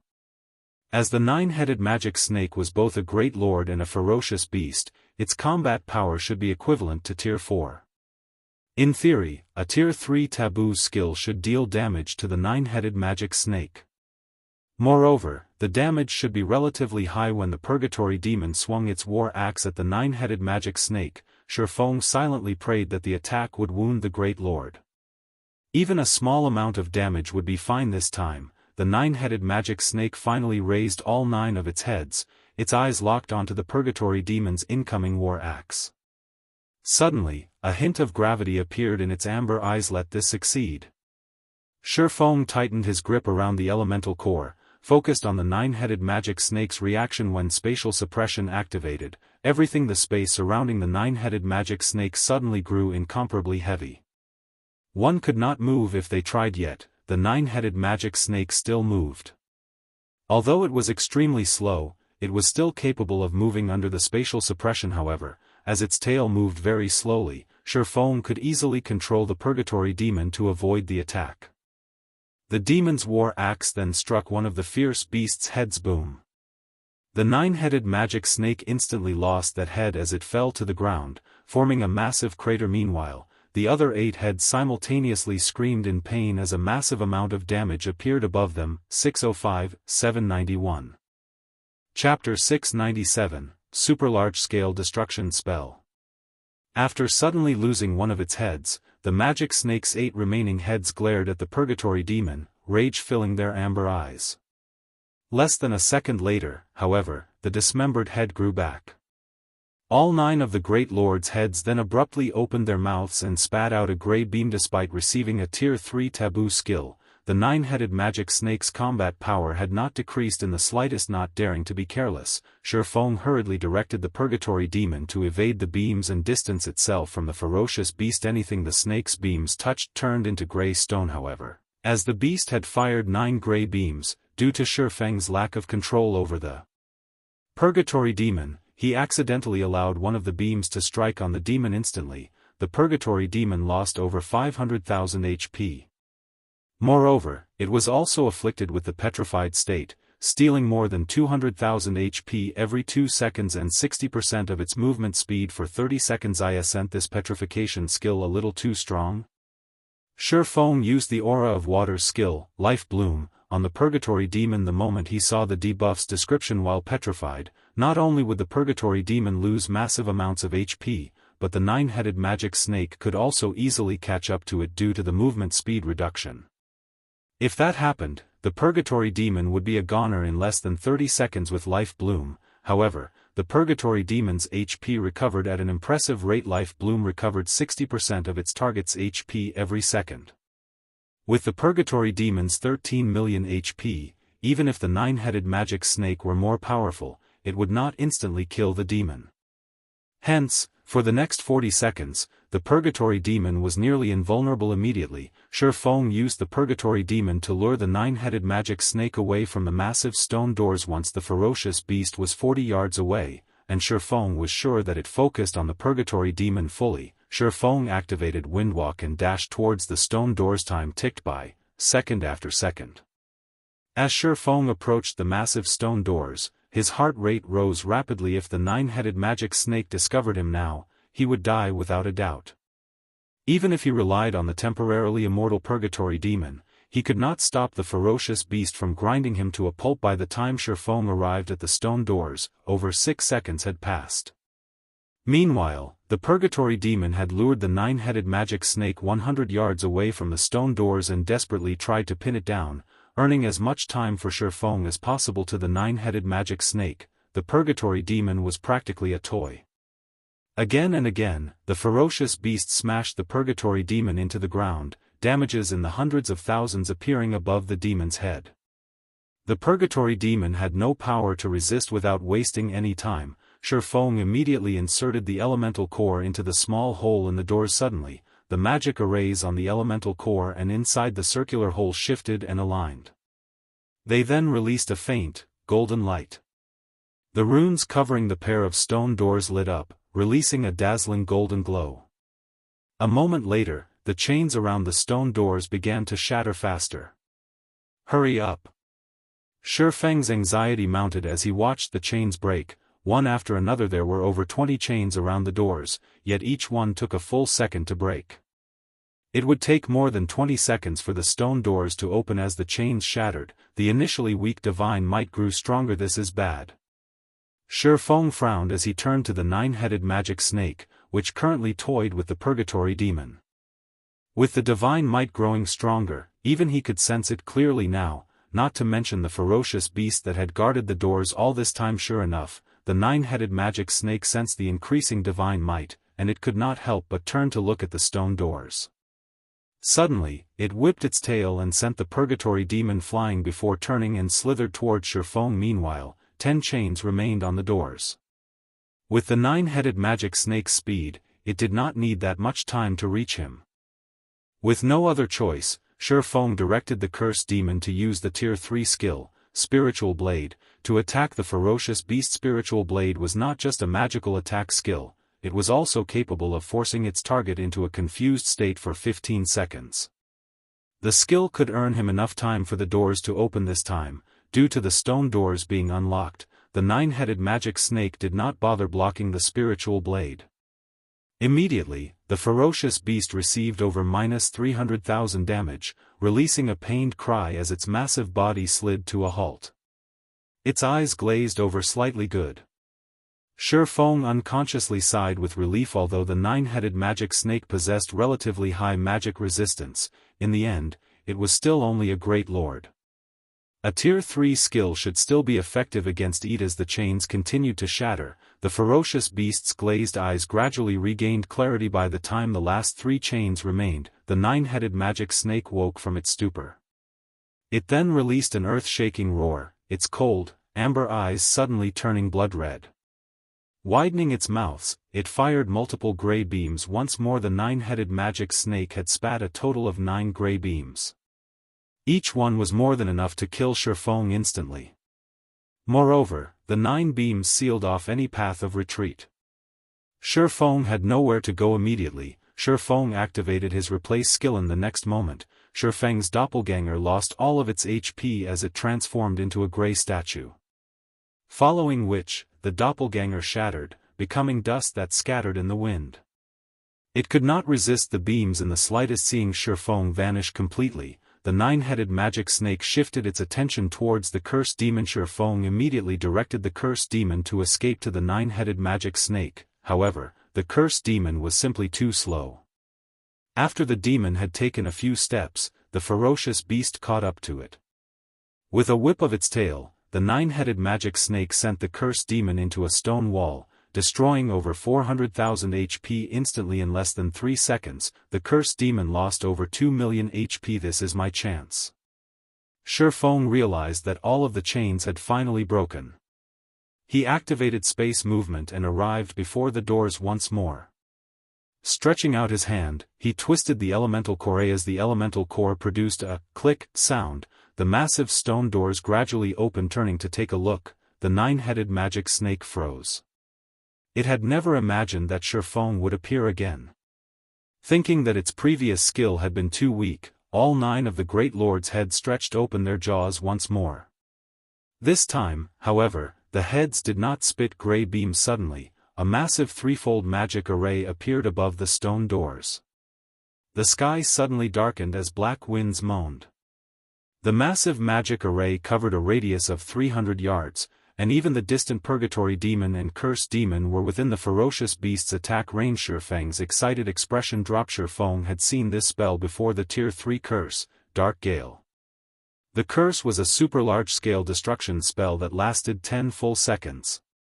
At this moment, Feng had no defense against this spell. The 7 luminaries ring was still on cooldown, so he could not switch to the aura of earth or the aura of illusion. As for defensive blade, the skill's block counts were not enough to block the Dark Gale completely as the Black Gale tore at him. Feng said his prayers as he activated Defensive Blade. The wind devoured all life it touched. In the blink of an eye, the Defensive Blade's 9 block counts had been exhausted. Dark Gale had caused 9 instances of damage in just 1 second. Even with his Tier 1 Defensive Blade, Feng would not last 2 seconds. Meanwhile, the Purgatory Demon and Curse Demon each lost nearly 500,000 HP every second. The 9-headed magic snake's damage was terrifying. What a pity. As the black wind surrounded him, Feng felt somewhat disappointed. He was a thread away from opening and entering the stone doors. He had never imagined that the 9-headed magic snake would be so vicious to use a Tier 3 curse. Moreover, it was a super large-scale destruction spell. The ferocious beast gave him no chance as the black wind swept in for a second attack. Suddenly, the threefold magic array in the sky began to disappear. The Dark Gale also dissipated into nothingness before Feng could figure out what was happening. The 9-headed magic snake cried painfully as its body rapidly turned into stone. It then shattered into dust and rubble. 3 shimmering items fell on top of the pile of rubble. The sound of a system notification suddenly reached Feng's ears. This is Chapter 698, Strengthening Device. By now, Feng was quite familiar with the 9-headed magic snake's strength. To current players, it was practically invincible. It didn't matter how many players came here to raid it. Meanwhile, in Feng's mind, he had never actually thought of killing the 9-headed magic beast. Since the beginning, he had only thought of luring it away from the stone doors. He had never expected the Great Lord to die for a time. Feng was speechless. However, when he heard the sound of the system notification, he more or less understood what had happened. System, Blood Refining Passage has been opened. Do you wish to enter? Time remaining, 1 hour 59 minutes. So it turns out that, as this place's guardian beast, if the stone doors open, the guardian dies. It's no wonder why the 9-headed magic snake was so desperate. Feng inwardly celebrated as he stared at the rubble that used to be the 9-headed magic snake. Unfortunately, he had not killed the snake. Otherwise, with the EXP from the ferocious beast, he might have risen several levels. With the stone doors open and quite some time before they closed again, Feng did not hurry into the blood refining passage. Instead, he approached the 9-headed magic snake's remains, hoping to take a closer look at what items the ferocious beast had dropped. Although he was not responsible for the 9-headed magic snake's death, as a monster, it would still drop some items after dying. Only, it would drop significantly fewer items. The 9-headed magic snake had been a Great Lord-ranked ferocious beast. Even the most inferior item it would drop was not something one would find from an ordinary Great Lord. Among the 3 items, one was a magical, pure black cube covered with blood-red runes. The item was called Blood Refining Stone, and it could be used inside the blood refining world. As for the other 2 items, one was a silver, Feng-like dagger, while the other was a drawing. Sure enough, a ferocious beast's loot is amazing.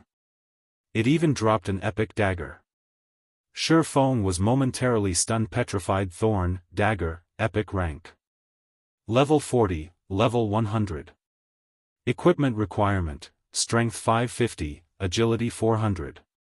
Attributes adjust according to user's level. Attack power plus 1165, currently level 40.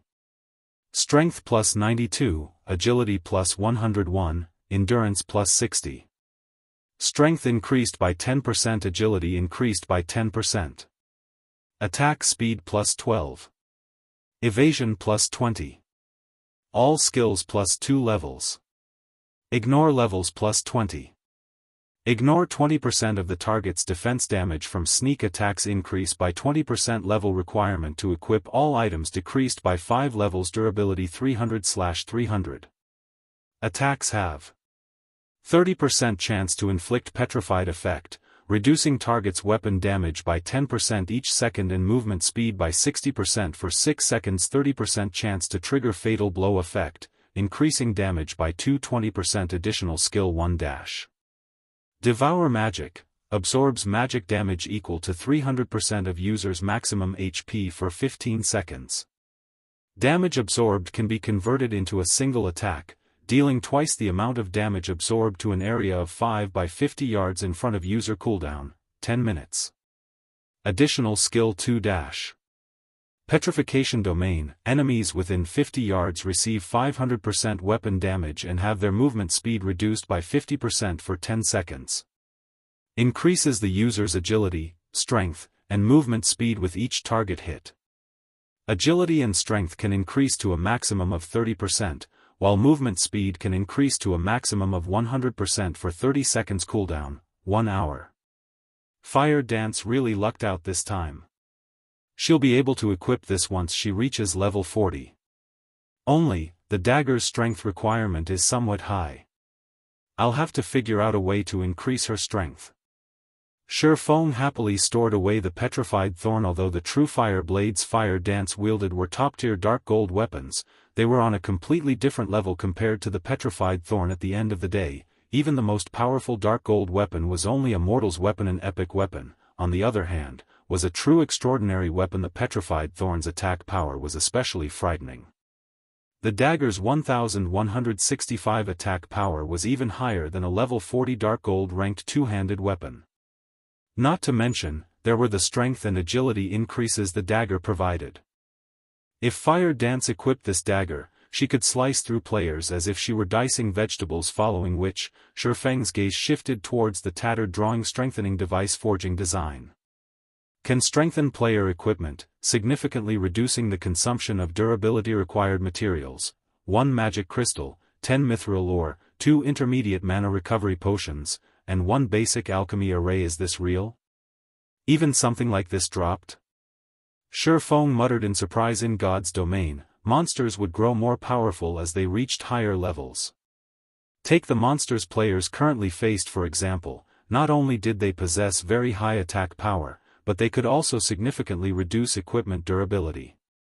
It was why the various guilds were forced to repair their equipment in Stone Forest Town. Players could repair weapons with whetstones and advanced whetstones.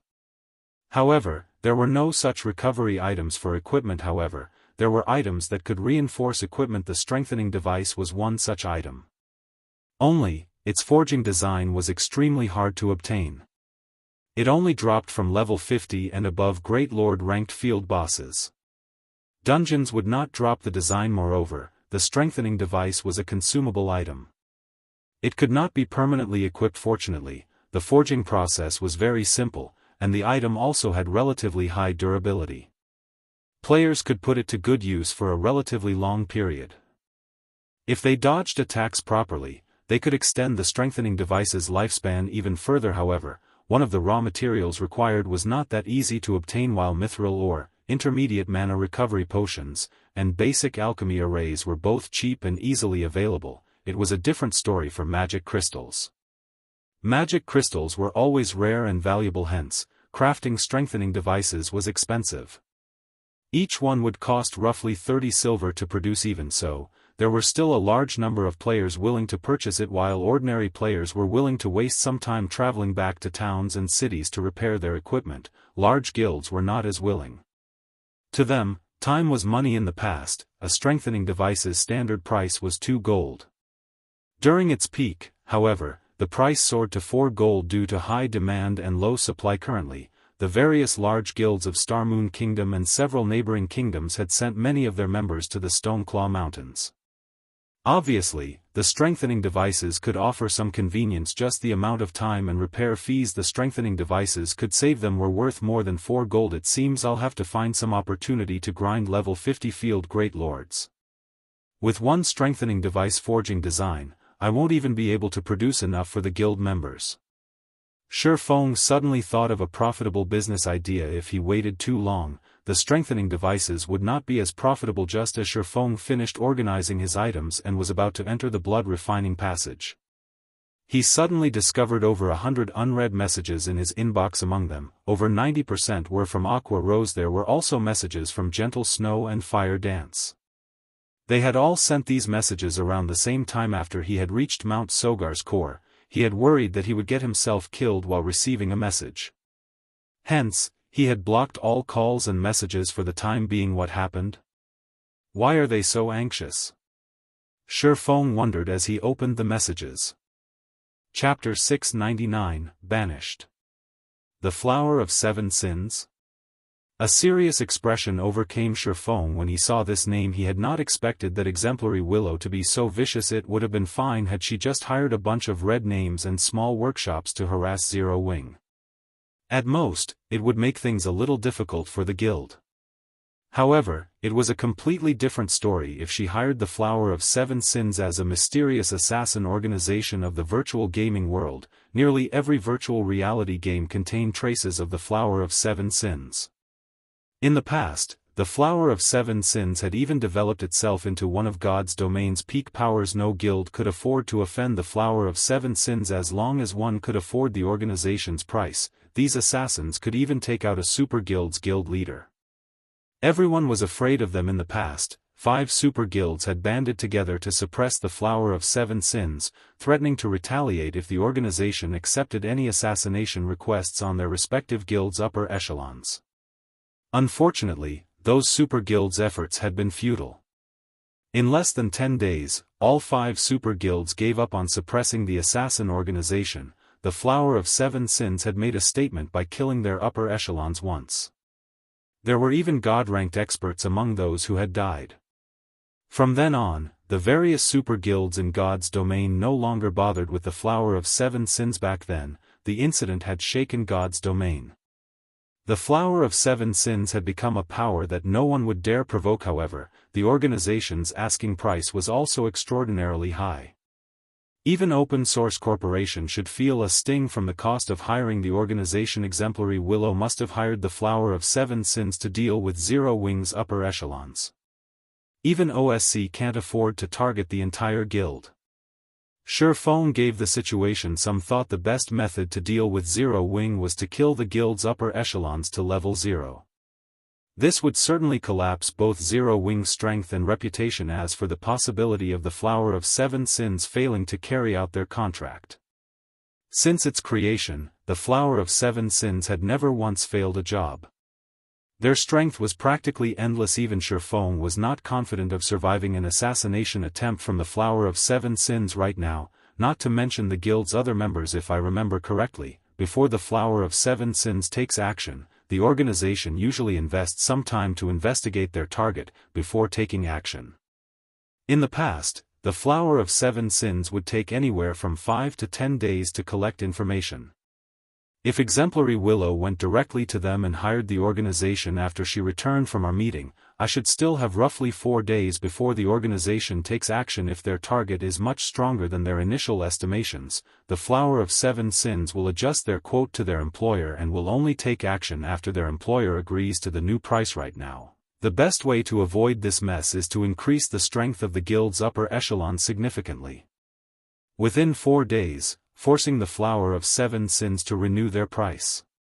If that happened, Exemplary Willow might not consider the price worth it and give up on the organization altogether. Feng had some understanding of the Flower of Seven Sins rules and pricing. Killing a system recognized, third-rate expert cost 500,000 credits. The price increased depending on the expert's strength. Moreover, this was only the price for one death. As for system recognized, second-rate experts, the minimum asking price was 3 million credits. The minimum price for first-rate experts was 10 million credits. Top-tier experts cost 100 million credits. At the very minimum above them would be apex experts, and the organization charged upwards of 500 million credits for each kill. Ordinary people could never afford the Flower of Seven Sins. Only those large guilds and corporations with significant financial strength could do so. However, rather than spend so much money to kill an opponent, it was more cost-effective to send their own men to get the job done. Hence, only when one had no other options would they employ the Flower of Seven Sins. This was precisely the case for Exemplary Willow right now. At this point, even the Star Alliance was helpless against Zero Wing in the Star Moon Kingdom, not to mention Twilight Echo, which did not have the home ground advantage. The cost of killing Zero Wing's upper echelons to level 0 was astronomical. Only a massive existence like the Open Source Corporation could afford such a price. Currently, the Flower of Seven Sins had yet to determine the strength of Zero Wing's upper echelons. Based on Feng's estimates, killing a 5th-floor expert of the Trial Tower should cost at least 500,000 credits, a 6th-floor expert would cost at least 3 million credits, a 7th-floor expert would cost around 10 million credits, and an 8th-floor expert should cost at least 100 million credits currently. Zero Wing upper management consisted of more than 20 players, and the majority were 6th-floor experts. Only Fire Dance and Violet Cloud had reached the 7th floor. If everyone could improve their strength, the cost of killing them would increase exponentially. At that time, even OSC would have to reconsider, following which, Feng contacted Aqua Rose, instructing her to turn the guild's upper echelons' focus on improving their strength and progressing through the trial tower as much as possible. Feng would also go all out to supply everyone with the 100-berry wine. Although Aqua Rose did not understand Feng's intentions, since he had given the order, she had no choice but to do as he wished. For a time, Zero Wing's upper echelon ceased grinding monsters in the Stoneclaw Mountains. Instead, they focused on their progression in the trial tower. As for Gentle Snow's message, she wanted to inform Feng of OSC's investment into the Star Alliance, becoming one of the guild's major shareholders. She also stated that OSC intended to deal with Zero Wing, so he should be wary of the Star Alliance. Naturally, Feng had already taken appropriate measures to protect Zero Wing. Hence, not long after Feng read Gentle Snow's message, shocking news spread throughout Starmoon City. Stone Forest Town was no longer open to the Star Alliance. Any guild that was affiliated with the Star Alliance was also barred from Stone Forest Town. This incident instantly attracted the attention of every player in the capital city. Everyone was confused as to why Zero Wing would suddenly declare war against the Star Alliance. The Stoneclaw Mountains had long since become an iconic symbol of Starmoon City. Meanwhile, Stone Forest Town was an indispensable resting place for players grinding in the Stoneclaw Mountains. Without this resting place, the Star Alliance would fall far behind the other guilds. Of course, the Star Alliance could seek the aid of others to help them repair their equipment in Stone Forest Town. However, Feng had prepared for that as well. Feng had limited the amount of equipment players could repair. In other words, in addition to one's own equipment, players visiting Stone Forest Town could only help one other player repair a set of equipment once. Moreover, he also placed a limit on the players' levels. Only players who were level 30 or above were allowed to repair their equipment in the town. With this, he restricted the Star Alliance's options of repairing equipment in Stone Forest Town. Can someone tell me what is going on here? When Galaxy Past received this information, he nearly jumped out of his seat from anger. The situation had changed so suddenly that even Galaxy Past did not understand what had happened. Why had Zero Wing turned against them? The Star Alliance had only considered striking out against Zero Wing. The guild had yet to take such considerations seriously. Yet, Zero Wing chose to humiliate the Star Alliance publicly. The Star Alliance had already mobilized the majority of its combat power to the Stoneclaw Mountains. If the Star Alliance's members could not rest in Stone Forest Town, how was the guild supposed to compete with the other guilds? Silence-filled conference hall. This was the first time anyone had seen Galaxy Past so furious. Guild leader, maybe Zero Wing made this move because they think that we are becoming too big of a threat? Purple Eye was also confused by Zero Wing's drastic actions. They had clearly minded their own business until just recently. Zero Wing must have found out about OSC's investment into the Star Alliance. Red Feather reasoned, even if we have OSC support, there is no reason for this. Zero Wing has clearly made us out to be their greatest enemy, Purple Eye said as she shook her head. Go. Contact Black Flame immediately. Galaxy Past agreed with Purple Eye's opinion. He needed to sort out this matter with Black Flame properly. Chapter 700, Improving Swordsmanship.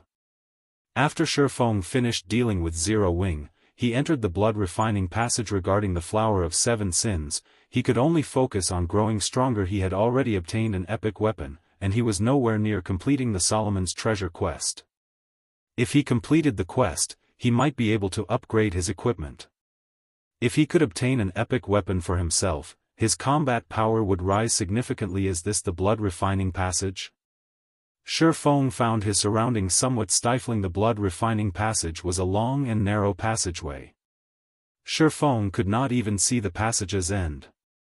Numerous blood-red runes had been carved into the walls on either side, radiating a faint divine might that made him very uncomfortable. It felt as if he were submerged in water. Even walking down the passageway was difficult. If he had to fight in such an environment, he wouldn't be able to exert even half of his normal strength. The moment Feng entered the passageway, the large, stone doors had closed, preventing any retreat. Right now, his only option to escape was to give up on the quest and use a return scroll. Since his path of retreat had been closed off, Feng could only advance down the walkway. However, before Feng had covered a distance of 100 yards, two monsters suddenly emerged from the walls on either side of the passage. These two monsters wore blood-red armor and wielded silvery white bone spears. Blood fighter, undead, elite rank. Level 50. HP 100,000/100,000. Undead? Feng unconsciously breathed a sigh of relief as he looked at the two 3-meter-tall blood warriors. Luckily, they're just level 50 elites. With the divine might suppression, the strength he could exert was limited. If a chieftain had appeared, he would have had no choice but to summon a tier 3 demon. However, the magic amplification scroll had limited uses. Feng did not want to waste them. After the two blood fighters appeared, they immediately charged at Feng while thrusting their spears, each spear splitting into 3. They fought like experts who had known the same weapon for many years. All 6 spears aimed for Feng's vital points. With the two blood fighters working together, even Feng could not avoid all of their attacks. Such skill. Feng was slightly surprised. The blood fighter's spearmanship was on par with experts who specialized with the spear. In a fight without skills, even elite players would stand no chance against these blood fighters. Feng retreated, dodging the oncoming attacks as much as possible. From time to time, he used his swords to block an attack. The passage was somewhat narrow, and the two blood fighters took up the entire path. He had no room to circle to their sides, he could only face them head-on. After Feng tested blood fighter's skills, he took half a step back and raised the abyssal blade, intending to use Thundering Flash to end this battle quickly. In the next moment, the abyssal blade transformed into a streak of black light as it descended. However, the usual blue electric arcs did not appear. The two blood fighters did not receive any damage whatsoever. On the contrary, one of them thrust its spear at Feng's head fiercely. Hurriedly, Feng repelled the oncoming spear with Purgatory's shadow in his other hand, deftly evading the silver spear. I can't use skills? Feng felt his head begin to ache. Skills were a player's advantage against monsters. If a player could not use any of their skills, then more than half of their advantage over monsters would be gone. However, Feng was not a greenhorn. During God's Domain's initial stages, players normally relied on skills in a battle. However, battles between experts were usually fought without any skills. Instead, they relied on their techniques against each other. The two blood fighters were indeed powerful. However, their attack patterns were overly monotonous and lacked flexibility. To a sword expert like Feng, a few exchanges were all he needed to find a gap to damage the two elites. When the abyssal blade slashed at a gap in one of the blood fighter's crimson armor, that blood fighter immediately retreated by a step, a crack appearing on the white bone beneath the armor. A damage of -1056 points then appeared above the blood fighter's head. Such a powerful defense and mana body. Feng had a very clear understanding of how high his attack power was. Not to mention, the abyssal blade even bore a magic device that increased its destructive power drastically. Against a level 50 elite monster, he should be able to deal at least -1500 damage. His strike should also affect his target's combat power to some extent, not to mention an attack that had struck a vital point. Yet, he had only dealt slightly over -1000 damage after striking the blood fighter's bone. Moreover, only a small crack had appeared on said bone. The blood fighter's defense could already rival that of a chieftain-ranked monster. However, after repelling one blood fighter, the space available to him increased significantly. Taking advantage of this opportunity, Feng quickly dashed to the other blood fighter's side, stabbing Purgatory's shadow into the blood fighter's arm joint and forcing the elite's attack to a stop. Immediately after, the abyssal blade struck one of the blood fighter's vital points, one hit at the joints and one hit at a vital point. Feng repeated this combination attack, preventing the Blood Fighter from retaliating as its HP rapidly decreased. Even though the Blood Fighter had 100,000 HP, the damage would slowly accumulate if Feng continued dealing -1,000 or so damage with his attacks. In less than 5 minutes, both Blood Fighters fell to the ground, becoming no more than a pile of bones and armor while dropping a piece of level 50 common equipment and a few dozen copper coins. They had also provided Feng with an ample amount of EXP. In the next moment, the red mist that the Blood Fighters released upon death suddenly flowed into Feng's body system. Blood Refining Stone has obtained 1 point of Blood Energy System. Blood Refining Stone has obtained 1 point of Blood Energy. This is, Feng took out the Blood Refining Stone, which he had obtained from the 9-headed magic snake. The pitch-black stone gave off a faint, red glow. Its information had also changed. Blood Refining Stone can evolve into a blood refining crystal after absorbing 1,000 points of blood energy. 2/1000. Although Feng did not know what use there was to upgrading the blood refining stone into a blood refining crystal, after giving it some thought, he realized that it might be a crucial key to completing his quest. Moreover, the Blood Fighters had provided an ample amount of EXP. It was roughly 3 times that of an ordinary level 50 elite. Hence, this wasn't a bad place to level up. Following which, Feng continued along the passageway. He would encounter Blood Fighters every so often. However, as he progressed down the passage, more Blood Fighters appeared with each ambush. From the initial 2, the number gradually increased to 3, then 4. However, this was still not the greatest change. As the number of Blood Fighters increased, their attacks became more accurate. By the time Feng faced 4 Blood Fighters at the same time, their spearmanship had also become far more flexible. Their attack patterns began to vary as well. Killing the Blood Fighters became more of a challenge, and the time it took for him to end each battle increased significantly. After 3 to 4 hours of intense, non-stop combat, even an elite player would feel mentally exhausted.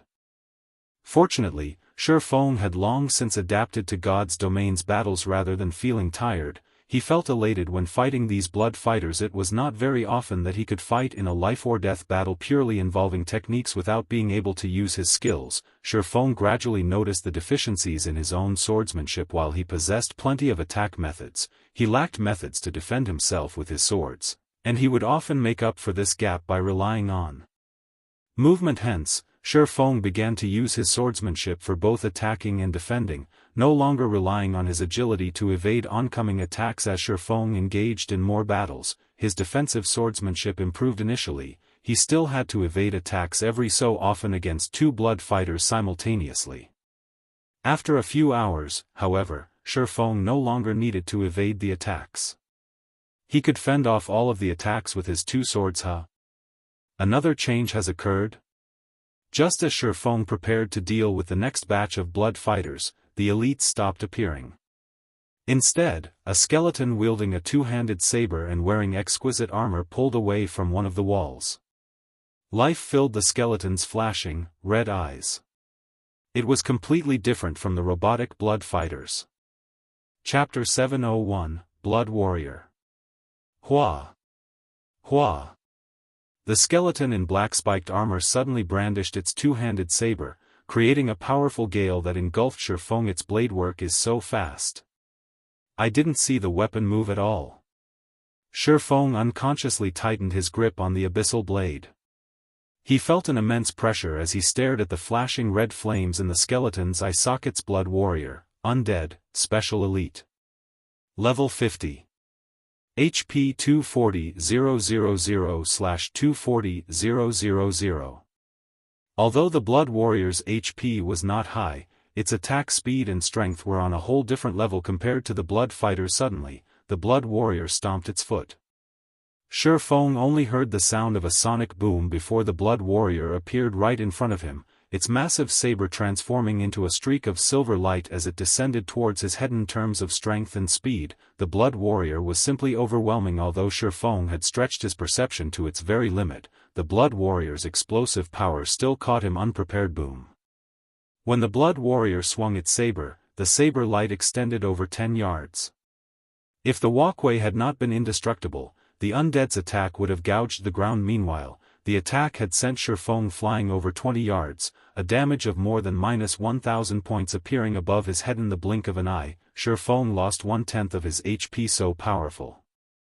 Feng gaped at the Blood Warrior with a face. His entire arm was numb. It was not surprising that the special elite was stronger and faster than he was. What was surprising was the fact that the Blood Warrior had an expert's techniques as well. Neither its movement nor attacks contained any excess movement whatsoever. This allowed the undead to exert astonishing speed and destructive power. Even Feng had only barely blocked the attack with his sword. Suddenly, Feng was no longer as complacent as he had been against the Blood Fighters. Players had two main advantages against monsters. The first was their skills, while the second was combat techniques. However, inside the Blood Refining Passage, players could not use any of their skills and could only rely on their combat techniques in a fight. As for the Blood Warrior before Feng, not only did it possess superior attributes, but its techniques surpassed even ordinary expert players. If an ordinary expert stood in Feng's place right now, they would have no strength to resist the Blood Warrior. Just as Feng pondered ways to deal with the Blood Warrior, the latter charged for Feng once more, giving him no time to catch his breath. The Blood Warrior slashed its two-handed saber at Feng in quick succession, every one of its attacks faster than Feng's visual perception. Feng could only rely on his intuition to block or dodge the attacks. He did not even have time to breathe. 1 slash, 2 slashes, 3 slashes.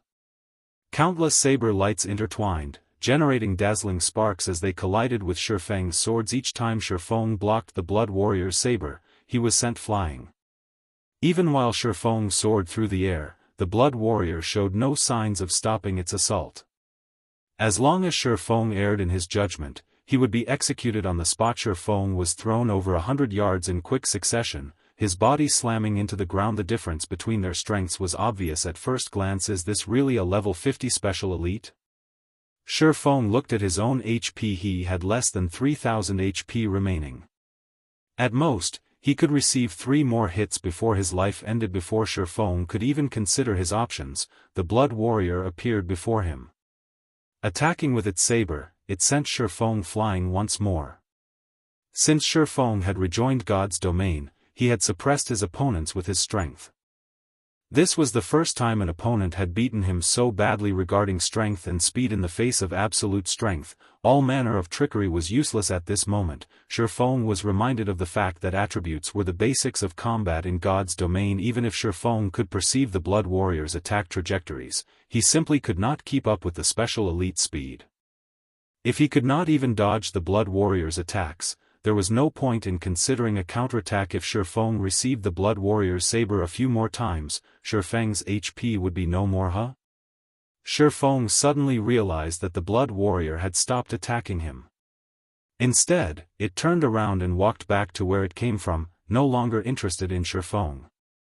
What's going on here? Despite needing only 2 more hits to end the battle, the Blood Warrior had stopped attacking him. Did I move out of its field of activity? Feng accepted this conclusion after giving it some thought. Otherwise, the Blood Warrior had no reason to spare him. It seems that I need to defeat the Blood Warrior if I wish to continue forward. However, with his current strength, it was utterly impossible to defeat the Blood Warrior. It would be easier without the Divine Might's suppression. Feng thought as he glared at the passage walls. The Divine Might radiating from the walls had limited his strength significantly. Otherwise, he would not have been so helpless against the Blood Warrior's attacks. If I wish to pass the Blood Warrior, I only have 3 options.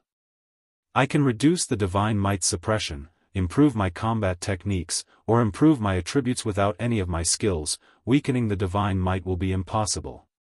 As for techniques, that is not something I can improve significantly in a short time. It seems that my only choice is to raise my attribute. Feng then looked at his current level. At this point, he was at 61% of level 34. He was very close to reaching level 35. He currently wore a tier 1 set equipment. As his level increased, the set's attributes would improve as well. Level 35 was considered a small milestone for equipment. Moreover, he also possessed epic and fragmented legendary ranked items. Once he reached level 35, those attributes would also increase. Let's level up, then. Feng halted his advance. Instead, he retraced his steps. Feng had mostly grasped the blood refining passage's rules. He would encounter different monsters depending on where he was. Since he had entered the field belonging to the Blood Warrior, if he retreated to the previous field, his would return to the 4 Blood Fighters. Fortunately, the Blood Fighters provided a lot of EXP, so Feng did not level slowly. Moreover, he could also improve his techniques by facing the elite monsters in such a way. Feng began an endless journey of grinding, his level rising little by little. Starmoon City, inside a VIP room of one of Starmoon's high-class restaurants. Currently, 3 people, 2 women and 1 man, occupied the luxurious and spacious room. All 3 were at least level 32. One woman had already reached level 33. This woman was none other than Zero Wing's vice leader, Aqua Rose. Sitting across from Aqua Rose were the Star Alliance's guild leader, Galaxy Past, and the Star Alliance's #1 elementalist expert, Purple Eye vice leader Aqua. Let's be frank. Why did Zero Wing suddenly decide to banish the Star Alliance from Stone Forest Town? I don't recall our guild provoking your guild in any way, Galaxy Past asked quietly, trying his best to suppress the raging fire within him. The Star Alliance's progression into the Stoneclaw Mountains had slowed significantly. If this situation persisted, their previous advantages would vanish, and other guilds would overtake them. Had it not tasted the fruit known as Stone Forest Town, it would have been fine. However, after experiencing the benefits that Stone Forest Town offered, it was impossible for the Star Alliance to endure losing access to the town. Guild leader Galaxy, don't tell me that you've agreed to Open Source Corporation's investment without knowing what was happening? Aqua Rose countered calmly. Or does guild leader Galaxy not know what kind of people have been harassing Zero Wing recently? After Aqua Rose's reminder, Galaxy Past quickly came to a realization. He had received some information mentioning a small conflict between Zero Wing and Open Source Corporation. However, he had never imagined that this enmity was so severe. Guild leader Galaxy, I believe that you should have a general understanding of the situation. Today, I've come here to pass on a message from our guild leader. Narrowing her eyes, Aqua Rose coldly declared, if the Star Alliance doesn't enter an alliance with Zero Wing now, then it will be our enemy. What is your decision? Chapter 702, Swift and Ruthless. Become your enemy? Galaxy Past let out a laugh as he raised an eyebrow, a flame of anger igniting in his eyes. However, he quickly suppressed the emotion. Chuckling softly, he said, Guild leader Black Flame really hasn't changed. Although he had known about Black Flame's arrogance, he could not help his anger when it turned on him. However, he had to admit that, up until this point, not one guild had managed to do anything to Zero Wing. Aqua, you're saying that Zero Wing intends to go to war if the Star Alliance refuses to become its ally? Purple Eye asked, a hint of cold surfacing on her white, delicate cheeks. The killing intent she radiated even dropped the surrounding temperature by several degrees. The Star Alliance was a first-rate guild. Its survival until now spoke volumes to its strength. Why would it possibly cower due to an upstart guild? Besides, the Star Alliance currently had OSC support. Starmoon City was the Star Alliance's home ground. If an all-out war broke out between their 2 guilds, Zero Wing would suffer tremendous losses. If not for Stone Forest Town, the Star Alliance would have lashed out against Zero Wing in the Stoneclaw Mountains long ago. You can interpret it as such. Aqua Rose nodded in acknowledgement. Feng's method was indeed crazy. Dealing with Open Source Corporation was already a huge headache. Now, he planned to tear away all pretenses with the Star Alliance. This decision would only place Zero Wing in even greater danger. Currently, Zero Wing was not in particularly advantageous position. Aside from Overwhelming Smile, Heaven's Burial, and the other White River City guilds eyeing Zero Wing covetously, now, they needed to deal with Open Source Corporation and the Star Alliance. If Zero Wing declared war on the Star Alliance, it went without saying that Overwhelming Smile and Heaven's Burial would also take action. At that time, Zero Wing would be exposed to attacks from the front and the rear. However, when dealing with a problem, one must be both swift and ruthless. Since they already knew that the Star Alliance had fallen under OSC's control, there was no doubt that the first-rate guild would become Zero Wing's enemy in the future. If they maintained the current peace, they would only prolong the inevitable. Zero Wing would eventually be at risk. Moreover, by declaring war on the Star Alliance, it would deter the other guilds. They would have to think twice before plotting against Zero Wing currently, as the Star Alliance had the home ground advantage. Even without Stone Forest Town, the guild could continue their development in the Stoneclaw Mountains. However, the other guilds did not have that advantage. So what if we don't become allies? Galaxy Past sneered. In a low growl, he asked, do you think the Star Alliance needs a rest stop like Stone Forest Town? Once the 15-day protection period is over and Zero Wing loses their NPC guards, the Star Alliance will be able to occupy the town at any given moment. Moreover, I believe that the other large guilds will also be very interested in the town. Guild leader Galaxy is correct. However, might I remind you that Zero Wing has not yet started a war with the Star Alliance. Our guilds have not had any conflicts with each other in the Stoneclaw Mountains. If we go to war, however, Zero Wing cannot guarantee the safety of the Star Alliance members in the Stoneclaw Mountains. Guild leader Galaxy, you know that Starmoon City doesn't have only one first-rate guild. Aqua Rose paid no attention whatsoever to Galaxy Past's threat. Zero Wing had the support of Stone Forest Town. Even if its members died, they could simply revive in the town. Ouroboros's members, Zero Wing's allies, could also revive in Stone Forest Town. Hence, Ouroboros could quickly send reinforcements into the Stoneclaw Mountains. Aside from Stone Forest Town, the nearest town players could revive and was over 10 hours away. If a fight broke out in the Stoneclaw Mountains, the Star Alliance's members would have to waste a lot of time to return. Aqua Rose refused to think about the resources and manpower that would go to waste. If the war persisted, it would definitely wear down the Star Alliance. Galaxy Past and Purple Eye's expressions grew serious upon hearing Aqua Rose's words. Yet, if they allied with Zero Wing, Open Source Corporation would not be pleased. How could the guild elders ever agree to an alliance that would anger a god of fortune like Open Source Corporation? Even his position as the Star Alliance's guild leader would be at risk. However, Galaxy Past did not wish to start a full-blown war with Zero Wing right now. Seeing Galaxy Past's troubled expression, Aqua Rose stifled a sigh heavy with emotion. Zero Wing had only recently established, yet with no backing whatsoever, it had become an existence that could even trouble the guild leader of a first-rate guild. Nothing like this had ever occurred during the virtual gaming world's long history. If the Star Alliance allies Zero Wing, our guild leader has promised to let the Star Alliance repair its equipment in Stone Forest Town at market price. Its members will also be able to revive in Stone Forest Town.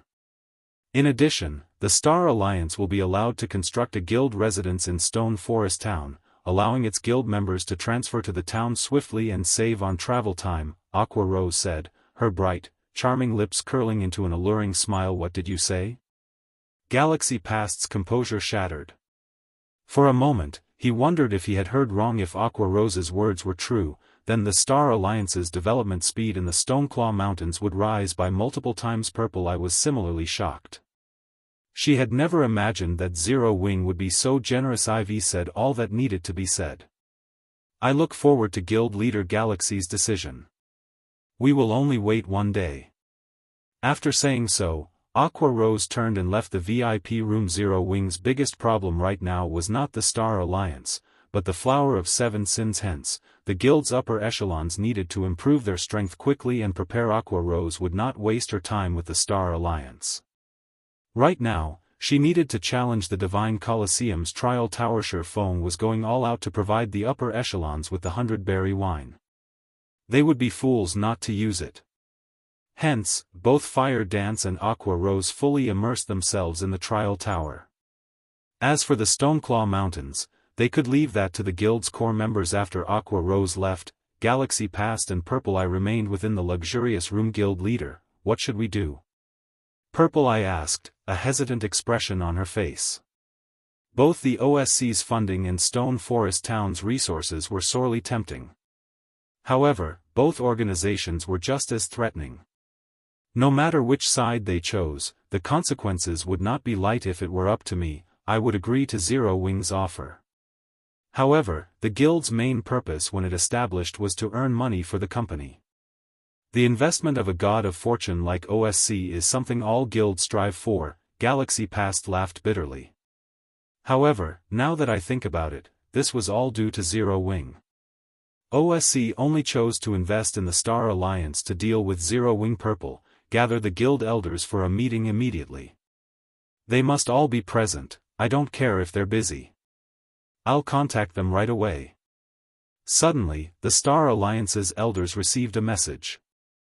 All of the elders, regardless of where they were required to attend the meeting in Star Moon Kingdom.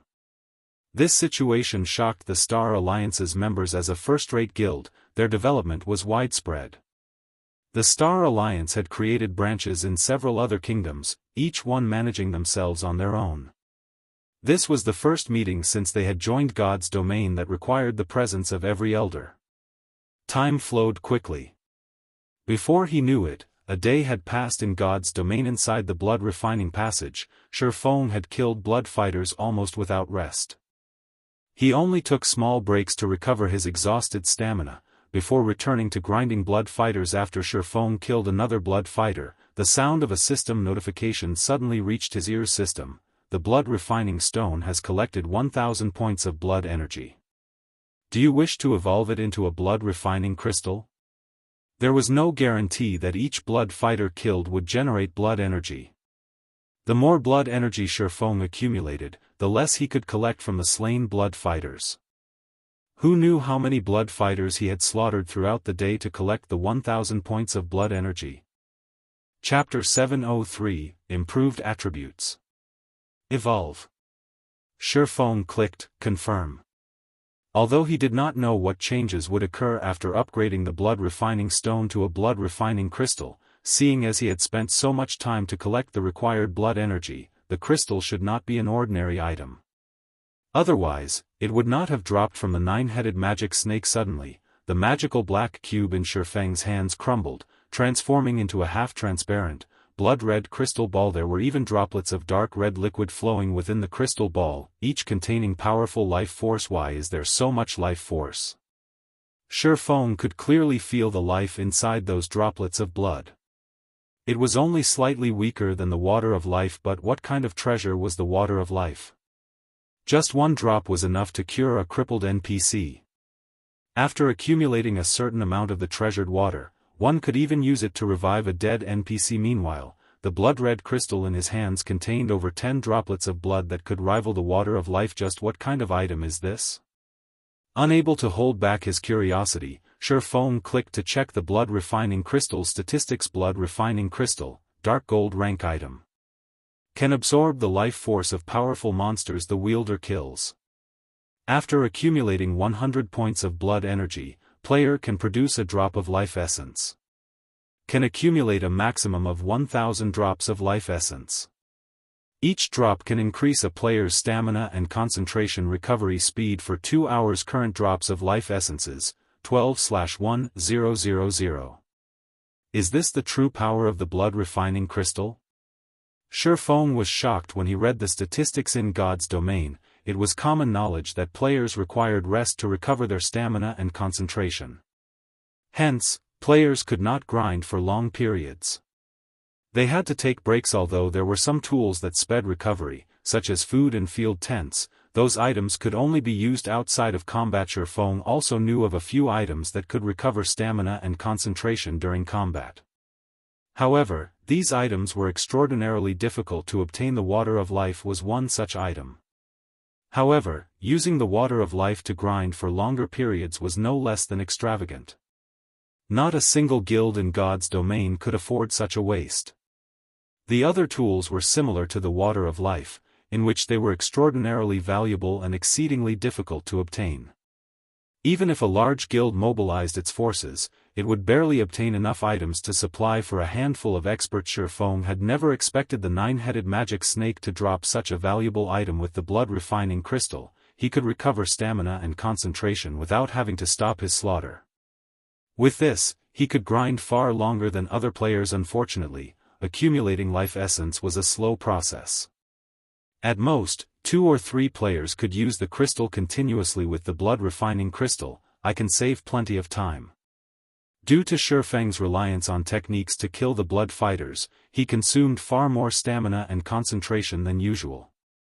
Moreover, the blood fighters in the blood refining passage were not easy opponents.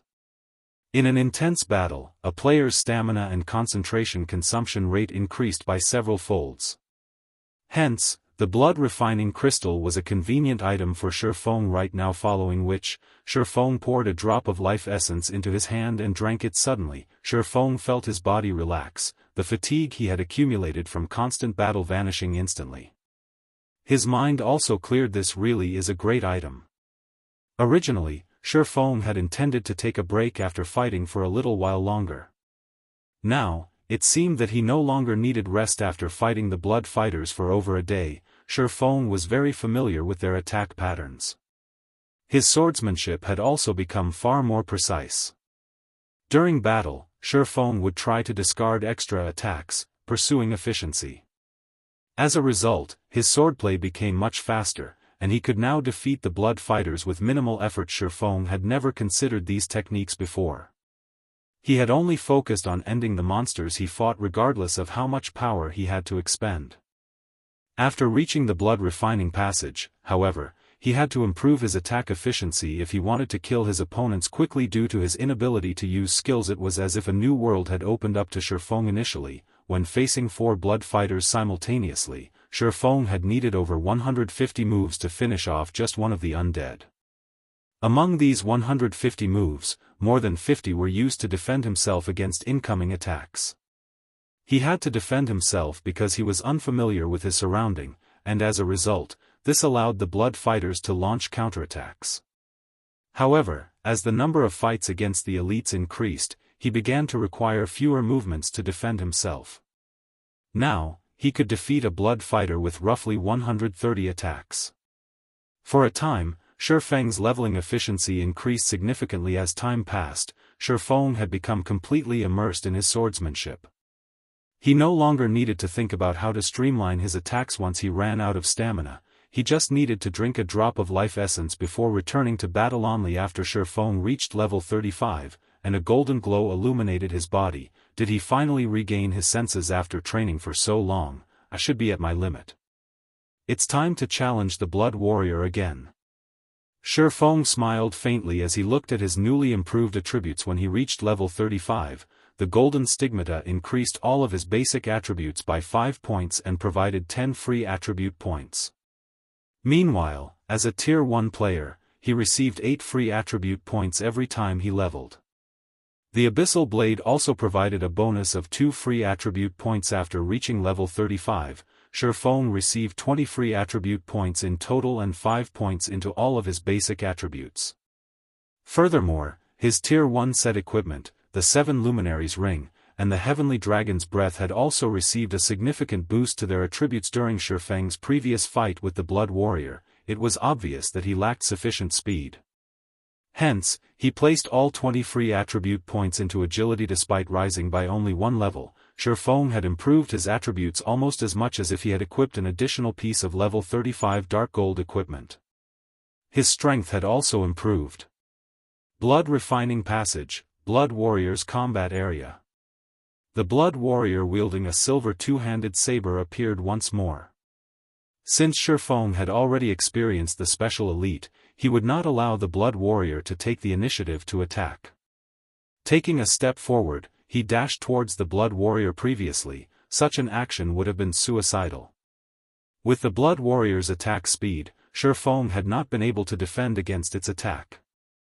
It would have been utterly impossible to dodge the special elite's fearsome saber. In the next moment, the Blood Warrior tightened its grip on its saber.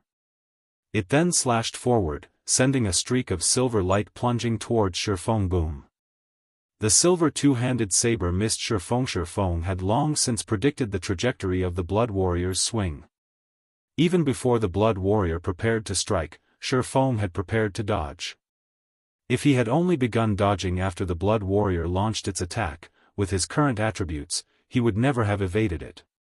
Even blocking it would have been a challenge. Feng did not immediately launch a counterattack after evading the first slash. Instead, he abruptly fell backward. Hua. Another streak of silver light cut across the crown of Shi Feng's heatenly. After Shi Feng evaded 5 strikes did he send a slash of his own at the Blood Warrior's side, causing a critical damage of -2174. Although the strike had forced the special elite to retreat by half a step, it had not affected its combat power in the slightest. Even so, this result excited Shi Feng. In his previous battle against the Blood Warrior, he had not been able to resist the undead in the least. Now, however, he managed to damage to the special elite. At this point, grinding away the Blood Warrior's 240,000 HP was only a matter of time. Chapter 704, Final Trump Card. The Blood Warrior launched one violent attack after the other, whereas Shi Feng desperately dodged and blocked the special elite's attacks. As they exchanged more attacks, Shi Feng refined his own actions, thinking of ways to deal faster damage. 1042-2108-1071. One damage after another appeared above the Blood Warrior's head, its HP decreasing at a rate visible to the naked eye. Initially, Shi Feng had to dodge 5 attacks before finding the opportunity to strike. However, as he refined his movements and gained a firmer grasp on his situation, he was soon able to attack. After dodging every 4 attacks in less than 5 minutes, the Blood Warrior's HP fell to 30%. In contrast, Shi Feng had yet to receive any damage. Just as the Blood Warrior's HP fell below the 30% threshold, the crimson flames burning inside the skeleton's eye sockets turned dark green. The two-handed saber in its hands disappeared, and in its place, 2 longswords appeared in each hand. Damn it. Shi Feng scowled at the change. There was a qualitative difference between avoiding a two-handed weapon and 2 one-handed weapons. While the Blood Warrior had used a two-handed weapon, it signified that its attacks carried absolute power. A single strike was capable of sending him flying. However, as long as he managed to evade its attacks, victory would be within his grasp. Now that the Blood Warrior used 2 one-handed weapons, however, the situation had changed. Although the power of attacks would lessen, it could double the number of attacks it dished out.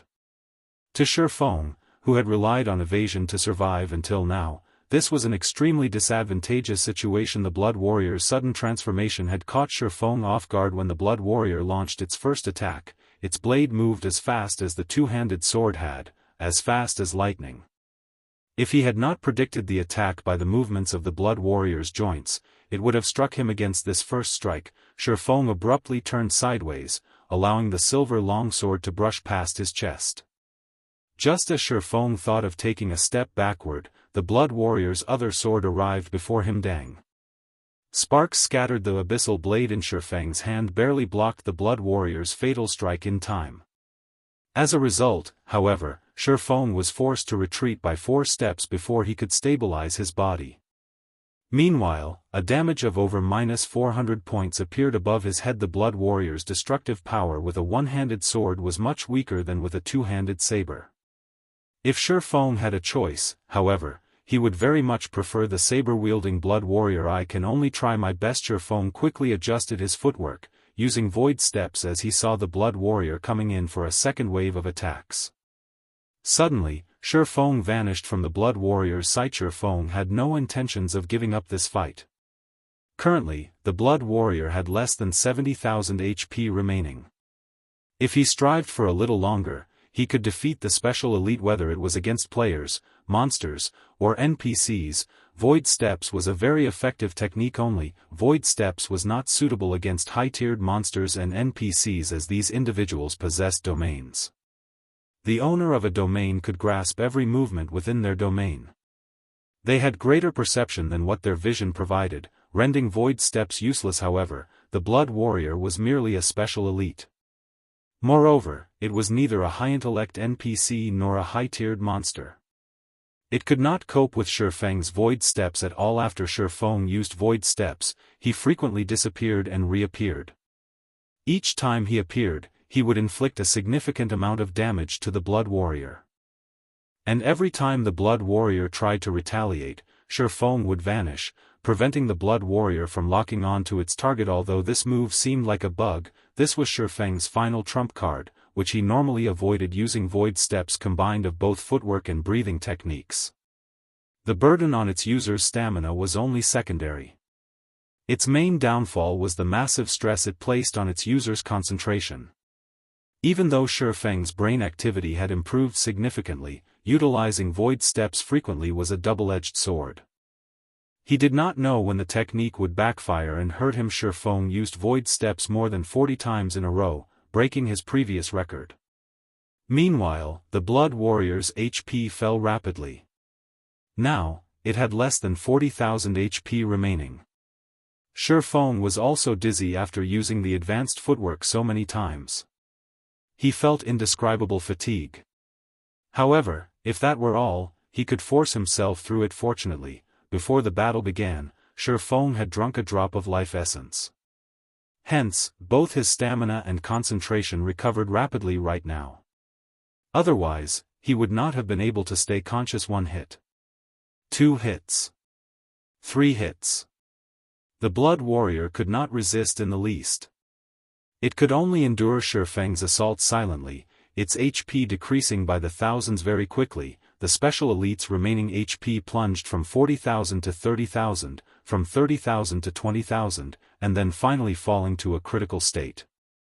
In the end, Feng suddenly appeared behind the Blood Warrior and thrust his sword through its back, destroying its final strand of HP. I've really pushed myself to the limit this time.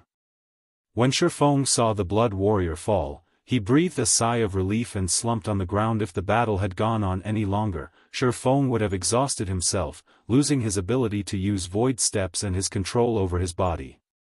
He would become sheep at the slaughter. Fortunately, he had succeeded. After the Blood Warrior died, Feng's experience bar increased by a sizable chunk. The EXP he obtained from the special elite was more than even a level 50 lord offered. Immediately, he reached 9% of level 35. Aside from providing Feng with a large sum of EXP, the Blood Warrior also dropped a level 50 fine gold cape. Blood Refining Cape, fine gold rank. Level 50. Equipment requirement, Strength 400, Agility 800. Defense plus 571. Strength plus 68, Agility plus 54, Endurance plus 56. Movement speed plus 4. Evasion plus 15. Additional passive skill dash. Conceal, increases the difficulty to perceive the wearer. Additional active skill dash. Lightning Flash, appear behind a maximum of 4 targets. Damage increased by 20%. Duration of 5 seconds. Cooldown, 2 minutes. What a good item. Feng's eyes shone as he examined the Blood Refining Cloak. Capes were extremely rare in God's domain. They were even rarer than rings and ornaments. Even now, the only other cape Feng had found since joining God's domain in this life, and still used, was the Dark Pursuer's Cape. Although the Dark Pursuer's Cape provided very minor buffs to his attributes, the skill, Silent Steps, that the cape offered was very powerful. It could even rival an assassin's Shadow Steps. Only, the skill's cooldown was somewhat long. However, if used appropriately, it could set one up for an instant kill.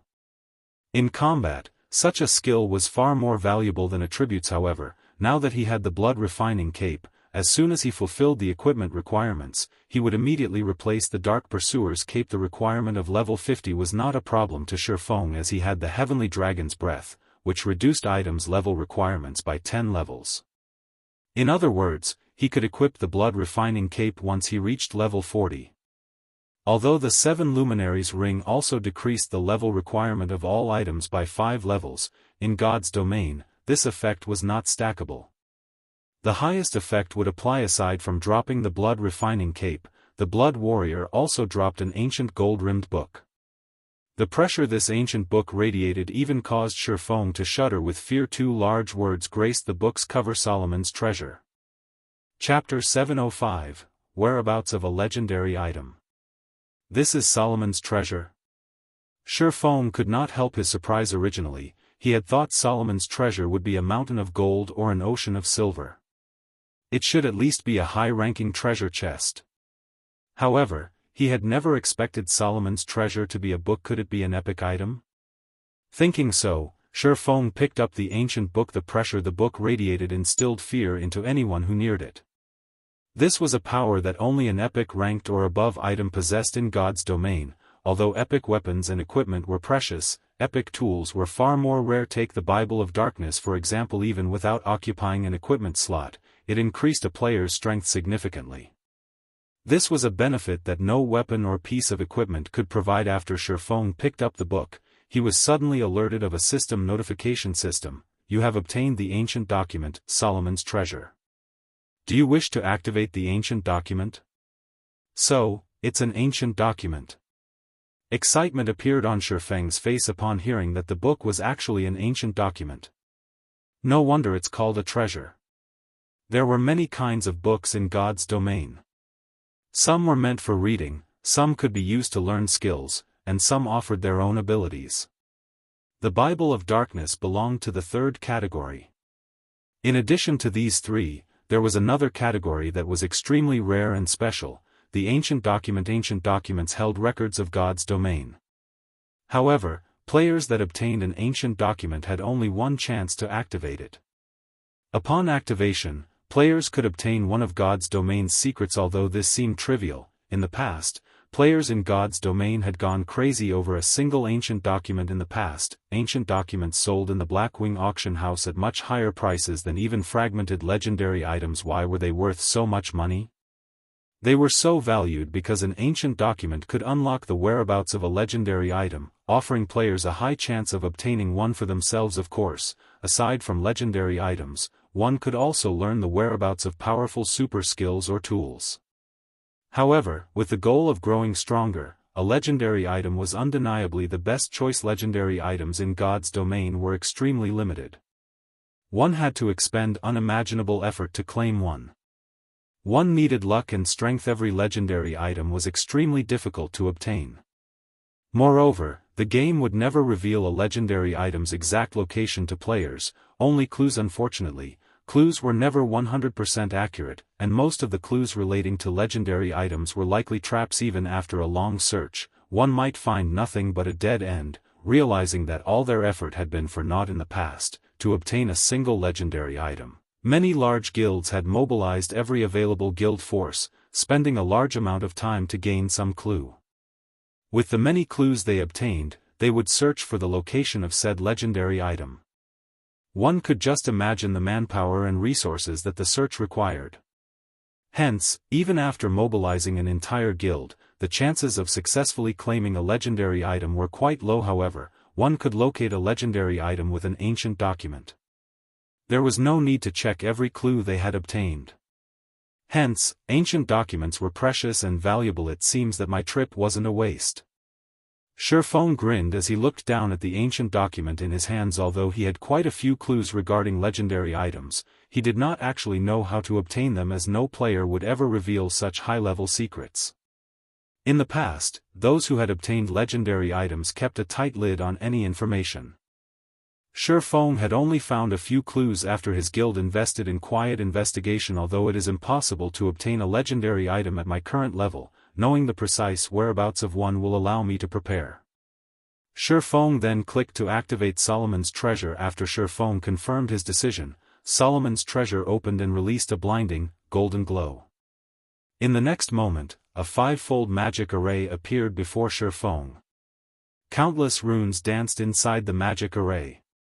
Suddenly, the space surrounding Feng froze. Feng's connection with the outside world severed completely. System, ancient document, Solomon's treasure, activating. System, beginning connection with the main god system. System, verification completed. Ancient document confirmed as the 6th volume of Solomon's book. Allowing connection with God's domain's database. System, connection with God's domain's database is successful. You have one chance to access God's domain's database. Please enter desired inquiry. Luckily, I know the name of a legendary item. No one else would have any idea of what to search for. Feng's grin deepened. Immediately, he entered the words, Solomon's sword. System, searching for information on Solomon's sword. System, search completed. Confirming data on Solomon's sword. System, confirmation completed. Do you wish to accept the information? Feng then clicked to accept. Feng felt a plethora of information relating to Solomon's sword flow into his brain. The system displayed a total of 3,687 clues before him. Immediately, Feng felt a headache coming on. Verifying one clue was an extremely difficult task, not to mention 3,687. Even a large guild would go mad if it had to verify every one of these clues. At this point, Feng came to understand one thing: those who had found legendary items were either players who had received the blessing of the main god system and possessed heaven-defying luck, or they were as frightening powerful as super guilds. Not only did super guilds have an abundance of members at their disposal, but they also possessed monster-like experts. Only with this kind of manpower could they search for a legendary item. It was practically impossible for a third-rate or second-rate guild. I didn't think that all of the clues I gained in the past were all fakes. Fortunately, I haven't attempted to verify those clues. Otherwise, would have wasted a ton of time, Feng said, relieved. Among the 3,687 clues listed, the system only confirmed 5 as legitimate. In other words, only these 5 clues could lead him to Solomon's sword, one of the 10 great legendary weapons. If Feng had not obtained the ancient document, he would never find Solomon's sword. Of the 3,687 clues, every clue required a long time to verify. The easiest clue required one to spend 2 or 3 days' time, while the more difficult clues required up to half a month to verify. Moreover, due to level restrictions, Feng would not be able to visit many of these places yet. Even if he only needed to spend 1 day verifying each clue, it would still take 10 years to plow through them all. Without the ancient document, obtaining Solomon's sword was a dream. After receiving the information, Feng grew somewhat dizzy. Suddenly, the sound of another system notification reached his ears. Chapter 706, Disaster Treasure Chest. White River City, Divine Colosseum. Ever since they had discovered that the Flower of Seven Sins targeted Zero Wing, Aqua Rose and the guild's upper echelons had holed up inside the Divine Colosseum. They continuously expended magic crystals and 100-berry wine in the Trial Tower and Divine Battlefield to train as much as possible. As a result, Zero Wing's upper echelons broke their previous records in the Trial Tower again and again, shocking White River City's players. Awe toward Zero Wing swept through the city once again. Meanwhile, inside the Divine Colosseum, a bald man in gray leather armor stared at the trial list while sipping vodka. Suddenly, a thin, cloaked youth walked up and sat down beside this bald man. Accurate 9, what's the situation regarding Zero Wing's upper echelons? The thin youth sent a whisper to the bald man as he ordered an ice blue spirit. Their strength has been improving rapidly. Currently, 3 people have reached the 8th floor. 7 people have reached the 7th floor. My guess is that it won't be very long before the others reach the 7th floor as well. It would not be easy to kill all of them back to level 0, the bald man, accurate 9, responded, laughing. However, the stronger they are, the better. This way, we can charge more for the job. Nodding, the thin youth said, indeed. I just wonder whether or not Open Source Corporation will be willing to pay the price.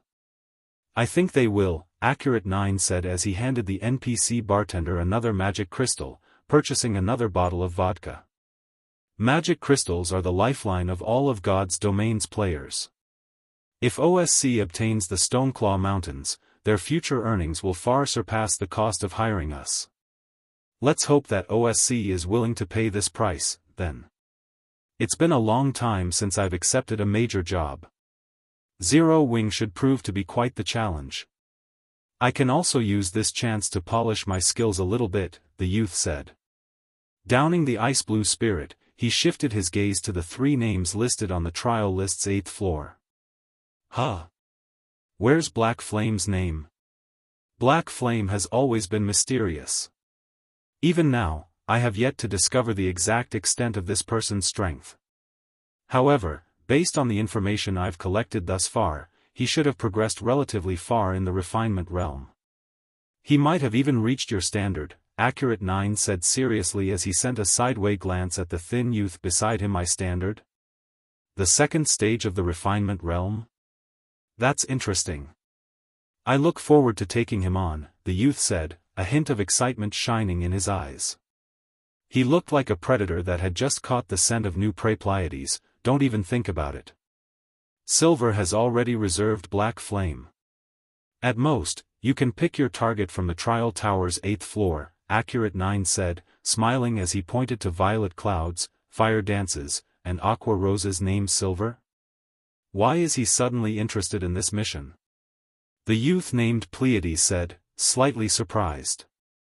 Hasn't he always targeted those old monsters? How should I know what's going through his mind? Accurate 9 said, shrugging. However, OSC has lucked out this time. Normally, an expert of Silver's standards would not even consider this type of mission. Now, it's just a matter of whether OSC will pay to hire Silver. This fella named Black Flame really is unlucky. He has actually caught Silver's attention. Not even heaven can save him, Pleiades said sympathetically. The Flower of Seven Sins missions were divided into several levels. Experts within the organization were similarly ranked. An expert like himself only ranked at the intermediate level, whereas Silver was a peak expert in the Flower of Seven Sins. An expert like Silver dealing with Black Flame was simply a waste of time. As Pleiades and Accurate 9 occupied themselves with their conversation, one of Star Moon City's first-rate guilds, the Star Alliance, had officially declared war against Zero Wing, announcing their intentions to seize Stone Forest Town. This news spread quickly throughout Star Moon Kingdom. The Stoneclaw Mountains outer region. A 500-man team ravaged a half-orc settlement. A settlement typically contained lord-ranked half-orcs. A powerful settlement might even house 3 or 4 lords. 10 or more chieftain-ranked half-orcs usually patrolled the area as well. In this half-orc settlement, there were a total of 3 half-orc lords and 17 half-orc chieftains. However, against this team of 500 players, they could not offer any form of resistance currently. Almost all of the settlement's half-orcs were already dead. Only one level 38 half-orc lord continued to resist desperately. In the end, however, a silver-armored female berserker still claimed its life. Snow, something has happened with the Star Alliance, Zhao Yueru, who wore a purple-red robe, suddenly reported. A moment ago, the Star Alliance declared war against Zero Wing and sent many of their elites to deal with Zero Wing's members. In the end, the Star Alliance's elders had been mesmerized by the money that OSC offered, Gentle Snow said, laughing lightly.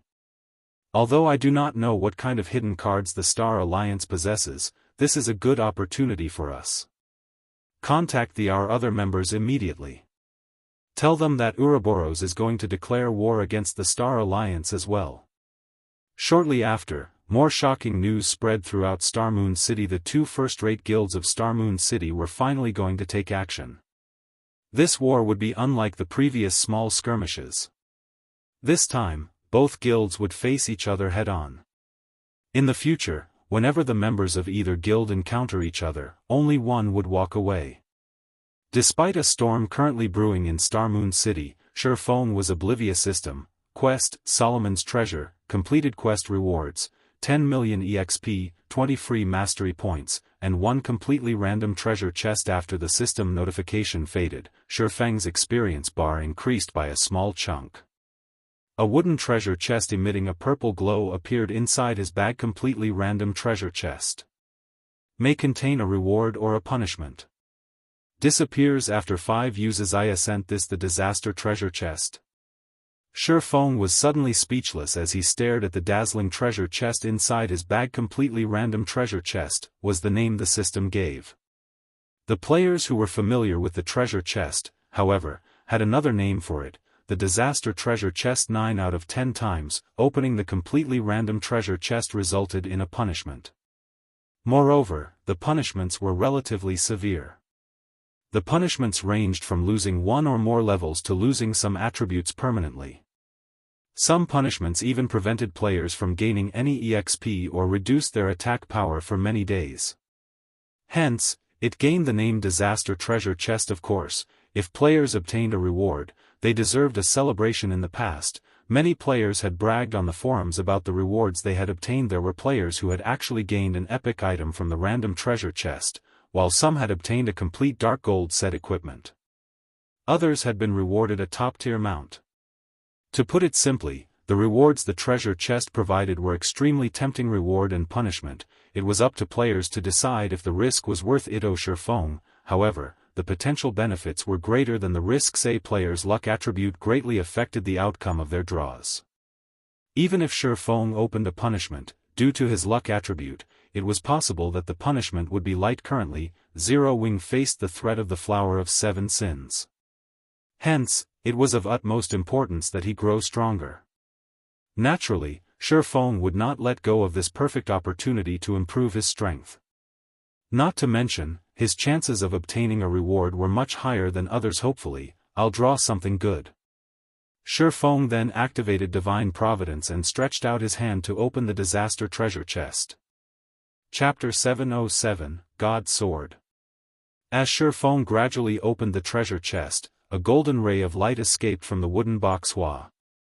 The golden light merged with Feng's body. Feng immediately felt a renewed and improved strength, his accumulated fatigue weakening significantly. System, completely random treasure chest has been activated. Rewarding 10 points to hidden attribute, Fortitude. A hidden attribute as a reward. I've lucked out this time, Feng muttered as he clenched his fists. He could feel his fatigue lessening. Fortitude was the most important attribute among the 4 great hidden attributes. Hidden attributes would not increase a player's damage. Similarly, it would not decrease the damage a player received. However, they were far more useful than basic attributes. Unfortunately, hidden attributes would not increase with a player's level. They would only increase through special means. Meanwhile, Fortitude was somewhat similar to a monster's mana body. First, it decreased the impact external injuries had on a player's combat power. The second effect was to decrease stamina and concentration consumption during battle, allowing players to fight for longer periods. Third, it reduced the impact stamina and concentration depletion had on a player's combat power. Due to these 3 major effects, players thirsted for the Fortitude attribute. It was especially true for experts. Expert players normally incorporated certain combat techniques during battle. These combat techniques placed a heavy burden on their stamina and concentration. Take Void Steps for example. Although the burden on Feng's stamina was minimal, it was a massive burden on his concentration. Hence, Feng had to limit how often he used the technique in his fights. If a player's fortitude was sufficiently high, they could use such combat techniques far more often. In turn, this would improve their chances of victory. In addition, against high-tiered monsters such as a Grand Lord or monsters that possessed special skills that could reduce a person's stamina and concentration, fortitude was a severe advantage. In the past, there had been a Tier 5 player that had become famous due his monstrously high fortitude, Berserker Saint Broken Flow. Due to his extraordinarily high fortitude, he opted to fight battles of mutual destruction. With such tactics, Broken Flow had even defeated those whose strength and techniques were superior to his. As a result, Broken Flow had become one of the 12 sacred berserkers. As God's domain was still in its initial stages, it was extremely difficult to obtain the fortitude attribute with players' low levels. Even Feng did not know of any good methods to gain the hidden attribute at his level. Normally, players would only begin to encounter the hidden attribute after level 50. Moreover, of the methods and quests Feng knew, the majority only rewarded 1 or 2 points of fortitude. The fact that he had managed to obtain 10 points now had saved him plenty of time and effort. Hence, Feng was quite satisfied with how he had profited from opening the disaster treasure chest for the first time. Feng quickly proceeded to open it a second time. The second time he opened the treasure chest, he obtained the Tier 3 magic scroll, Thunder's Wrath. It was a Tier 3 large-scale destruction spell and covered an area of 100 yards. The third time Feng opened the treasure chest, a black beam struck him, and his agility attribute permanently decreased by 25 points to ordinary players. A 25 agility point loss was massive. Even after obtaining their Tier 1 classes, they would have to level up 3 times to make up lost points. To Feng, however, the loss was acceptable. The Abyssal Blade already provided with an additional 2 free attribute points each time he leveled up. In addition to the Golden Stigmata, a loss of 25 agility would not affect him too badly when players reached Tier 2, the amount of free attribute points they obtained with each level up increased to 20. At that time, it would be easy to make up for this loss. There were also plenty of tools that could permanently increase a player's attributes. In fact, Feng knew of a few that were relatively easy to obtain. Moreover, he had already obtained 10 Fortitude and a Tier 3 large-scale destruction spell. Those two were more than enough to make up for this meager setback. When Feng opened the completely random treasure chest for the 4th time, he was struck by a purple beam system. You have been cursed. EXP gained from killing monsters decreased by 70% for 10 days. Fortunately, I still have plenty of options to level up. Feng frowned slightly as he saw his new punishment. Very quickly, however, he dispelled the disappointment from his mind as he muttered, with 2 punishments in a row, let the last be a reward. Feng then opened the treasure chest for the final time. This time, a purple-red potion appeared inside the wooden box. Dragon Slayer Potion, consumable. Increases all attributes by 100% and all resistances by 100 points for 1 minute cooldown, 3 hours. This potion is insane. Feng could not help his shock. In Feng's memories, the best potion he had ever seen only increased a player's main attribute by 100% and offered a small amount of magic resistance. The Dragon Slayer Potion, however, actually increased all attributes by 100%. This was, by far, the most intense attribute increase Feng had ever seen a potion offer. Even the effects of the Heavenly Dragon's Breath's activatable skill, Heavenly Dragon's Power, could not compare to this. If he drank this potion, it would be the equivalent of wearing an additional legendary item. He could challenge opponents of a higher tier. Unfortunately, the treasure chest only rewarded 1 Dragon Slayer Potion. If he could produce more, the Flower of 7 Sins would be no more than a flea to 0 wing. After using all 5 draws, the completely random treasure chest disappeared. Feng then stored the Dragon Slayer Potion away and took out Solomon's treasure to begin sorting through the information he had gained regarding Solomon's sword. After using an ancient document, the information that flowed into the user's mind only offered a general summary, whereas the detailed information was recorded inside the ancient document. After Feng studied the information for several hours, he finally understood how he could obtain one of God's domain's 10 great legendary weapons. Solomon's sword. The complete Solomon's sword had long since disappeared. It had been shattered during the Great Destruction.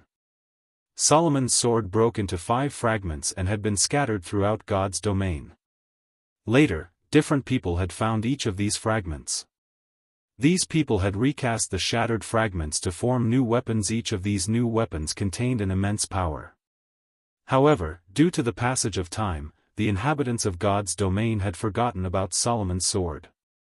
Instead, these 5 weapons had shaken God's domain with their might, their names passed down by the common populace. As the fragments of Solomon's sword had not been equal, the might of the new weapons differed from each other.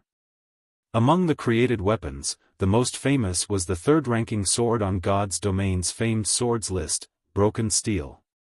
Broken Steel was leagues stronger than Feng's Abyssal Blade. There is no need to think about Broken Steel right now. With my current strength and level, it is impossible to obtain. I can only approach it slowly. Feng was extremely familiar with Broken Steel. However, he could not go after it right now. In the past, among the 12 sacred swordsmen, the number 1 sword saint used none other than Broken Steel. Feng had also witnessed the sword's might personally. Although it was not a legendary weapon, its attributes and skills were not much weaker than a legendary weapon. If he could obtain Broken Steel in this life, his strength would soar to unspeakable heights. Chapter 708, 5 Clues. As the most powerful sword among the weapons recreated from the fragments of Solomon's sword, Broken Steel was, naturally, the most difficult to obtain among the 5 weapons. Even if Feng wanted the challenge of obtaining it right now, only death would await him. Feng carefully researched the 5 clues among the 5 recreated weapons. 3 could not be obtained before reaching level 100. He could only attempt to find 2 while he was below level 100. Among these 2 weapons, the easiest was located at the top of the world, Dragon's Maw. Feng fell into deep thought when he realized where the clue led him. The Dragon's Maw was one of the regional maps found at the top of the world. It was a level 60 map. However, the area was far more dangerous than any ordinary level 60 map based on what Feng had heard about the Dragon's Maw. The map had even claimed the lives of many Tier 4 players. Moreover, they had died tragically. Not only had they lost some EXP and a piece of equipment, but they also permanently lost basic attributes upon death. Even Feng wasn't sure how much they had lost exactly. However, the fact that a level 60 map had even caused the deaths of Tier 4 players was more than a little intimidating. The Dragon's Maw was only a short distance from Mount Sogar. Feng only needed to travel across 2 leveling areas. If he left the blood refining passage, he could reach the map quickly. However, with his current strength, he was more than 90% certain that he would die there. Feng did not particularly mind dying. However, the risk of losing attributes outweighed the gains. If he wished to increase his chances of obtaining the weapon hidden in the Dragon's Maw, the best option was to go there after reaching level 50 and completing his class change. Fortunately, he didn't have to worry about someone else claiming the weapon before him. If one wished to travel to the top of the world through normal means, they would need the strength of a Tier 4 class at the very minimum. Unless, of course, they possessed a Tier 4 position teleportation scroll. However, such an item was extremely rare. A second Tier 4 magic scroll would most likely not appear in God's domain for a long time.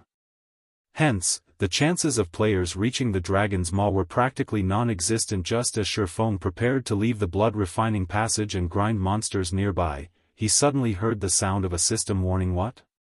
I've used up the nutrient solution already? Didn't I just replace it yesterday? This sound was very familiar to Feng. If the nutrient solution were about to run out, the system would warn him.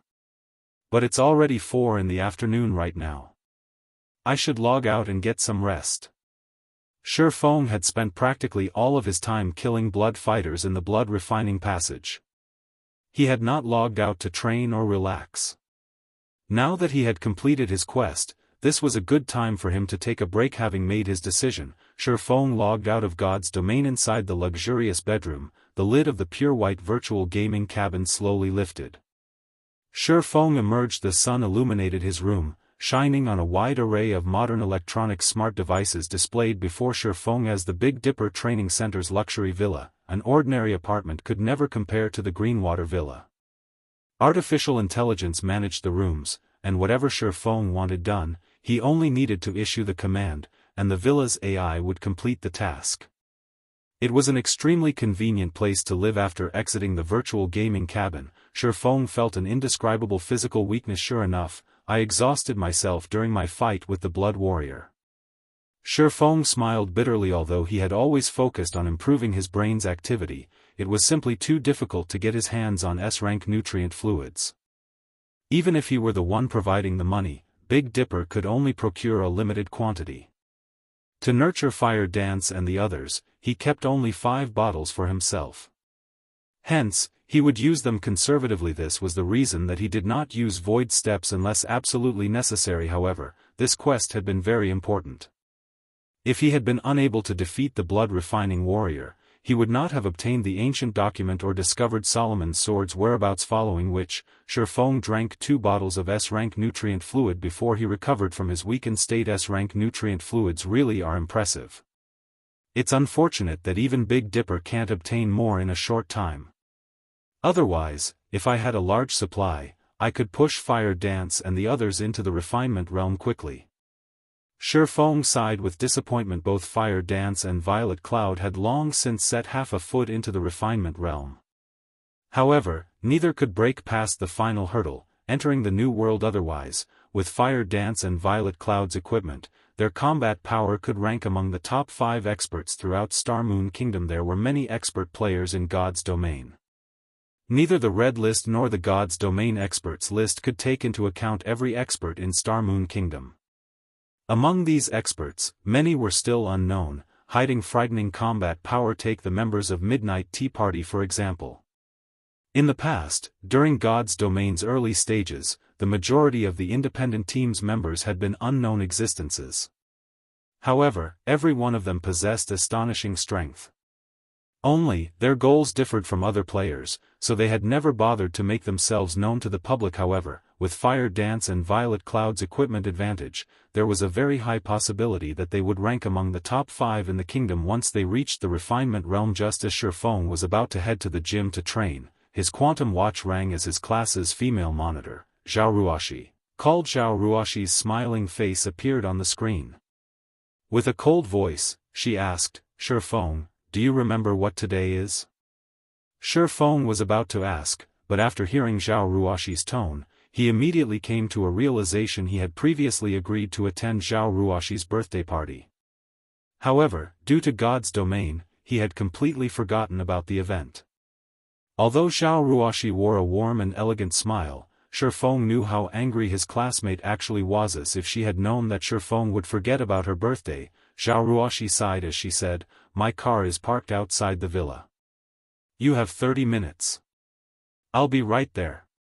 Feng hurriedly began to tidy himself. Roughly 10 minutes later, Feng emerged from the Greenwater Villa. Zhao Ruoxi wore a navy blue dress and a pure white ribbon atop her head.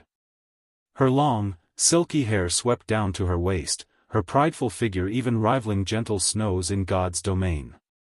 As she stood beside her luxury sports car, passers-by could not help but turn to look at her. Who is that? She's so beautiful. She's even more beautiful than our school's beauty. I wonder who she's waiting for. Some of the men training at the Big Dipper Training Center drooled as they stared at Zhao Ruoxi. However, as this was the Greenwater Villa, the person living here was definitely someone extraordinary. Hence, the most they did was look, none of them daring to approach Zhao Ruoxi. Yuri finally here. Get in. Zhao Ruoxi, who had initially worn a displeased expression, revealed a happy smile when she saw Feng. Hurry up. We should still be able to make it in time if we leave now. What's the rush? Isn't the party at 6? Feng asked curiously. You'll understand once you get there. Zhao Ruoxi revealed a proud smile. Pretending to be mysterious, she said, however, when the time comes, you'll definitely be shocked.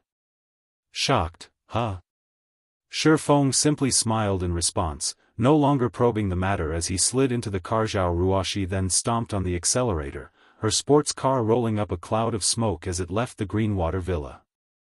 Chapter 709, Birthday Party. High-rise buildings loomed over the bustling, downtown streets. However, there were 2 buildings that stood out from the rest, a pair of twin towers that were over 300 stories tall. The twin towers shone like the city's emperors, overlooking all life inside the city limits. These towers had long since become one of the symbols of Jianghu City. At the same time, the twin towers were also Jianghu City's famous 6-star hotel, the Blue Ocean Horizon. Having a meal or staying a night in this hotel cost more than a month's salary for an ordinary office worker. Normally, only Jianghu City's big shots could afford to dine or rest here. Ordinary people could only watch from far away. Zhao Ruoxi was the Zhao Group's princess. The Zhao Group's influence in Jianghu City was massive. Their yearly income was astounding. Furthermore, they were one of the Blue Ocean Horizon's major shareholders. Zhao Ruoxi stopped her car in front of the Blue Ocean Horizon's entrance. Immediately, 4 valets came up and opened the driver's door respectfully. When Zhao Ruoxi exited her car, the 4 valets were momentarily mesmerized. However, they very quickly snapped out of their daze. Not only was Zhao Ruoxi an absolute beauty, but she also arrived in an impressively luxurious car. There was no doubt that her identity was extraordinary. She also exuded a noble aura. She was definitely out of their lowly reach. Meanwhile, Feng, who emerged from the other side of the car, similarly shocked the 4 valets, though in an entirely different way. As the Blue Ocean Horizon's valets, they had seen all sorts of people. Hence, they were quite confident of their judgment, particularly of a person's attire. Although Feng wore a very fitting suit, based on the suit's design and fabric, they could immediately tell that it was nothing special. The suit was far below the Blue Ocean Horizon's standards. Is he a bodyguard? The 4 valets wondered. However, they were surprised when Zhao Ruoxi slid her arm into Feng's as they made their way into the hotel. The valet's eyes nearly popped out of their sockets. All four were utterly dumbfounded after entering the blue ocean horizon. Zhao Ruoxi led Feng to the hotel's top floor. There, one could view Jianghu city in its entirety. The sight was breathtaking. Many people already mingled inside the large, magnificent banquet hall. They were all famous figures and held influential positions within the city. Normally, it would be difficult to meet even one of them. Today, however, so many of these powerful figures had gathered here. One could just imagine how much influence the Zhao group possessed. Is that the young lady of the Zhao group? A handsome young man in a white suit could not help but shift his gaze towards Zhao Ruoxi, who had just entered the hall. Unconsciously, he muttered, "If I can marry her, I won't have to lift a finger for the next 100 years. You?" Lan Hailong, who was dressed in a black, high-class suit, shook his head. Smirking, he said, "Duan Xianglin, you don't recognize the man beside the young lady, do you? Looking at how he's dressed and his peasant-like temperament, do you think he could be a challenge for a prince of a major financial group like myself?" The youth named Duan Xianglin asked disdainfully. Although the Duan group could not compare to the Zhao group, it was still one of the top-ranking financial firms in Jianghu city. If he wanted to, a group of beautiful women would flock to him with a wave of his hand. How could a lucky peasant possibly be a match for him? Moreover, even if Zhao Ruoxi had taken a liking to the brat, the Zhao group would never agree to the match. I guess it's expected that you don't know. After all, you only recently returned to the city. The man beside Miss Zhao is Feng. He is the martial arts master who is currently in charge of the Big Dipper training center. Duan Xianglin suddenly fell silent. Although he doubted the claim, Lan Hailong was a good friend of his. He had no reason to lie to him. Moreover, there was no point to such a lie, as the truth would come to light with a little investigation. If Feng had become an internal force expert at such a young age, it would not be surprising if he became a top-level international fighter in the future. They were currently living in the age of combat. The reputation and status an international fighter possessed were immense, and even an existence like the Zhao group want to fawn over them, not to mention a small financial group. Lan Hailong had a complex look in his eyes as he watched Feng enter the banquet hall. Not too long ago, Feng had merely been a minor character, yet the youth had become someone who even he looked up to. However, Lan Hailong did not look up to Feng due to his title as a martial arts master, but due to Zero Wing. Among everyone present, only Lan Hailong truly knew how amazing Feng was currently. God's domain's popularity grew by the day, with major corporations investing in the game with fervor. One could already imagine what kind of future the game would offer its experts. Although the Shadow Guild under his control had developed fairly well so far, compared to Zero Wing, Shadow was a joke. Shadow was just one of the many guilds in White River City. However, Zero Wing had become the city's absolute overlord. Even Stone Forest Town, which every guild in Star Moon Kingdom lusted after, had fallen under Zero Wing's control. The Stoneclaw Mountains were Zero Wing's backyard. If Zero Wing continued developing at this rate, it might even be possible for the upstart guild to become Star Moon Kingdom's overlord. The guild's influence at that time could easily be surmised with one word: frightening. Meanwhile, Lan Hailong had heard that Feng had become one of Zero Wing's upper echelons. Hence, how could he possibly not be impressed? It would have been awesome had I managed to form a close relationship with him. It is all that foolish Ling Feilong's fault. He made me lose such a perfect opportunity. Even now, Lan Hailong grew angry whenever he thought about Ling Feilong. However, he had long since banished Ling Feilong from Shadow Workshop, severing all ties with the foolish bastard. Otherwise, in the off chance Ling Feilong managed to provoke Feng, he would cry himself to death if Feng mobilized Zero Wing to deal with Shadow. Inside one of the luxurious rooms on the top floor banquet hall, two middle-aged men conversed quietly. One wore a silvery gray suit, while the other wore a set of white robes. When Zhao Ruoxi entered the room with Feng, the two men ended their conversation immediately and shifted their gazes toward Feng. "Old Zhao, this must be the little brat you've been talking about, right?" "Indeed, I am impressed," the white-robed man could not help but utter words of praise after giving Feng a rough evaluation. Zhao Jianhua, who wore the silver suit, said happily, "Of course. Didn't I say that Ruashi's foresight is much better than mine?" Second uncle. A faint blush appeared on Zhao Ruashi's cheeks. Hurriedly explaining, she said, "It's not what you think." I get it, Zhao Jianhua nodded, giving his niece an understanding look while Zhao Jianhua poked fun at Zhao Ruashi. Feng focused his attention on the middle-aged man beside Zhao Jianhua. Feng could feel the aura of a martial artist coming off of this man. However, his aura was different from that of experts like Lei Bao standing before this white-robed man. Feng felt as if this man's aura dominated the room. It felt as if the white-robed man were the ruler of this Space A domain. Feng could not help his shock. However, he quickly denied this thought. No, that's not right. This isn't a domain. Having a domain is like forming a separate world around oneself. Owners of domains have absolute control within their domains. These existences can no longer be considered human. The danger they give off is also on a whole different level. Although the white-robed man before him was not as powerful as Martial Dragon, he was not far from achieving a domain. Either just who is this? Feng wondered as he watched the white-robed man before him. There were extremely few internal force experts in the world. However, looking at the man before him, Feng judged that not only was he an internal force expert, but he was also a monster who was close to grasping a domain. Such a character had actually appeared in a small place like Jianghu City. It was truly inconceivable. Chapter 710, The Mysterious Feng. Ever since Feng's brain activity had improved, his senses had become extraordinarily sharp. The white-robed man before him hid his strength very well.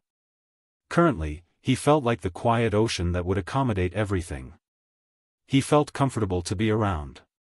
In front of this man, Feng could not find it in himself to generate any hostility at all. However, it was precisely because of this that Feng was afraid of him. He had honed his senses through countless life and death battles in God's domain. Particularly, after his brain activity had improved, it had become a lot harder for others to put his mind at ease. However, the white-robed man's every action easily slipped through his warning senses. If the man before him suddenly decided to strike, the consequences would be dire. Young man, you are really impressive. You have actually become one of Zero Wing's upper echelons at such a young age. Sure enough, Zero Wing has hidden itself quite deeply, the white-robed man said in a very friendly tone as he smiled at Feng. Ah, right. I haven't introduced myself. I'm Xianxia, an elder of the secret pavilion. Feng, haven't you been playing God's domain for some time? Uncle Yuan is an expert of the virtual gaming world's older generation. Although he might not be a match for you in real life, in virtual reality games, he might be even more powerful than you. This is a good chance to ask him for some guidance, Zhao Ruashi said, her lips unconsciously curling into a smile when she saw Feng's surprised expression. Before this, Feng had maintained a calm composure. He had always been the one to hold the initiative. Now that she watched something fluster Feng, she could not help but feel a little proud of herself. Feng was speechless when he saw Zhao Ruashi's joyous look. Xianxia was a hidden expert in the truest sense of the word. Both in fighting and gaming, the middle-aged man was far above him. It was a fact that he had played God's domain for more than a decade now. However, one's superiority was not determined by the amount of time one played God's domain. Otherwise, there would not have been so many players stuck at Tier 2, unable to advance to Tier 3, even after 10 years. One also had to take into account aspects such as opportunity, talent, and luck. For example, most people would live out their lives in obscurity, some would spend only a few years to reach astounding heights that others would never touch throughout their entire lives. God's domain was similar in this manner. Feng was not so arrogant as to think that he was invincible in God's domain. He had only utilized his memories to obtain certain opportunities. Little girl, you speak too highly of me. Young man, I was only interested in meeting you after hearing Ruashi say that she'd bring someone promising, one of Zero Wing's upper echelons. To suggest asking me for guidance, I'm not that amazing of a person. You can just call me Uncle Yuan, Xianxia said. chuckling as he shook his head. Let's have a seat before we continue our chat. Although Yuan Tianxin had spoken casually, Feng did not dare to be careless around the man's secret pavilion was not just any guild. It was an existence that everyone in the virtual gaming world knew. The secret pavilion specialized in collecting and selling information on the major powers of various games. The secret pavilion ability to compile the God's domain experts list showed how skilled it was in gathering information. Uncle Yuan, you've constantly talked about Feng's status in Zero Wing. Is Zero Wing an amazing guild? Zhao Ruoxi asked curiously. Zhao Jianhua was also curious. Yuan Tianxin had mentioned Zero Wing multiple times now and had even praised Feng's potential.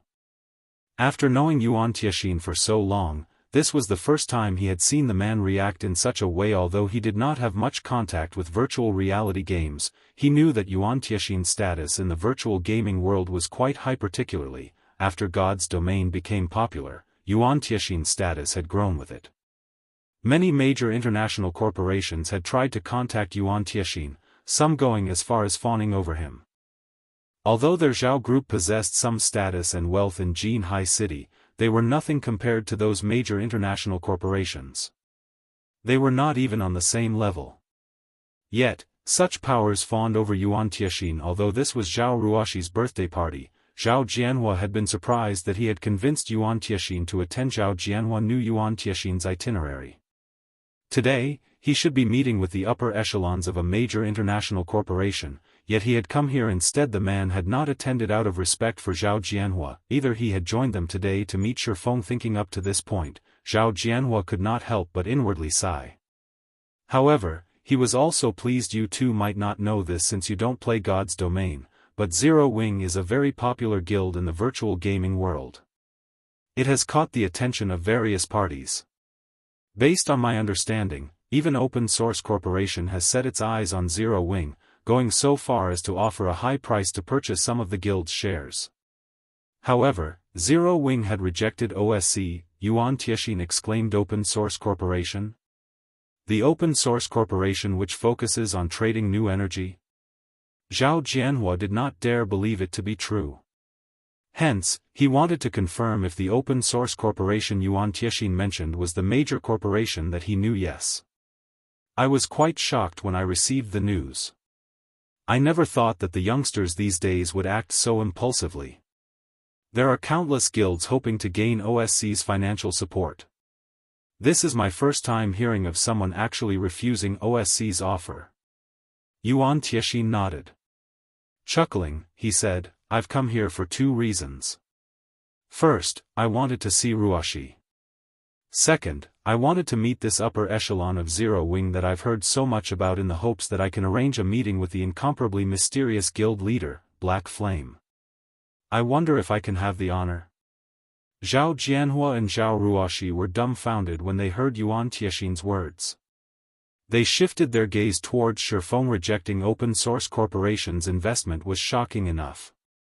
They had never imagined that Yuan Tianxin had actually come here in person to obtain Feng's help.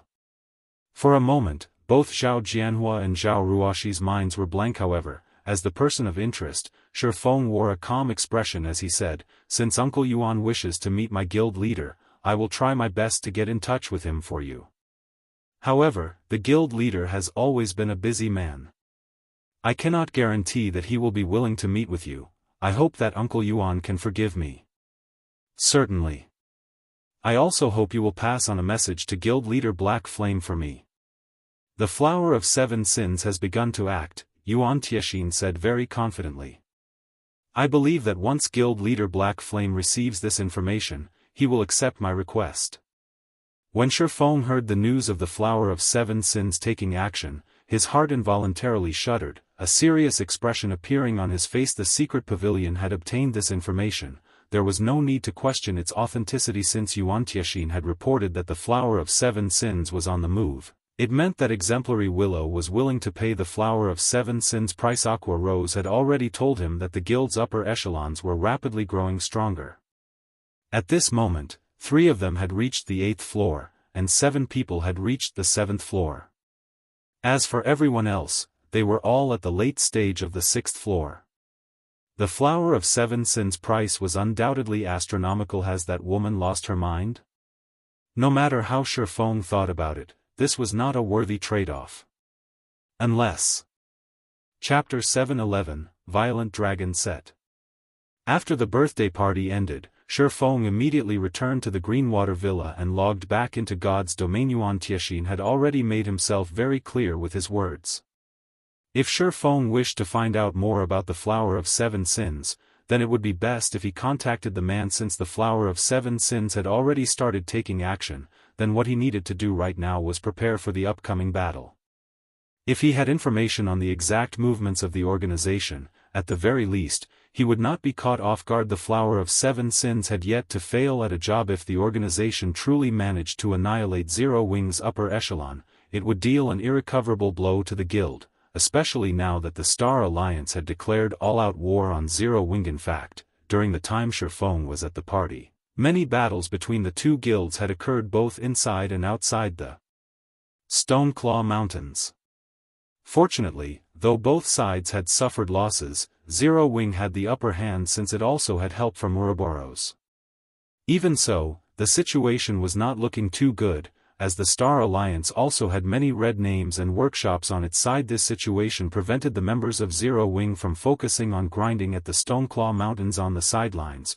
Other guilds were quietly eyeing Zero Wing as well. If this situation dragged on, it would be extremely detrimental towards the level and equipment of Zero Wing's members. On top of that, if Zero Wing's upper echelon were to suffer complete annihilation, the blow to the guild would be fatal. Then, the various guilds grinding at the Stoneclaw Mountains would definitely have designs on Stone Forest Town. At that time, if these guilds were to band together with the Star Alliance to deal with Zero Wing, Feng did not wish to see such a situation take place. When Feng logged back into God's domain once more, he had already been teleported out of the blood refining passage. Appearing at the foot of Mount Sogar, he immediately opened his friends list and chose to add a friend. Feng had set his friends list so that it was shielded, which prevented others from adding him as a friend. As for messages and calls, his settings automatically rejected those from strangers. Hence, other than his friends, nobody had any way of contacting him. Xianxia had told Feng that his God's domain ID was Grilled Ironheart. Currently, Feng was using his identity as Black Flame to add Xianxia as a friend. As long as Xianxia agreed to the friend request, the middle-aged man would be able to contact Feng right away. Less than 5 minutes after Feng sent out the friend request, the system notified him that Grilled Ironheart had agreed to become his friend. It really has been difficult for the secret pavilion to get in touch with you, Guild Leader Black Flame. Since Guild Leader Black Flame has taken the initiative to contact me, then you must be very interested in the information regarding the Flower of Seven Sins, Xianxia said slowly. Guild Leader Black Flame, you should know that the secret pavilion thrives on trading information. If you wish to obtain information on something, then you have to pay an appropriate price for it. I believe Guild Leader Black Flame should understand this point, right? I understand what you are trying to say. Without a doubt, you guys must be aiming for the magic crystals in the Stoneclaw Mountains. Yet, it also won't be so convenient for you to obtain them. Hence, seeing as you are trying to make contact with me at this time, you must be hoping to set up a foothold at Stone Forest Town, correct? Initially, Feng had felt it strange that a major character like Xianxia would appear at Zhao Ruoshi's birthday party. However, when the middle-aged man had brought up his wish to make contact with Black Flame, Feng immediately understood his goal. The magic crystal was an essential resource required for a player to develop in God's domain. Although the various kingdoms and empires around the continent also had their own regional dungeons that could produce magic crystals, these regional dungeons remained undiscovered. Moreover, even if some countries had activated their regional dungeons, the drop rate of magic crystals there could not compare to the Stoneclaw Mountains. The Stoneclaw Mountains was an Azura mode regional dungeon. A regional dungeon of such high difficulty would naturally have much better drop rates than other regional dungeons. Although the secret pavilion was quite a lofty existence in God's domain, it had yet to reach the standard of an omnipotent god.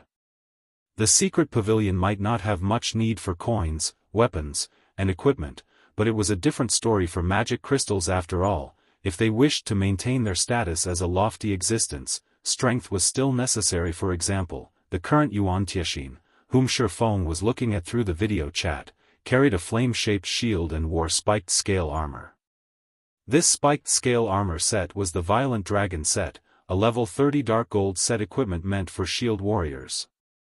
To obtain the entire set, one had to complete a series of high-level quests that was utterly impossible without a very powerful 100-man team. The difficulty of the quests was only slightly lower than the difficulty of raiding a 100-man team dungeon. One could just imagine how powerful the secret pavilion was. It should be known that Feng had relied on special means to clear a 100-man Hell Mode team dungeon.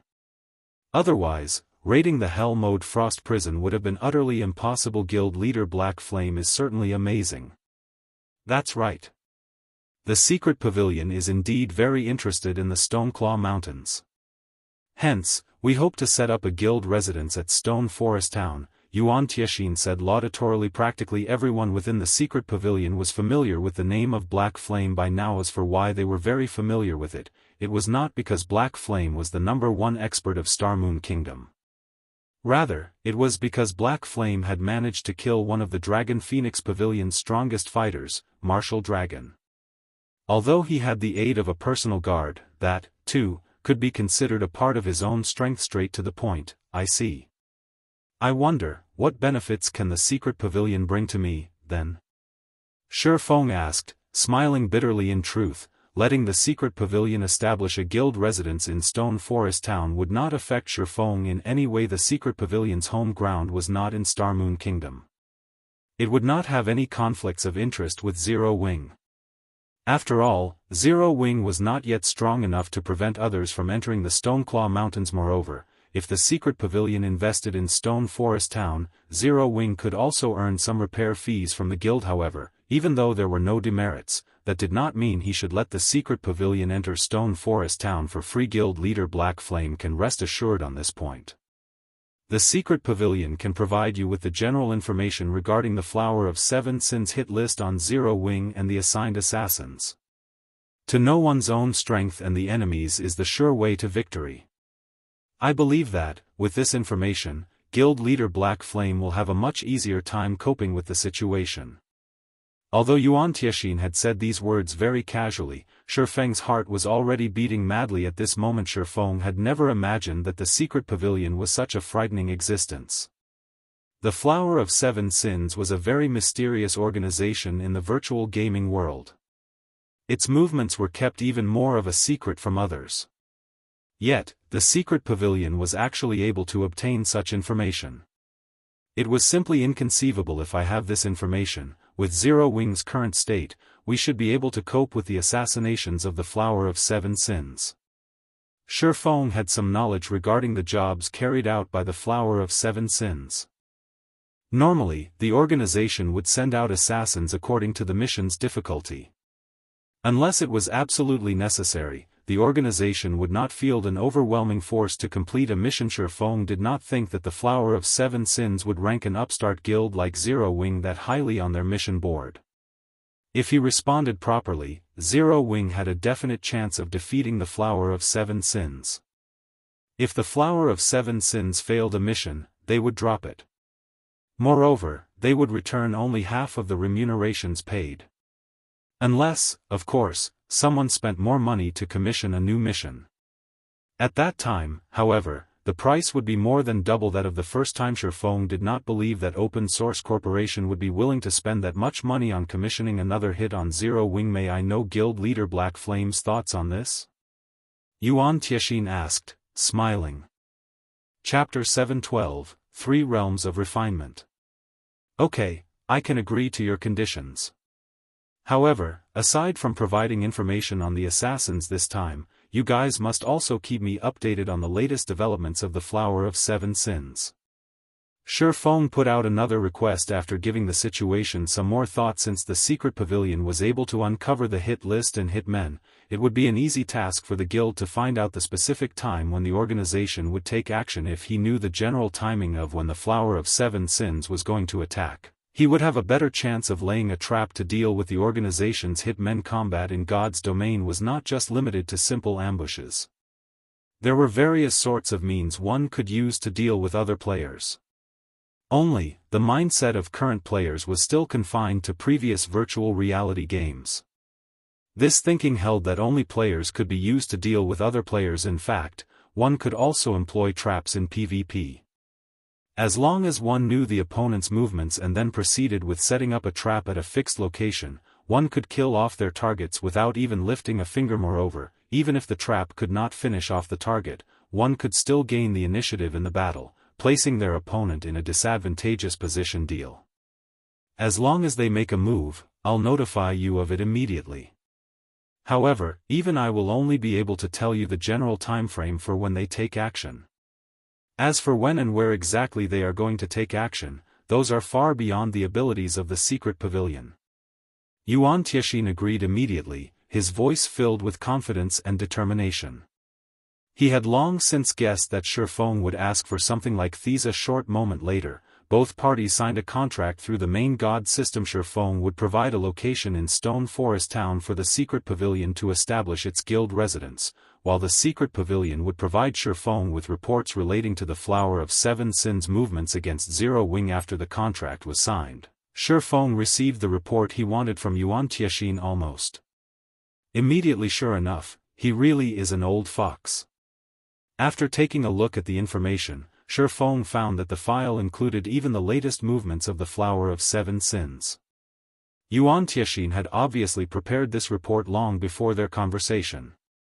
The middle-aged man had only been waiting for him to negotiate for it. However, Feng could not help but admit that the trade this time was very worthwhile. Even if he spent a large sum of credits to investigate the movements of the Flower of Seven Sins, it was unlikely he could come up with the information he wanted. Currently, the Flower of Seven Sins had yet to establish a permanent base of operations in God's domain.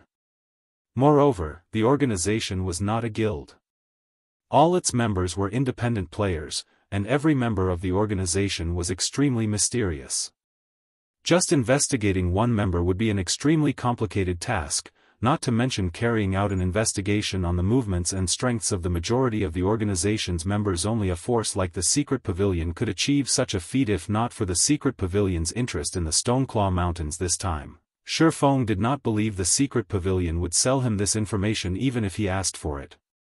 After all, not only would the guild provoke the Flower of Seven Sins by doing so, but it would also expose some of the Secret Pavilion's capabilities. Guild leader Black Flame, in celebration of our first successful cooperation, I will provide you with additional information.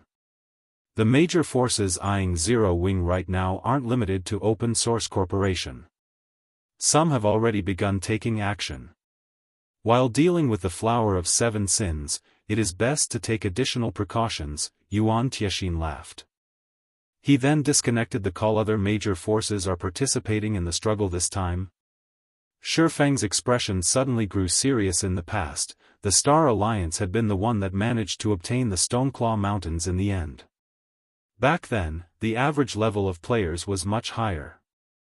The Stoneclaw Mountains had also been mostly developed. Quite a number of regional dungeons that could produce magic crystals had also appeared in other kingdoms and empires. Hence, the various major forces of God's domain naturally would not bother going out of their way to lay claim to the Stoneclaw Mountains. However, things were different in this life. He had managed to obtain Stone Forest Town a lot earlier thanks to the special means he had employed. However, this had also resulted in a situation where obtaining Stone Forest Town was equivalent to claiming the Stoneclaw Mountains. It seems that I've gone a little overboard this time. Feng could not help laughing bitterly as he shook his head. However, if I didn't take the opportunity to obtain Stone Forest Town back then, doing so would have become much more difficult in the future. It also wouldn't have become the goldmine that it is right now. Forget it. Since things have already gotten to this point, I can only deal with the problems as they crop up. Thinking up to this point, Feng began analyzing the information supplied by the Secret Pavilion. Open Source Corporation really is going big this time. They're actually targeting the members of the main force as well. Feng involuntarily sucked in a breath of cold air after reading the report. The Flower of Seven Sins had a very high asking price. OSC had paid for 2 deaths for every member of Zero Wing's main force. Although that number was much lower than for Zero Wing's upper echelon, for whom OSC had paid for 10 deaths each, it would still weaken Zero Wing's main force significantly, but really though, the people from the Flower of Seven Sins are sure looking down on Zero Wing. They are actually sending less than 50 members to deal with us. Giving the list of assassins a glance, Feng could immediately tell how confident the Flower of Seven Sins was. They had not bothered relying on numbers at all, although Secret Pavilion's information was not complete. Judging from what was in the report, every one of these people could be considered a top-tier expert in God's domain. They all were level 33 and above, and even their most inferior equipment was level 30 fine gold set equipment. The Secret Pavilion really is powerful. They even have a general assessment of the combat standards of these people. After carefully looking through the Secret Pavilion's report, Feng gained a new understanding of the guild. The Secret Pavilion was simply terrifying compared to the level of detail in this report. The information the Secret Pavilion published on the God's Domain experts list was child's play. However, the Flower of Seven Sins was indeed as frightening as the rumors made it out to be of the assassins the organization sent. Over 30 people had already set foot into the Refinement realm. No matter which guild these experts were in, they would surely rank among the top of the guild, yet the Flower of Seven Sins had actually managed to dispatch over 30 of such people. Among these 30-plus people, 7 had even managed to reach the next stage of the Refinement realm, the Flowing Water realm. However, the most powerful assassin sent by the Flower of Seven Sins was not one of those 7 Flowing Water realm experts. Instead, it was an expert who had reached an even further realm. The categorization of a player's combat power using combat standards such as the Refinement realm was a concept that had existed even before the launch of God's Domain. Moreover, it had existed for a very long time already, so the theoretical setup behind the concept had long since been perfected. The system was not unique to God's Domain. Only, God's Domain had made the concept of the Refinement realm known to the general public back then. Feng had learned of the combat realms dividing expert players only after coming in touch with God's Domain. There were a total of 3 realms of refinement: the Refinement realm, the Flowing Water realm, and the Void realm. Of these 3 realms, the latter was higher than the former. Meanwhile, only those who managed to enter the Refinement realm were considered true top-tier experts of God's Domain.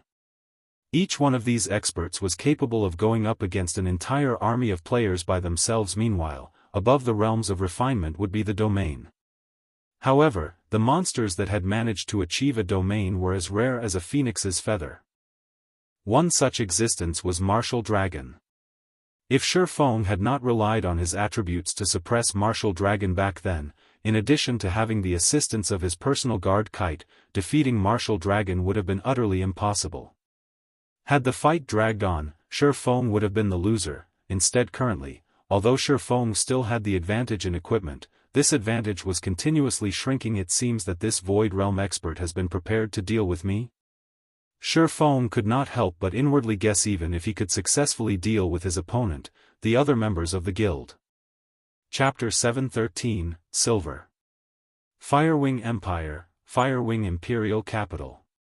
Tiexin, were your negotiations successful? A white-browed youth wearing a pair of frosty robes asked, shifting his gaze towards Yuan Tiexin, who had just entered the room. Yuan Tiexin was one of the elders of the Secret Pavilion, his position within the guild very high.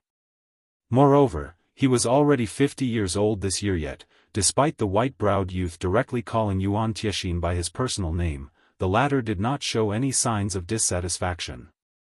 On the contrary, Yuan Tiexin carefully handed over the contract he signed with Feng to the youth in a very respectful manner and said seriously, just like guild leader has surmised, Black Flame was very incisive in making a decision. We can now begin constructing our guild residence at Stone Forest Town immediately. If Feng were here right now, he would definitely be shocked. After all, the Secret Pavilion's guild leader was actually a young man. Thanks for your hard work. Have Wenyao bring the kids there, then. This time, we can let those kids get a chance to widen their horizons a little. Ever since God's Domain's launch, the virtual gaming world has not been as nice a place to mingle around in as it had been. The white-browed youth took a glance at the contract and accepted it with satisfaction. He then turned to look at Yuan Tiexin, smiling as he asked, Tiexin, just ask whatever is on your mind. Guild leader, the Flower of Seven Sins has already targeted Zero Wing. If we include those other people as well, there is simply no chance for Zero Wing to protect Stone Forest Town. Aren't we just making an unnecessary move with this? Yuan Tianxin could not help but ask, this can't really be considered an unnecessary move. I am simply hoping to have Zero Wing test out the Flower of Seven Sins. If we can get the others to expose themselves as well, we will have profited in this exchange, the white-browed youth replied, laughing. He then took out a document and placed it before Yuan Tianxin, saying, "You'll know once you take a look at this." Yuan Tianxin was inwardly very confused at the youth's words. He promptly began flipping through the document. How could this be? Yuan Tianxin was shocked. That silver has appeared? Is there some sort of mistake here? Zero Wing is merely an upstart guild. Although that black flame indeed possesses some ability, it is not to the degree where it is necessary for Silver to take action, right? Whether Silver will be taking action personally or not, I am not sure. However, it is certain that he will be going with the group that's going to attack Zero Wing. If he is willing to take action, this will be the perfect opportunity for us to gather some information on him, the white-browed youth said, shaking his head. Silver was part of the upper echelon of the Flower of Seven Sins. Even for the secret pavilion, obtaining information on Silver was extraordinarily difficult. Meanwhile, a perfect opportunity to do so had just appeared before them, and he did not wish to let the others from the Flower of Seven Sins ruin this opportunity. If the other members of the Flower of Seven Sins defeated Zero Wing swiftly, then a superior like Silver would naturally not take action because Zero Wing simply did not possess this qualification. However, if Zero Wing could force the Flower of Seven Sins into a bitter battle, the possibility of Silver taking action would be much higher. Guild leader, can I go as well? Yuan Tianxin, who was usually calm and collected, currently had a hint of excitement in his eyes. Silver was an existence akin to a legend in the virtual gaming world. Every time he took action, he would cause an earth-shattering sensation. However, the people who knew of him were extremely few, as the various major powers would take the initiative to keep this information hidden, giving ordinary powers no chance to learn about Silver at all. Go if you want to, but don't arouse any suspicions. It will be best if you go in disguise, the white-browed youth replied. He then took out a dark gray ring with purple elvish words engraved on it, the ring itself giving off the glow effect unique to dark gold items. I understand. Yuan Tianxin's heart began beating madly when he heard the youth's words. He then picked up the ring and hurriedly left the guild leader's office. The top of the world, the Dragon's Maw. The Dragon's Maw was a map filled with steep and winding paths, and these paths extended down towards a bottomless crater. The crater looked just like a massive mouth that was trying to devour everything. At this moment, Feng was standing at the entrance of a small path, looking down at the sight before him. No wonder this place is called the Dragon's Maw. It's simply impossible to see the bottom of this crater from out here. Everywhere around this place is sending my alarm bells ringing. This really isn't a place for ordinary people. As Feng took a look at his surroundings, he could feel a premonition of death coming from all around the Dragon's Maw. Yet, strangely enough, he could not see any signs of danger here. There was not a single monster present within his field of vision. Nevertheless, his intuition was warning him that he might lose his life at any given moment, should he set foot on the path before him this time. However, Feng had no choice but to ignore his intuition and step forward. The assassins from the Flower of Seven Sins possessed overwhelming strength with a force of over 30 refinement experts, 7 flowing water experts, and 1 void expert, who were all geared in level 30 top-tier equipment, not to mention killing Zero Wing's main force. The group could even attempt to kill a super guild's main force in Zero Wing. Aside from Feng himself being a flowing water expert, there was nobody else within the realms of refinement. Even with the advantage in attributes, Feng knew very clearly that Zero Wing's main force stood no chance at all against so many refinement experts. The outcome would be the same even if they had the power of darkness. After all, if even the members of Zero Wing's main force possessed berserk skills, how could it be possible for these refinement experts not to have obtained one for themselves? Even if not everyone from the Flower of Seven Sins had managed to get their hands on a berserk skill, as long as there were a few who had, these few people could easily annihilate Zero Wing's entire main force, whether it was Aqua Rose, Violet Cloud, or Fire Dance. All three of these girls possessed massive potential. Unfortunately, having potential did not necessarily mean they were strong right now if they had several years' time to grow. No, even if it were just half a year's time, if he properly guided them and helped them fully realize their potential, no doubt they would be able to cream these experts. However, there was simply not enough time right now. From the report of the secret pavilion, Feng knew that the Flower of Seven Sins was still in the process of making preparations, which might take anywhere from 3 to 5 days. Hence, it was highly possible for them to take action within these 3 to 5 days. However, he did not possess a method to improve everyone's strength significantly within such a short time span. The improvement of combat techniques required time and accumulation of experience, not to mention setting foot into the unfathomable realm of refinement. Despite Fire Dance and Violet Cloud being just a thread away from entering the refinement realm, no matter what they did, they were unable to achieve a breakthrough. Even Feng had no methods to assist them in breaking through. Otherwise, the refinement realm would not have become the great divide that differentiated ordinary experts from top-tier experts in God's domain. Even super guilds would find it very difficult to nurture a refinement expert. Although there was the option of bringing Fire Dance and the others to level up, the possible improvements through this method were limited. Within 4 or 5 days, the most he could do was help everyone in the main force gain 2 more levels. The first reason for this was because everyone was already high-leveled now. The amount of EXP they required to level up was a lot. The other reason was that, while he was capable of killing monsters that were many levels higher than himself, the others could not. At most, they could only serve as support. If the EXP of the monsters he killed were to be split among 100 players, the overall leveling speed of Zero Wing's main force would only be slightly faster than an ordinary expert's. Rather than doing such a futile action, Feng decided to go all out. Although Solomon's sword had been broken into 5 parts, even the weakest fragment could improve a person's strength to a very frightening degree. As long as he could obtain the weapon hidden inside the dragon's maw, it might be possible for him to pull off an upset in the upcoming battle with the Flower of Seven Sins. As Feng walked deeper into the crater along the small path, he used the magic amplification scroll once more to summon a level 52 tier 3 demon, to deal with unexpected situations. However, even after walking for more than 3 hours, Feng did not encounter a single monster. His surroundings were deathly silent. Occasionally, he could also hear agonizing screams as if an invisible ghost were standing right beside him. Not wishing to waste too much time, Feng activated Wind Rider and quickly descended the path.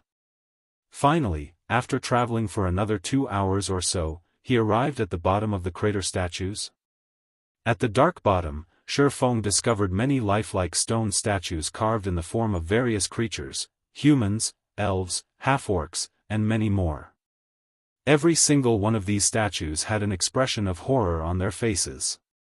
It was as if they had seen something extremely terrifying. Before Feng could further analyze these statues, the sounds of stone shattering entered his ears.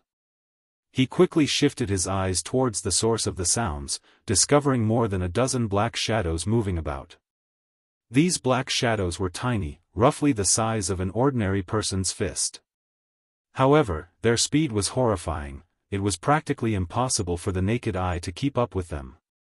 Most importantly, every single one of these shadows gave Feng a heavy sense of dread. Meanwhile, these black shadows were currently approaching Feng at lightning speed. Chapter 714, Engineering Tool. The floor of the crater was very dark. As a result, Feng was caught completely by surprise when the dozen or so shadows suddenly appeared. He did not have time to direct the Tier 3 demon to protect him. Seeing 3 fist-sized shadows fly straight at him, Feng immediately switched the 7 luminaries' rings aura of wind to the aura of earth and activated absolute defense. Suddenly, a pale yellow glow surrounded Feng's body. The black shadows created massive tremors when they crashed into the golden barrier. The powerful impact Feng sent flying more than 10 yards away. After receiving the bombardment, Feng managed to uncover the black shadow's true identity. Quartz Worm, Special Elite. Level 60. HP 420,000/420,000. These quartz worms were made of black quartz crystals. In addition to their small bodies and astounding speed, they were extremely difficult to detect in this darkness. Although these special elites had low HP, their attack power was frighteningly high, so many quartz worms would even kill a tier 2 player instantly. Fortunately, Feng had absolute defense. Even though these quartz worms were level 60 special elites, they could not break through the aura of Earth's activatable skill. However, as the seconds ticked by, more quartz worms started to appear in the blink of an eye. Nearly 60 quartz worms had surrounded Feng. He could not help but shiver as he felt the numerous beady, bright red eyes on him. These quartz worms gave Feng no opportunities to escape as they surrounded him and barraged him with a stream of attacks. As each second passed, Feng could hear several dozen crashes. It felt as if someone were firing an automatic rifle at him. Feng had no resistance to offer whatsoever. When absolute defense's duration came to an end, Feng would die. The quartz worms here could drown a player to death. Feng was relieved that he possessed a skill such as absolute defense. Otherwise, even if he came here after reaching level 50 and obtaining his tier 2 class, death would be the only outcome awaiting him. With only 2 seconds remaining before absolute defense vanished, the tier 3 demon standing a distance away began to chant an incantation, casting the tier 3 spell, Oblivion Storm, over the area where Feng stood. Oblivion Storm was a tier 3, large-scale destruction spell that had an effective area of 50 yards. It could easily envelop Feng and the quartz worm. Suddenly, a massive blue magic array appeared in the air. A massive tornado then descended from the magic array. They were all, Feng and the quartz worms, sucked into the tornado and assaulted by countless wind blades from every direction. Immediately, the quartz worms' HP decreased at a rate visible to the naked eye. Meanwhile, the tornado sent Feng flying into the sky. The moment absolute defense's duration was about to end, Feng immediately stopped the tier 3 demon from channeling its spell. Suddenly, the tornado vanished. Glancing at the quartz worms that were over 100 meters in the air, Feng realized that the special elites only had a small amount of HP remaining.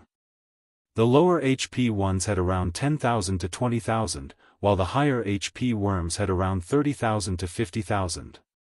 If Feng had not stopped the demon spell, these quartz worms would have died. However, if Feng had not stopped the spell, he, too, would have died. Hovering in midair, both player and monsters, neither of which could fly, began to descend. Feng quickly activated gravity liberation, slowing his descent to less than 1/10 of his initial speed. At the same time, he directed the tier 3 demon below to cast the tier 3 spell, Scorching Gale, over his and the quartz worm's landing area. Scorching Gale was not a large-scale destruction spell. Rather, it was a cone AoE spell with a range of 20 yards. Not only had Oblivion Storm sent its targets into the air, but it also gathered them into a single area. Hence, Scorching Gale could easily envelop the landing zone. However, due to the difference in their speed of descent, the quartz worms had landed while Feng still floated down. Suddenly, the tier 3 demon fired countless flame blades from its hands, the burning attack devouring the quartz worms. 104-189-110 for 67.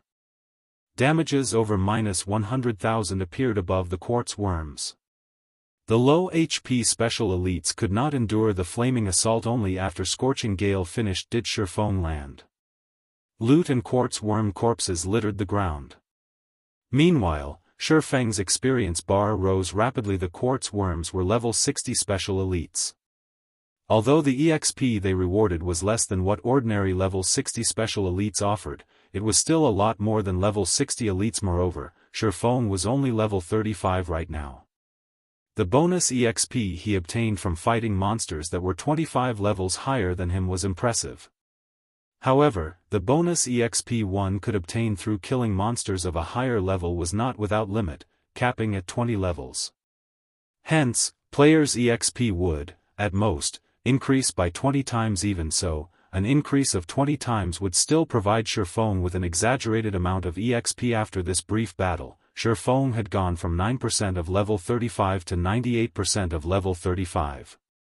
He was only 2% away from reaching level 36. At this level, he could rank at the top of Star Moon Kingdom's ranking list. Currently, the number 1 player on Star Moon Kingdom's ranking list only approached level 35.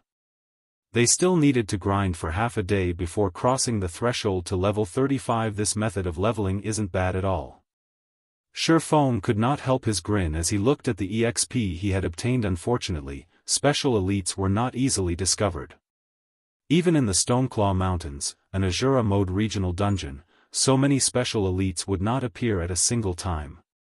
In a group of 100 elite monsters or so, roughly 8 or 9 special elites might tag along.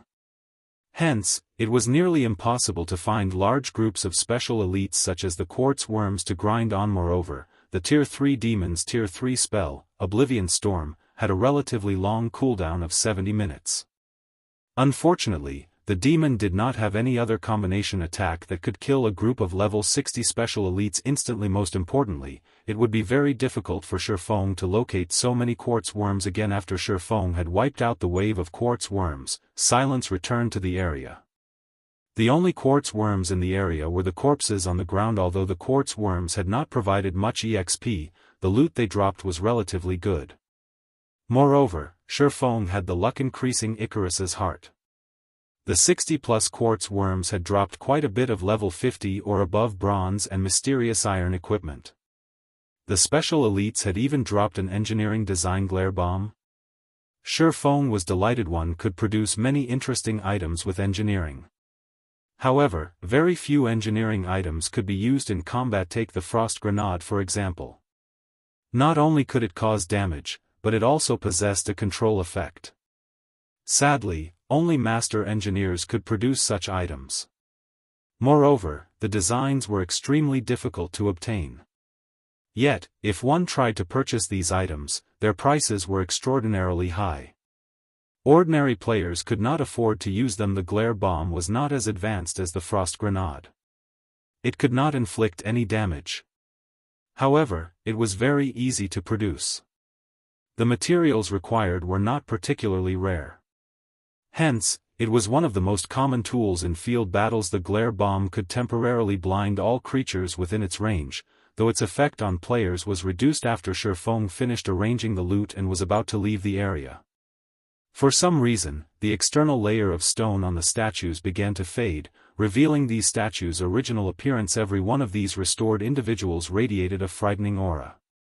Feng felt an immense pressure from these creatures and was overcome by a desire to flee. However, these unpetrified individuals had noticed Feng.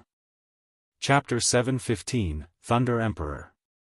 With the eyes of these revived individuals on him, Feng did not dare to make any sudden movements. Every one of these NPCs, be it human, elf, or half-orc, had an astounding and intimidating level 150. Even a common monster at this level could kill Feng effortlessly, not to mention the humans and elves, both of which were Tier 3 classes. Young man, was it you who saved us? A middle-aged human male asked as he turned to Feng, his previous aura vanishing suddenly. This middle-aged man was a Tier 3 great mage. Even in White River City, he would be considered an incredibly powerful individual. Players would find it difficult to gain an audience with such a character. I'm not really sure. I merely cleared out the quartz worms residing here, Feng said truthfully, calming after seeing no evil intent among these NPCs. Hearing Feng mention the quartz worms, these level 150 NPCs examined their surroundings, bewilderment appearing on their faces. It was obvious that they, too, were unsure of the situation. After these NPCs had a quiet chat among themselves, the Tier 3 great mage named Carrion Walker walked up to Feng. Although we are not sure of what happened exactly, we're certain that your actions saved us. As a show of our gratitude, we've unanimously decided to gift you this item, Carrion Walker said. He then took out a purple gold, lightning-shaped emblem and carefully handed it over to Feng. This emblem is our Imperial Army's honorary emblem. We hope that you will accept it. Feng accepted the emblem. When he inspected the information, he was shocked. Thunder Emperor's emblem. This is the honorary emblem of the Thunder Beast Empire. This grants the wielder honorary citizenship within the Thunder Beast Empire. Wasn't the Thunder Beast Empire destroyed long ago? Feng knew quite a bit about God's domain's history. The Thunder Beast Empire had been one of the extremely powerful empires in God's domain. During its peak, its territory encompassed over a dozen kingdoms. On the continent of God's domain, not a single kingdom or empire dared to act against it. The ruler of the Thunder Beast Empire had been the Thunder Emperor Kaiser. However, according to God's domain's historical records, to pursue eternal life and become a god, Kaiser had broken many taboos. As a result, his actions had earned the anger of the gods as the imperial capital had suddenly disappeared. Following the capital's disappearance, the Thunder Beast Empire had split into multiple kingdoms. At this point, the Thunder Beast Empire had long since faded from existence naturally. This Thunder Emperor's emblem also held no meaning whatsoever. Young adventurer, although we have been freed, we have many companions still living under the curse. We hope that you can save them. If you succeed, we will present to you the Empire's greatest treasure, Carrion Walker said as he looked at Feng, his clear expectation reflecting in his eyes. Are you not coming with me? Feng could not help but ask. Carrion Walker shook his head and said, our time in this world has long since run out. Although the curse has been lifted, our strength wanes. Moreover, as we approach that place, we lose strength faster. At this point, only you can save our companions. Alright, then. I promise you. Where do I have to go to save your companions? When Feng heard about the Empire's treasure, he thought that it might be related to the weapon he hunted. The clue he had obtained had indicated that the weapon hid within the dragon's maw. As it had been an extremely powerful empire in the past, the Thunder Beast Empire must have amassed countless treasures. The weapon he looked for might very well occupy the Empire's treasury. Rather than searching for the weapon blindly, he might as well accept this quest. We are merely people who had escaped the Imperial capital. Our companions are still trapped in the capital. This is a map of the Imperial capital. Hopefully, it will be of some help to you, Carrion Walker said. He then took out a map of the Imperial capital and passed it to Feng's system. Epic quest, Empire's past, accepted quest content, save the people inside the Imperial capital within 10 days. If the quest is not completed within the allotted time, you will be inflicted with the petrification curse. Rewards unknown. An epic quest with a time limit of 10 days? Feng was immediately stunned upon hearing the system notification. He had never imagined that the quest would be so difficult. However, after giving it some thought, he found it reasonable. The weapon he sought was no trivial item. How could the game offer it up so easily? After Feng accepted the map, he summoned another Tier 3 demon. With 2 Tier 3 demons leading the way, it would be much easier to deal with the quartz worms. Now that Feng had a map, his progression into the Dragon's Maw's maze of the underground tunnels became a lot easier. After Feng reached the Dragon's Maw's second underground layer, many demonic beasts appeared in the dark tunnels. With a single glance, Feng counted over 500. The monsters squeezed tightly together as they blocked Feng's path. Giant petrified rat, demonic beast, elite rank. Level 60. HP 300,000/300,000.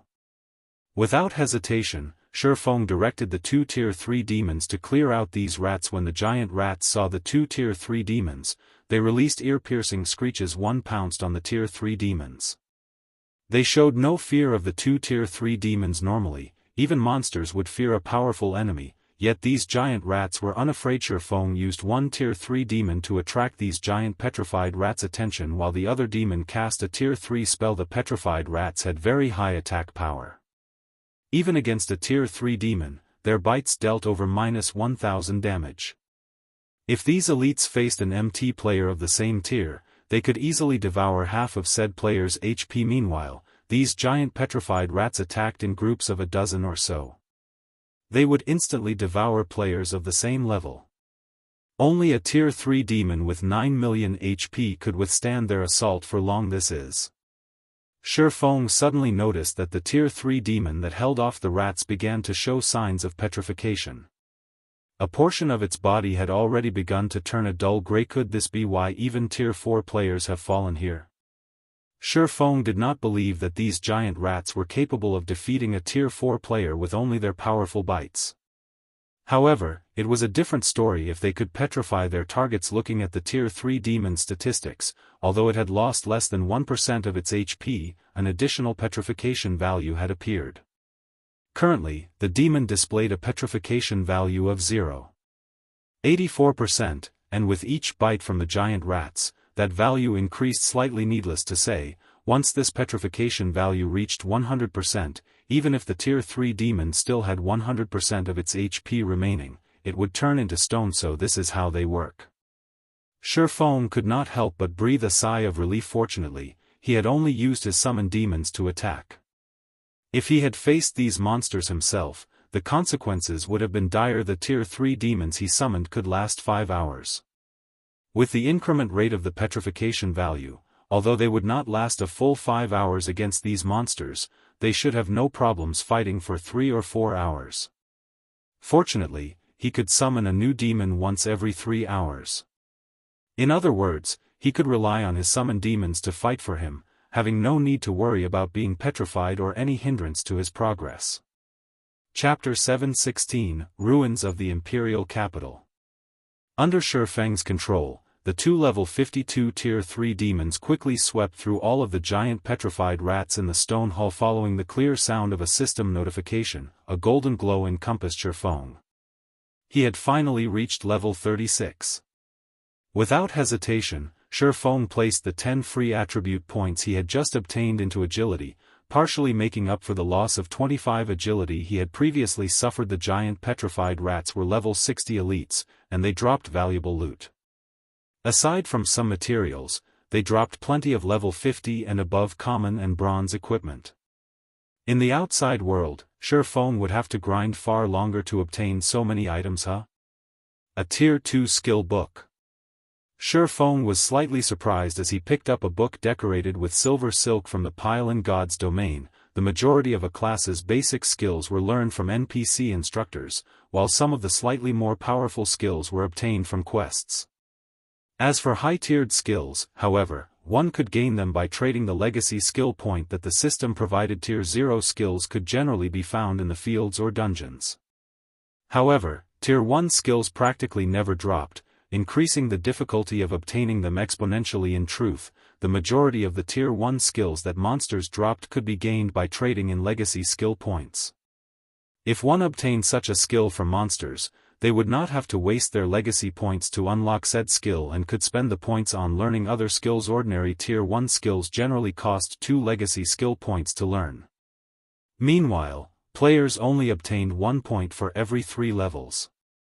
Hence, a player would have to level up 6 times to learn an ordinary Tier 1 skill. If Tier 1 skills were already so expensive, there was no need to mention Tier 2 skills. Even the most common Tier 2 skill cost 4 legacy skill points.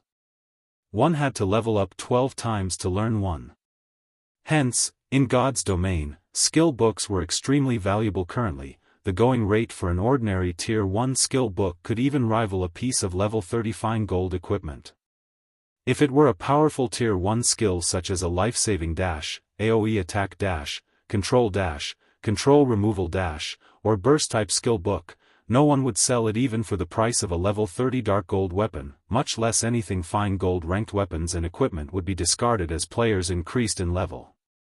However, skills would not. Nobody would complain about too many skills. The drop rate of Tier 1 skill books in a large-scale Hell Mode team dungeon was roughly 2%. However, in large-scale Hell Mode team dungeons that were level 50 and above, the drop rate of Tier 2 skill books was less than 0.3%. Obtaining one was mostly due to luck. Hence, Feng was astonished when he realized that the giant petrified rats had dropped a Tier 2 skill book. Feng checked the skill book, discovering that it was the Tier 2 general melee skill, Dark Ghost, Tier 2 skill. Split yourself into 4 and attack simultaneously. Every doppelganger deals 100% of the main body's damage. Duration of 4 seconds. Cooldown, 2 minutes. Tier requirement, Tier 2 class or above. I recall someone exchanging this Dark Ghost skill for an epic item with relatively good attributes in the past. I never thought I would find it here. Feng was speechless. General skill books were much more valuable than class skill books as they could be used in a variety of battles. It was especially true for this Dark Ghost skill. If he suddenly split himself into 4 identical copies, who would dare to approach him casually? Hence, among Tier 2 general skills, Dark Ghost ranked relatively near the top. Many melee players had sought after this skill. If used during a crucial moment, the skill could turn the tide of battle. It's a pity that I can't learn it yet. I'll have to wait until I reach Tier 2. Feng tucked the Dark Ghost skill book away in satisfaction. He then directed the Tier 3 demons to advance. The second underground floor was like a massive maze. Even with the map in hand, Feng had a very difficult time progressing through it. Throughout his journey, he would occasionally encounter giant petrified rats' nests. When he met such encounters, he had no choice but to stop and clear out the nest. Otherwise, he could not venture further. Moreover, due to the petrification issue, it became far more difficult to control the Tier 3 demon that held off the giant rats. In the end, Feng gave up on the Tier 3 demon altogether and let the giant rats attack it. With the Tier 3 demon's HP and Feng's life bloom, the giant petrified rates would never kill it. Although killing the rats was time-consuming, the fact that these elites could drop Tier 2 skill books motivated Feng. Moreover, he could also obtain a large sum of EXP. While Feng explored the Dragon's Maw's second underground floor, he instructed the Dark God's Legion, which had been training all this time, take action, delving deeper into the Stoneclaw Mountains. As an Azura mode regional dungeon, the Stoneclaw Mountains was somewhat special. Not only were the monsters inside the dungeon more powerful, but the loot was also better than elsewhere. The monsters also dropped magic crystals. More importantly, the monsters dropped barrier crystal balls. If one collected a sufficient number of barrier crystal balls, they could use them to form a barrier. The barrier would suppress the strength of contained enemies.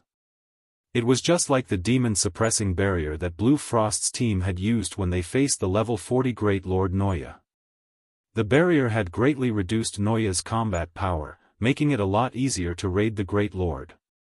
The barrier crystal balls were similar in this aspect only. The barrier crystal balls were somewhat different from magic scrolls.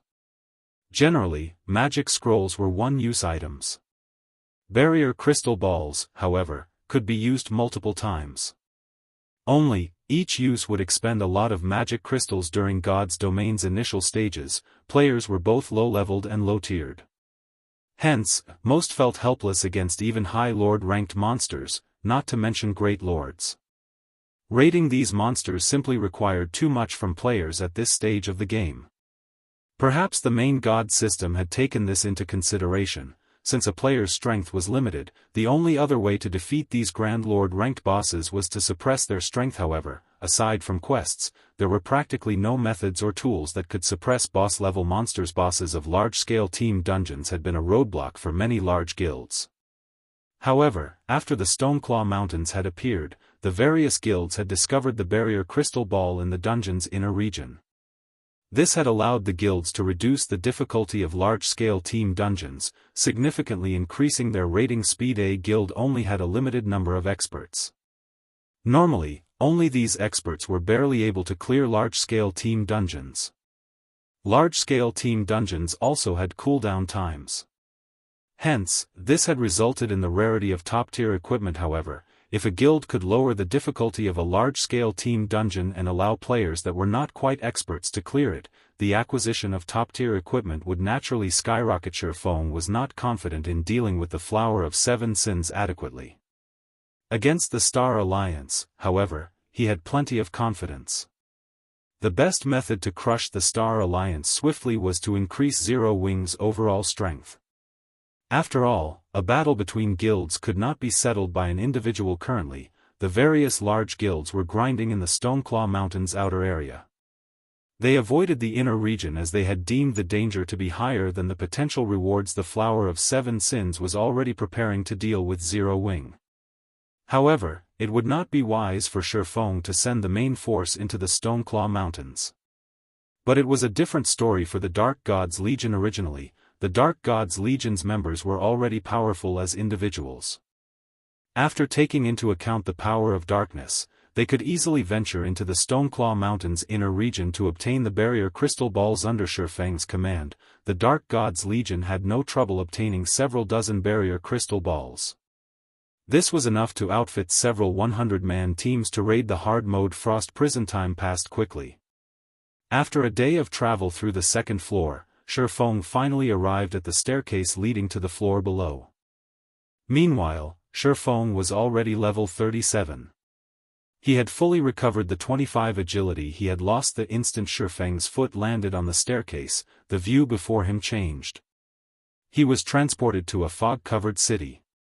The sound of a system notification suddenly reached his ear system. You have discovered the ruins of the Imperial capital grinding mastery points. Chapter 717, Taboo City. The mana density here is intense. Standing in the mist, Feng suddenly felt his mind become clear and ethereal. He could see the mist's true colors in God's domain. When players found themselves in places with high mana density, their minds would clear, and they would feel more energetic. This greatly aided in the improvement of their skill completion rates and combat techniques. With such a high mana density, the boost one could get in this area is no less than the 100-berry wine. If players fight and level up here, they could see improvements at least 5 or 6 times faster. It's a pity that this area isn't easy to access. When Feng opened his system interface, he discovered that he could not contact with the outside world at all. He had also discovered undead roaming down the lifeless city streets. Fortunately, they were not very high-leveled suffering soul, undead, elite rank. Level 60. HP 450,000/450,000. Ghoul, undead, special elite. Level 60. HP 700,000/700,000. These half-transparent suffering souls and ghouls wandering about the city were not particularly numerous. A level 60 party should be able to handle these monsters very easily. Whether it was leveling up or improving one's skill completion rate, grinding monsters here would be beneficial. After examining his surroundings briefly, Feng took out an isolation scroll and used it. He then descended from the rooftop carefully and headed towards the palace indicated on the map. The city had long since died. Feng could see various statues haunting the city streets. These statues had all been citizens who had received the curse. However, it was unlikely that killing those undead would lift the curse. Feng would have to deal with the problem at its source. Based on Feng's understanding of the Thunder Beast Empire, only one person was capable of cursing an entire city: Thunder Emperor Kaiser. Emperor Kaiser had been a Tier 5 sword saint. He had only been a step away from becoming a Tier 6 god. Unfortunately, it had been so close, yet so far to players. The promotion from a Tier 5 class to Tier 6 required great opportunities, luck, and strength. It was even more so for an NPC. For example, in the past, even the Dark Gold Guard Kite, with his vast potential, could only be promoted to Tier 5. It was practically impossible for him to reach the realm of Tier 6 according to the legend. In order to pursue eternal life, Emperor Kaiser had mobilized his empire to carry out a taboo. Looking at it now, it was highly possible that said taboo was related to the curse currently plaguing the Imperial capital. Damn it. The city is already in ruins, so why are there still guards? Feng stood on the roof of a building 1 street away from the palace, his eyes locked onto the mechanical guard stationed on either side of the palace gate. Thunder Beast Guard, Grand Lord. Level 200. HP. The Thunder Beast Guard's levels were just too high, so Feng could not see how much HP they had. However, he could confirm one thing: their HP was mind-bogglingly high. Normally, Grand Lords had 6 HP bars displayed. The Thunder Beasts had 10. Furthermore, there were a total of 8 Thunder Beast Guards. The Thunder Beast Empire's strength left Feng in awe. Feng had visited plenty of empires before. However, this was his first time seeing such powerful mechanical guards. The palace was also protected by a magic array.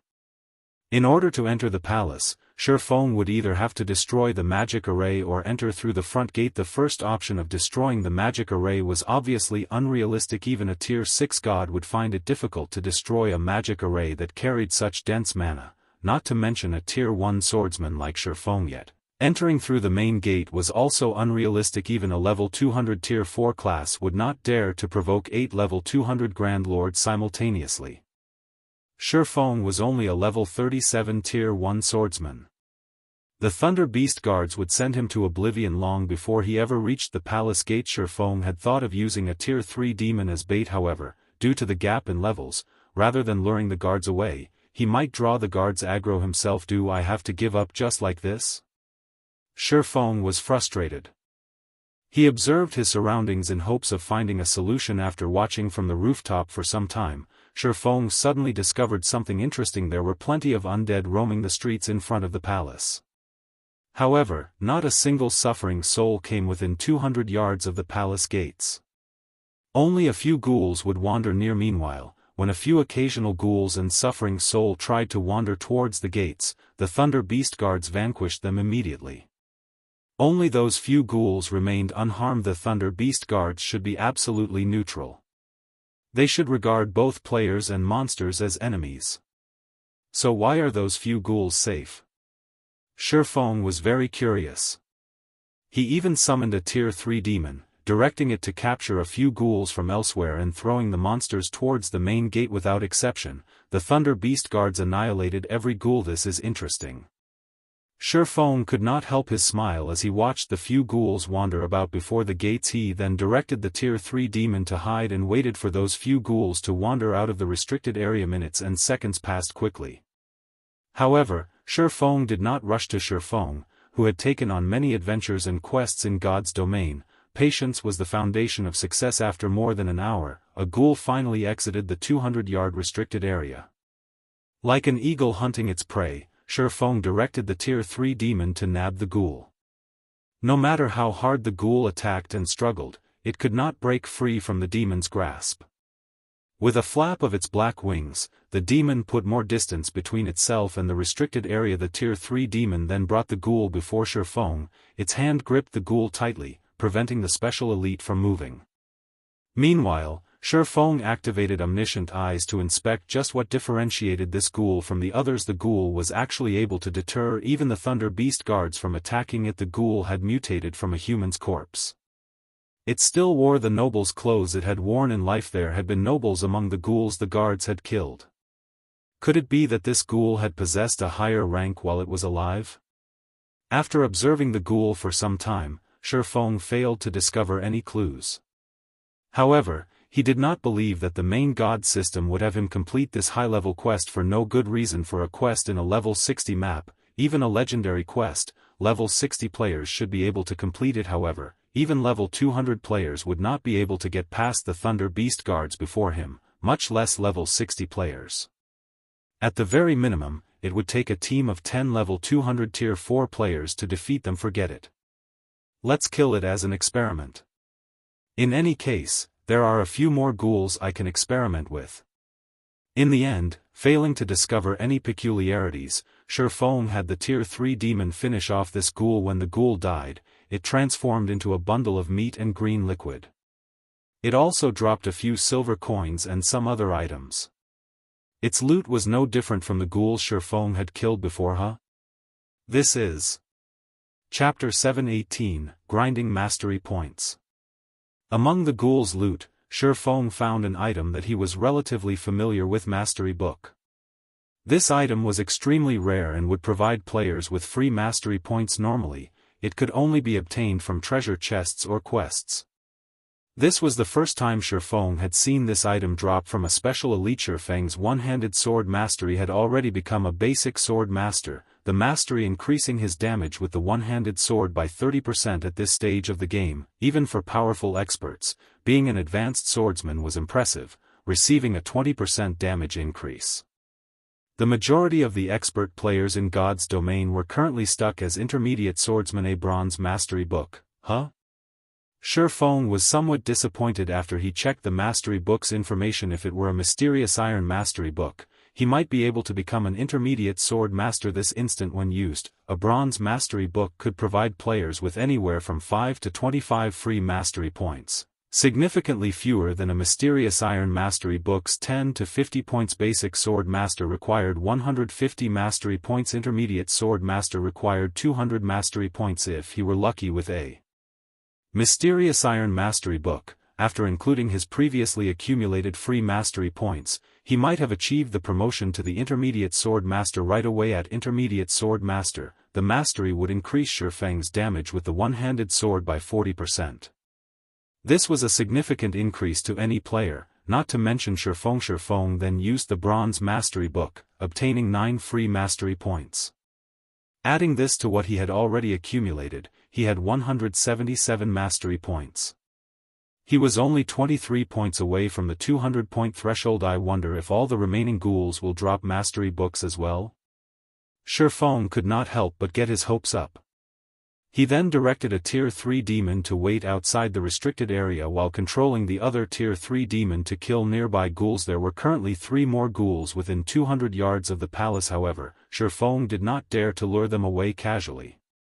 He was too low-leveled. A single mistake might attract the Thunder Beast Guard's attention. At that time, he would certainly die. Hence, he could not take this risk as Feng bided his time quietly, steadily decreasing the ghoul population. He had obtained 1 bronze mastery book for roughly every 50 ghouls he killed. This gave Feng a good idea to strengthen himself and his guild. At the moment, God's Domain's players did not focus overmuch on improving their weapon masteries. However, once players reached an adequately high level, they would discover the massive strength boost that mastery provided. As an intermediate sword master, Feng's damage with the one-handed sword would increase by 40%. As an advanced sword master, that bonus damage would increase to 50% if Feng could go one step further and upgrade his mastery to Basic Sword King. His bonus damage with the one-handed sword would rise to 80%. 2 or 3 additional pieces of equipment could not bridge a 30% damage gap. Hence, among the many PvP battles that occurred in God's Domain, despite both sides being nearly equal in terms of techniques, the player with superior attributes would occasionally taste defeat. This was a result of the difference in mastery levels. If he could improve the mastery levels of the guild's upper echelons, they would have an easier time coping with the assassins of the Flower of 7 Sins. However, it would be very difficult to increase one's mastery to the Sword King standard. In order to reach the Advanced Sword Master standard, one required a total of 300 mastery points. Meanwhile, Basic Sword King required 450 mastery points, which was 3 times that of a Basic Sword Master. As Feng grinded ghouls while waiting for the ghouls inside the restricted area to venture out, a huge commotion occurred in Starmoon City. The Secret Pavilion's guild residents had appeared in Stone Forest Town. This was the second foreign guild to establish a guild residence in the town after Ouroboros. It was common knowledge that Ouroboros had only received such treatment due to its alliance with Zero Wing. However, what about the Secret Pavilion? Were they allies, too? When the various large guilds considered the possible alliance between Zero Wing and the Secret Pavilion, they began to reconsider how they treated Zero Wing. The Secret Pavilion was a massive existence in the virtual gaming world. Although it did not participate in the struggles between guilds, no one dared to underestimate the pavilion. Even super guilds tread lightly when around the pavilion. Now that the Secret Pavilion occupied Stone Forest Town, the guilds, who initially aspired to obtain the town, would have to reconsider their options. Previously, since a first-rate guild like the Star Alliance had taken the lead, the various guilds in Starmoon Kingdom had gained some confidence in facing off with Zero Wing. However, there was a massive difference between the Star Alliance and the Secret Pavilion. Contesting over Stone Forest Town with the Secret Pavilion would be suicide. Inside the Star Alliance's guild residence. Purple, have you investigated the matter regarding the Secret Pavilion? Just what kind of relationship does Zero Wing have with the pavilion? Galaxy Past, who occupied the guild leader's throne, asked as he turned to Purple Eye. Originally, Galaxy Past had been in a merry mood as he had recently accepted a high-level rare quest. Just as he prepared to complete it, however, he had received this very distressing news. Hence, to get to the bottom of this situation, he had called for an emergency guild meeting. Aside from being one of the Star Alliance's top fighters, Purple Eye was also one of the guild's information managers. Purple Eye also possessed some special connections of her own, which allowed her to obtain information that even the Star Alliance could not get its hands on. Hence, Galaxy Past asked Purple Eye directly. According to the investigation, the Secret Pavilion is not in an alliance with Zero Wing, Purple Eye said softly. However, the pavilion seems to have conducted an internal trade with Zero Wing. As to what the two guilds have exchanged, even my sources could not uncover that. A trade? Galaxy Past frowned. Black Flame really knows how to surprise people. The secret pavilion does not trade with others easily. Just in case, slow down our actions against Zero Wing. From now on, we should be more careful when dealing with Zero Wing. Let Open Source Corporation deal with them. Although the Star Alliance had the OSC's financing, that did not mean the guild would sacrifice itself for the corporation. In the Stoneclaw Mountains outer region. Snow, now that the secret pavilion has established a guild residence in Stone Forest Town, Galaxy Past must be pretty annoyed. Zhao Yueru could not help but smile when she read the report she had just received. It really makes you wonder just how Big Brother Black Flame managed it. He actually roped in the secret pavilion. As long as the pavilion intervenes, the Star Alliance will be powerless in the Stoneclaw Mountains. It is still too early to determine anything. No one knows exactly what the secret pavilion exchanged with Zero Wing. If the secret pavilion is really willing to help Zero Wing, it would have already declared Zero Wing to be its ally rather than let the situation remain uncertain. However, my guess is that the Star Alliance will not act drastically anytime soon due to its fear of the pavilion. We can use this opportunity to snatch some of the high-resource areas the Alliance currently occupies. Gentle Snow expressed her intentions after examining the report. Due to the Open Source Corporation's financing, the Star Alliance had grown significantly stronger over these past few days. They had both gained new members and improved the quality of their members' equipment. It was especially true for the consumables the guild supplied to its members. Ouroboros stood no chance against the Star Alliance. This situation allowed the Star Alliance to occupy many of the high-resource areas in the Stoneclaw Mountains outer region. This was the perfect opportunity for them to steal those high-resource areas. A group of black-cloaked players had gathered inside a bar in Stone Forest Town. These players were all very high-leveled, with the lowest among them being level 34. On Star Moon Kingdom's ranking list, they could all rank among the top 10. With their presence alone, these people had caused a chill to sweep through the bar, causing the other players around them to shiver in fear. These players shared a commonality: they all were independent players. None of them belonged to any guild. Suddenly, a young man in silver robes entered the bar, instantly breaking the silence. The group of cloaked players stood at attention at this man's arrival, watching him seriously. None of them dared to show any disrespect. Everyone, get ready. Open Source Corporation is already getting antsy.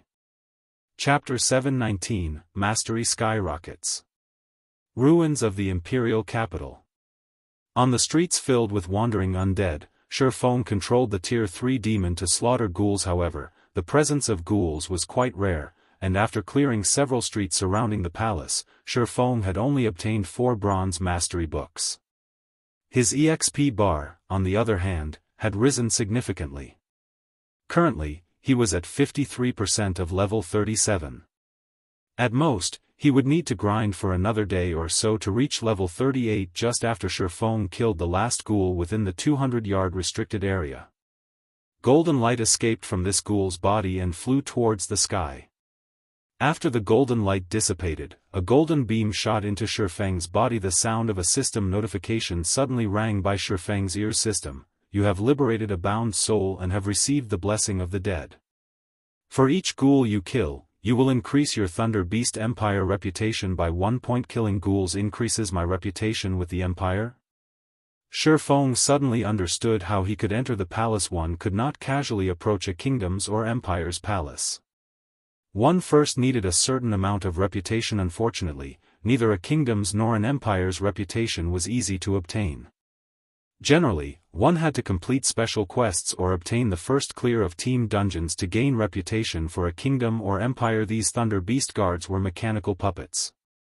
They would only carry out the commands they had been given. Hence, if Feng had sufficient reputation with the empire, he could walk into the palace unhindered. Meanwhile, if one wanted to enter a kingdom's palace, they needed to become a count first.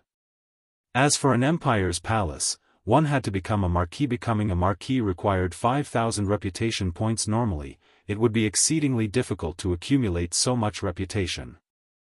Now, however, Feng only needed to kill ghouls. With this, it would be much easier to rise to the rank of Marquis. No wonder this quest has a time limit of 10 days. It turns out that I need to kill 5,000 ghouls. Feng began to understand the quest's time limit. Ghouls were level 60 special elites. Moreover, there were also many suffering souls getting in the way.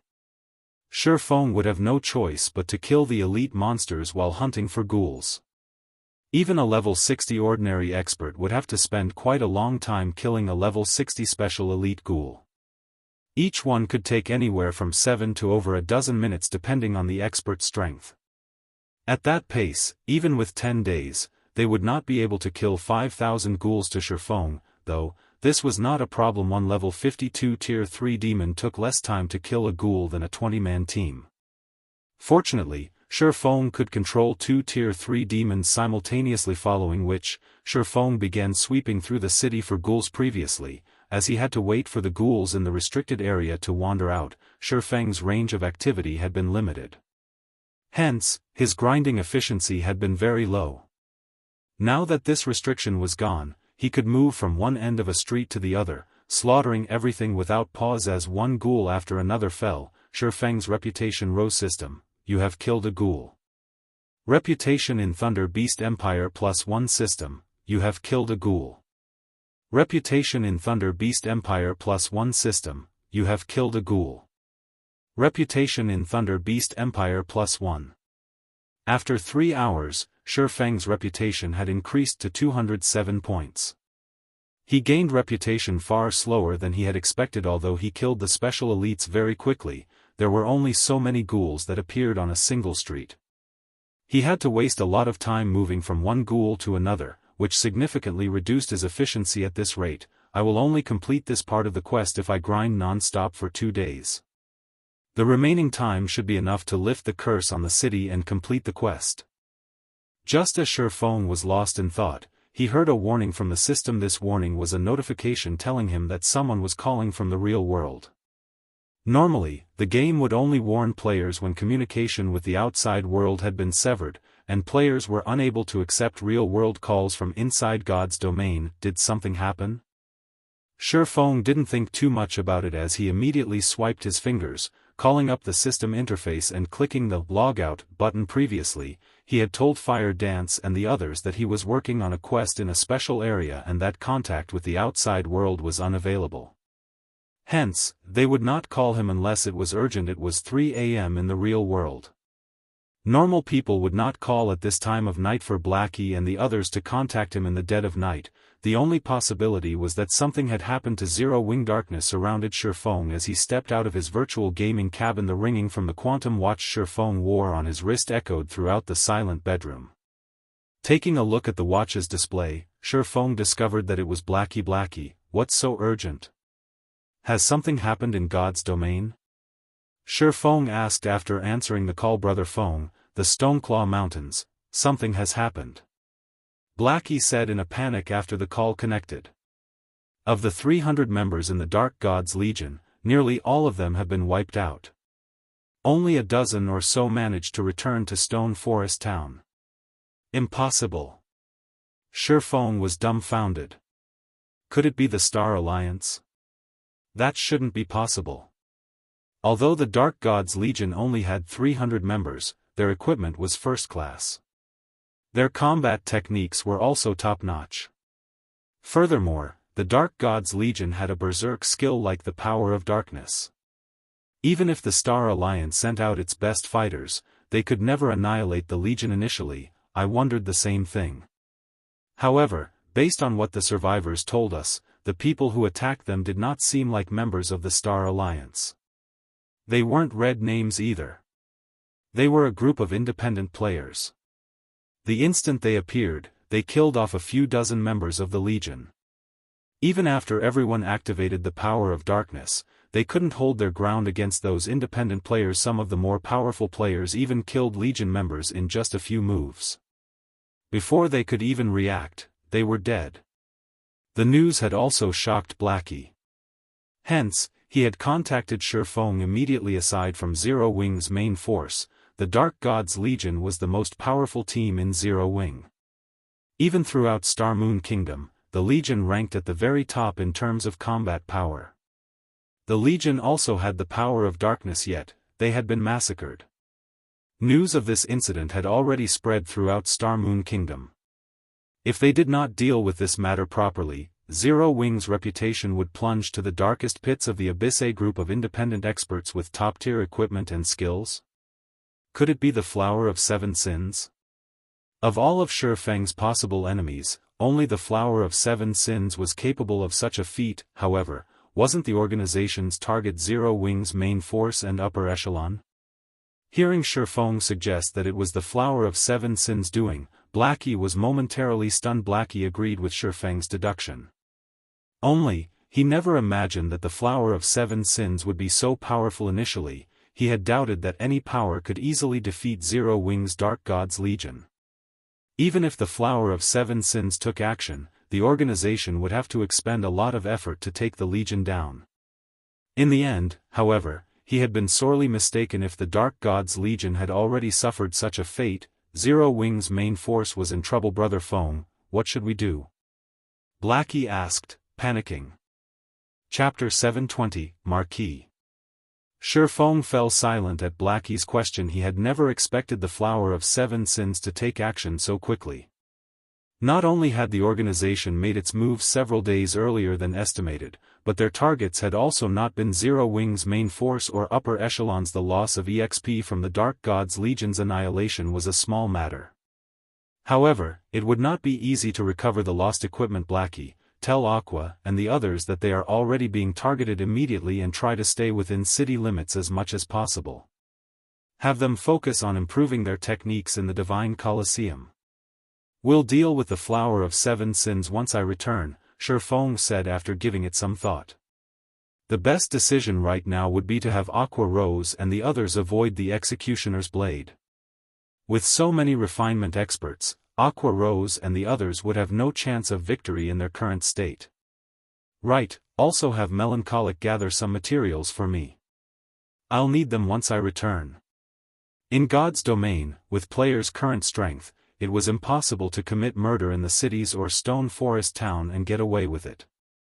Although the Flower of Seven Sins was powerful, they would throw away their lives and suffer in jail for a time if they killed another player within a city. The Flower of Seven Sins would most likely avoid such a raw deal. If they wanted to deal with the Flower of Seven Sins, their best option was to wait for his return and set up a trap for the organization's assassins.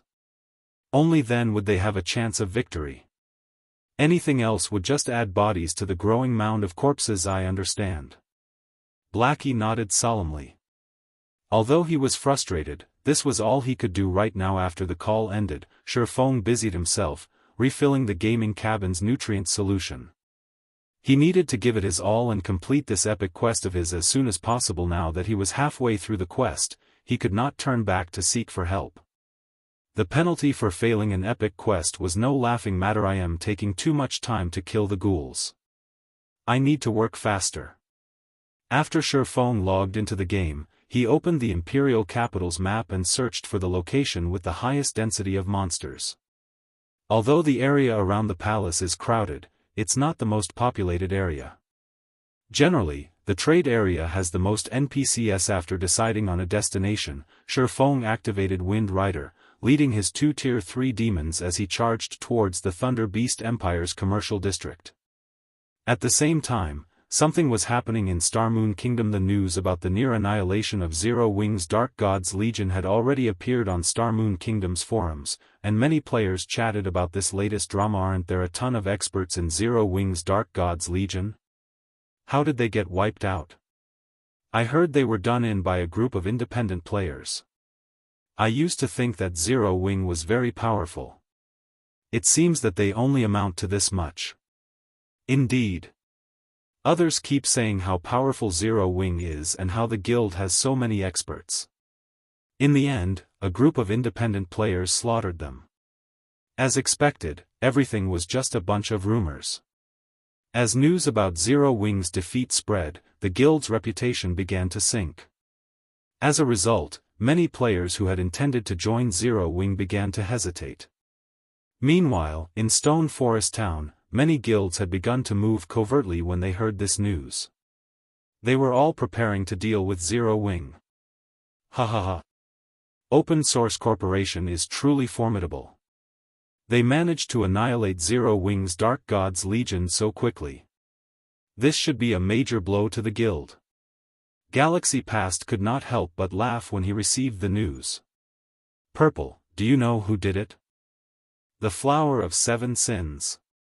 Purple, I said with a serious expression. As an expert who had been nurtured by a super guild, Purple, I knew quite a bit about the terror of the Flower of Seven Sins. Although she was quite happy that the Flower of Seven Sins targeted Zero Wing, she could not help her fear upon seeing the organization's frightening power.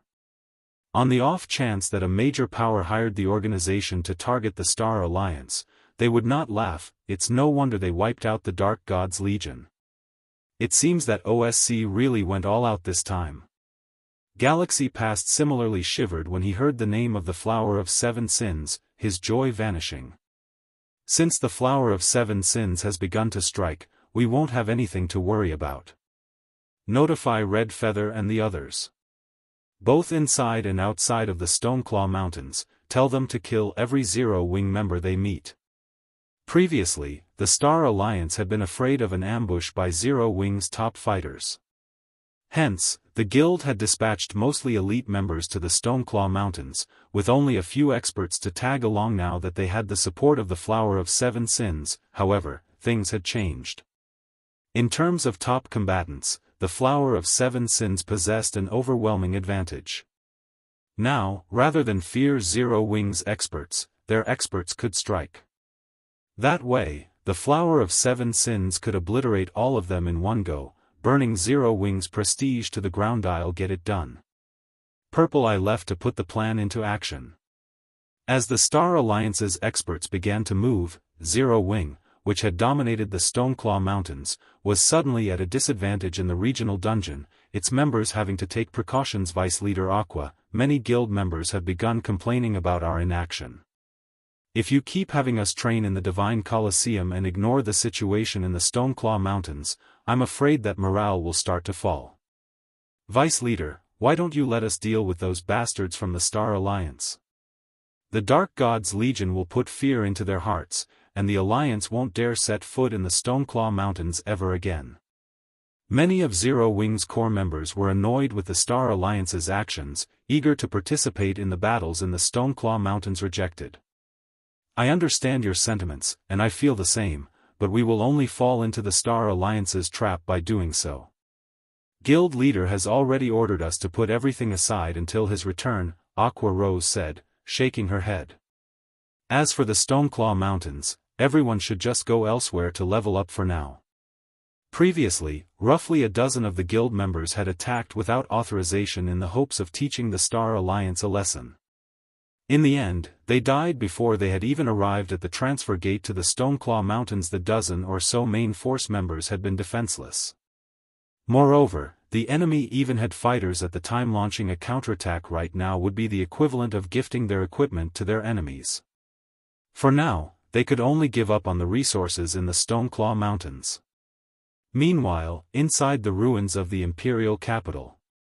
After luring and killing monsters in the trade area for more than a day, Feng finally managed to kill 5,000 ghouls, reaching level 38 and becoming a Marquis of the Thunder Beast Empire. However, Feng was more excited about the mastery books he had obtained.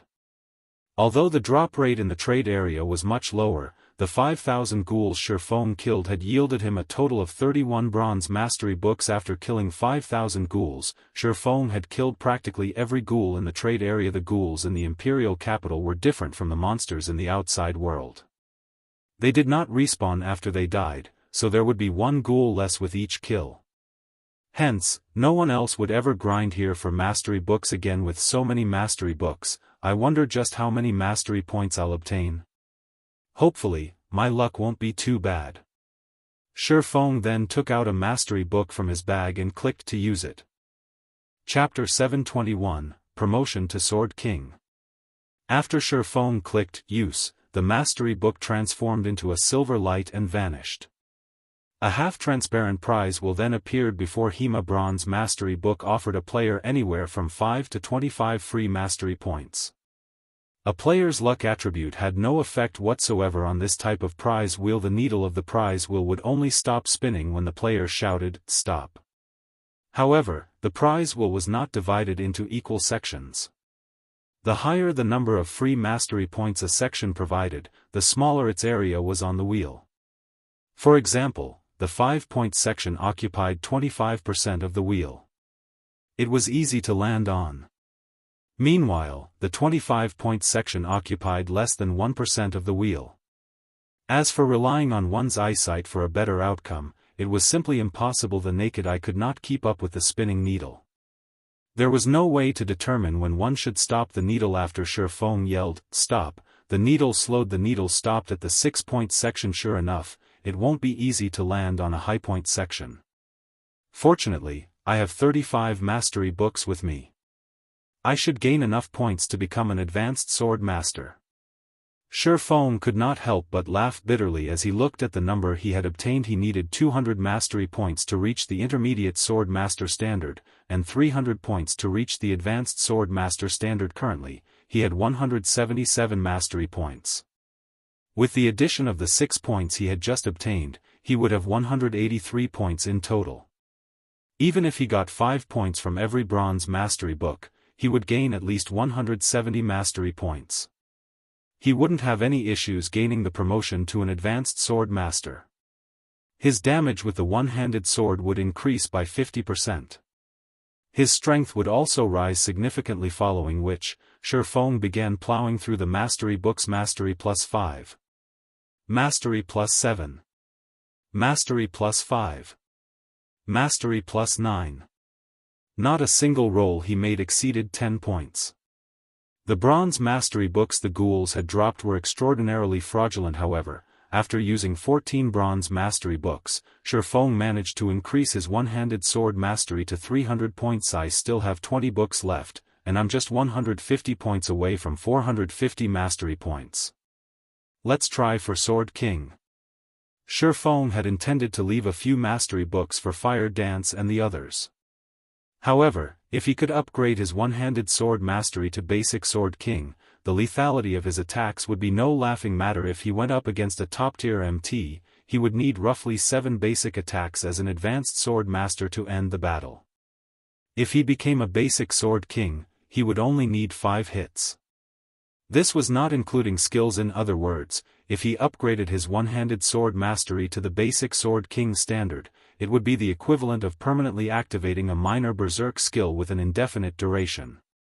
In PvP battles, this improvement could allow him to challenge opponents of a higher tier. Currently, Feng was only at the flowing water realm. The equipment of top-tier experts in God's domain continuously improved. On the other hand, his equipment had long since reached the peak. It would be extremely difficult to improve his equipment for a while.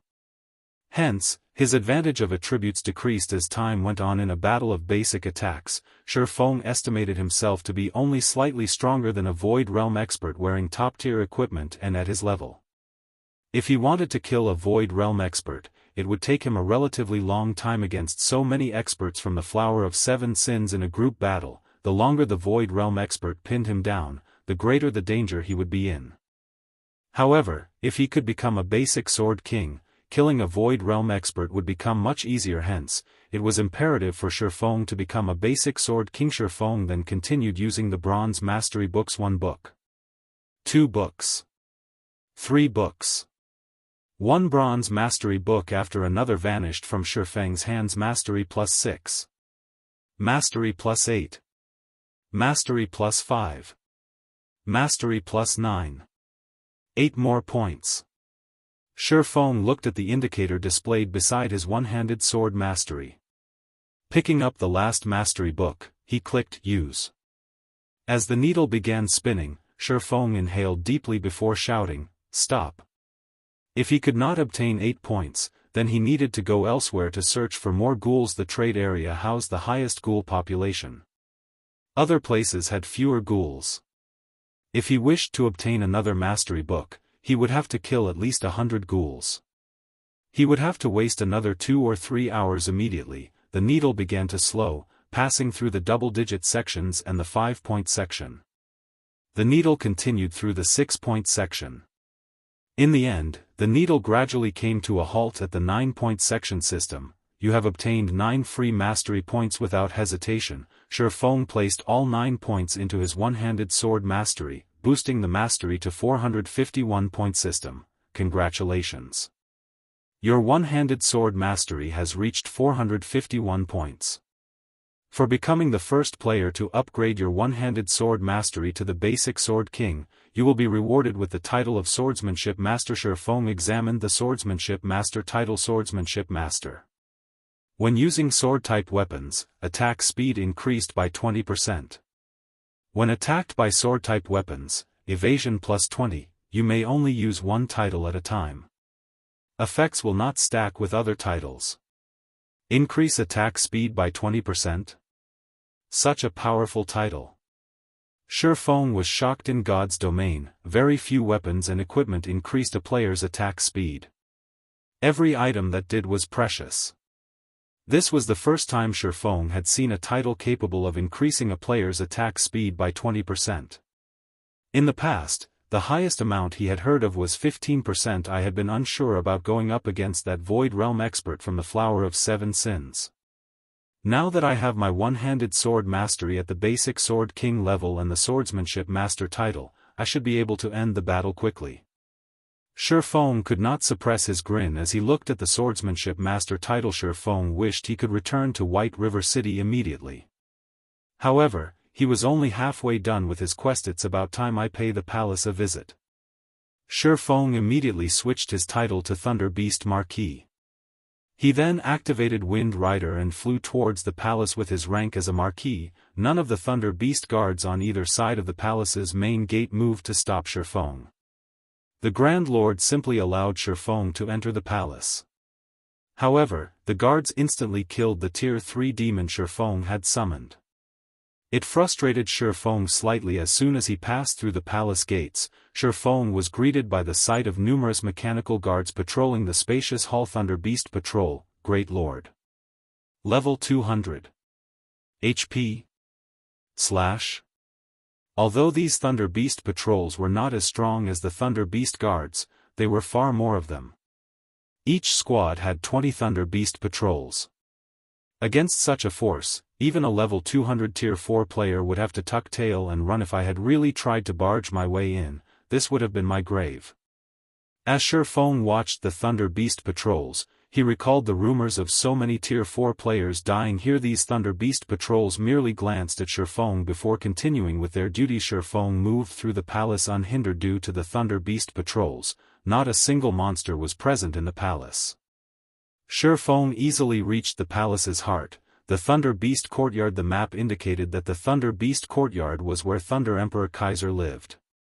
Hence, Feng had made his way there. Such intense mana. The density here is almost triple that of the outside world. Before Feng even entered the Thunder Beast Courtyard, he could feel his mind clearing. This was a phenomenon that would only occur when the mana reached a certain density. It seems that I was right to come here. Chapter 722, Demigod.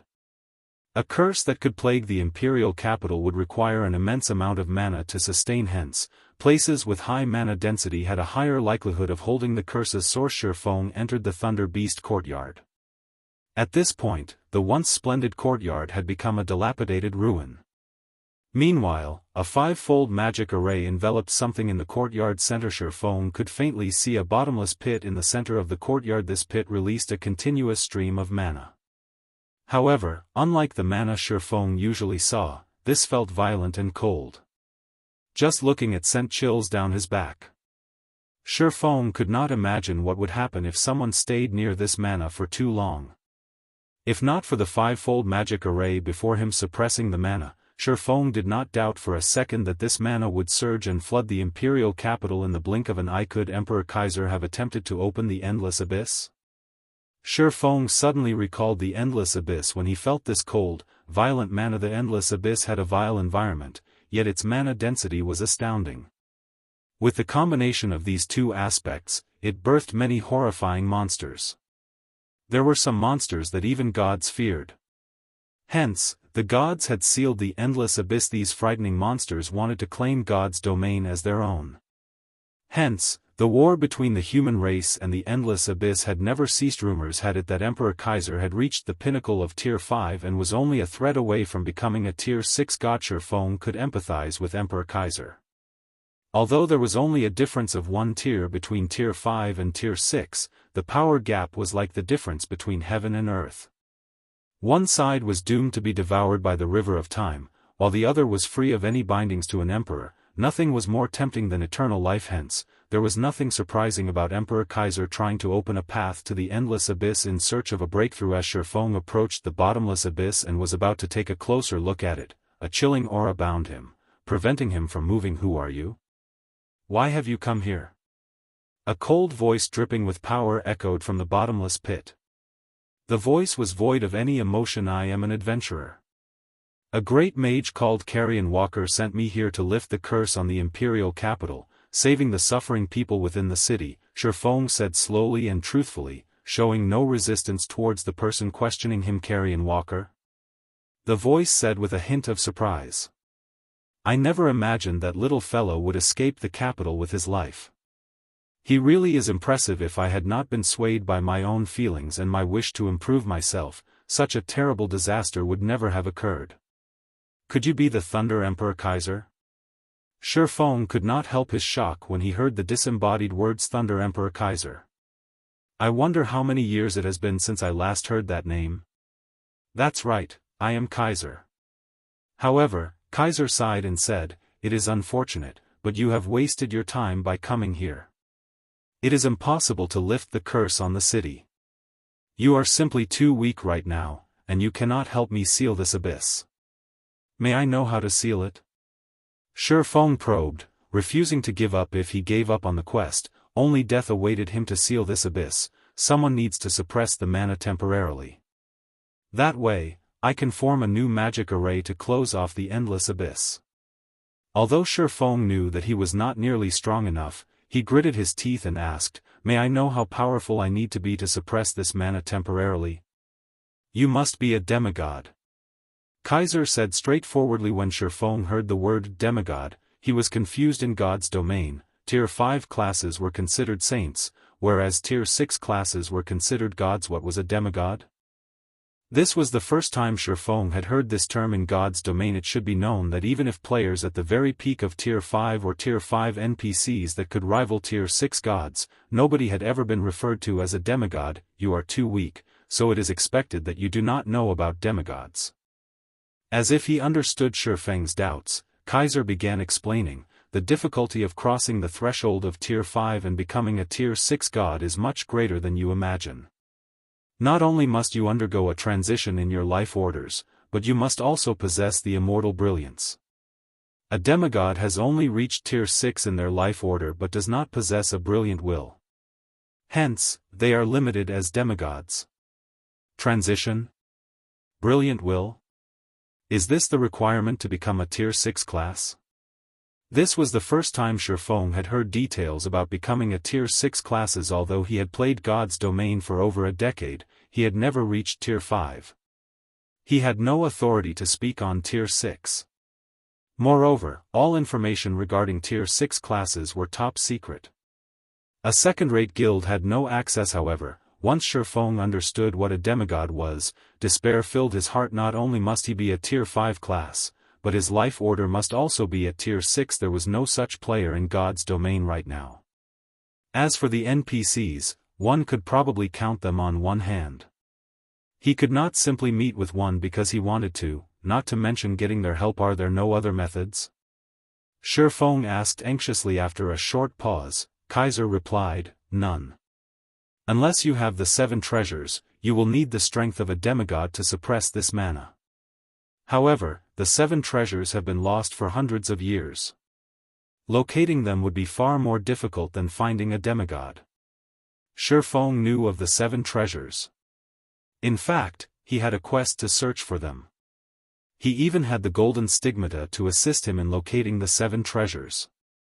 However, he had yet to find even one of the 7 treasures, either the strength of a demigod or a tool that can suppress the mana.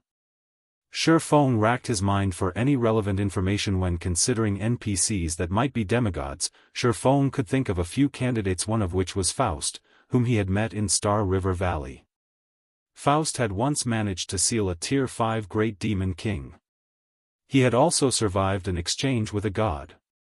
He was a mythical character who had lived for over 300 years. Another candidate would be the City Lord of Blackwing City.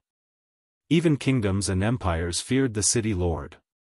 He was not an ordinary Tier 5 NPC. There was also Hell's Gatekeeper, Christie. That NPC guarded the most dangerous God Mode regional dungeon throughout God's domain. The final boss of the God Mode regional dungeon was a Tier 6 god. One could just imagine how powerful Christie was. The NPC was not a simple Tier 5 class either. However, none of these NPCs were easy to contact. Aside from these human NPCs, Feng had also encountered several monsters with the strength of a demigod. The Fallen Angel Serena Fallen Angel's life order was very high. They were only inferior to gods. At Tier 5, they should be as powerful as a demigod, right? How could I forget? Demons are on the same level as fallen angels. Feng suddenly remembered the Bible of Darkness. He possessed the original version of the summoning book. Even though it was only a fragment, it could still summon a Tier 5 Great Demon King. A Great Demon King was much stronger than a Tier 5 human. The only problem was that he wasn't strong enough to summon a Great Demon King. Maybe Kaiser could. Chapter 723, Power of the Bible of Darkness.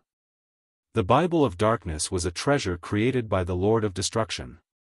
It possessed the power to rule over all demons, allowing one to become the Lord of Demons. Since ancient times, abyssal demons were one of the top races in the Endless Abyss and were one of the human race's greatest enemies. Even Tier 6 demons wandered in the Endless Abyss, not to mention Tier 5 demons. Through the power of spacetime, the Bible of Darkness could summon a demon from the Endless Abyss. However, the Bible of Darkness had already been destroyed, so it could not exert its true power. Summoning a Tier 5 Great Demon King was its limit. Your Imperial Majesty, may I know if this will be of some help? Feng took out the thick, heavy Bible of Darkness. The dense power of darkness that radiated off the Bible was more than enough to instill fear. NPCs that were not quest-related could not steal items from players. Hence, Feng was not worried about Kaiser snatching the Bible of Darkness. Although NPCs could not steal a player's items, they could use them. However, Feng was not sure if Kaiser could use the Bible of Darkness, as he was now the Bible of Darkness. Kaiser recognized the thick book immediately, shock appearing on his face. I had never expected a little guy like you to have such a treasure. It's unfortunate that the Bible has been destroyed and cannot exert its true power. Otherwise, with this book's original strength, it could seal the passage to the Endless Abyss easily. Feng was stunned. The passage to the Endless Abyss could not be opened and closed as one wished. Otherwise, the War God Temple would not have tried so hard to search for the 7 treasures to suppress the passage between the 2 worlds. However, listening to Kaiser, the Bible of Darkness actually possessed the power to open and close the passage. In other words, the completed form of the Bible of Darkness was as powerful as the 7 treasures. Although the Bible of Darkness has been damaged, it could be of some help, Kaiser said. In the next moment, the Bible of Darkness flew out of Feng's hand and fell into the bottomless pit. Little guy, back away. At Kaiser's warning, Feng did not dare remain where he stood. Immediately, he turned and ran out of the Thunder Beast courtyard. The pressure exuded by a demigod-level existence was no laughing matter. Previously, Kaiser had used his aura to bind and render Feng immobile. If a demigod like Kaiser flicked his finger, Feng would likely turn to dust. After Feng fled the Thunder Beast courtyard, the mana density began to rise rapidly. In the next moment, a massive pair of gates made of bone appeared above the courtyard. Compared to the demon gates that appeared when Feng summoned Tier 3 demons, this demon gate was colossal. The demon gate loomed like a mountain, and the pressure it radiated warped the courtyard's atmosphere. This is the demon gate a demigod can summon? Feng finally realized how terrifyingly powerful the Bible of Darkness was after seeing the towering demon gate. It was no wonder why so many NPCs in God's domain were so keen to obtain it. The power he could currently exert with the Bible was just the tip of the iceberg. If the wielder could summon an army of demons during battle, who could stand against them? It was uncertain whether a Tier 5 player could even defeat a Tier 5 Great Demon King, not to mention a group of them.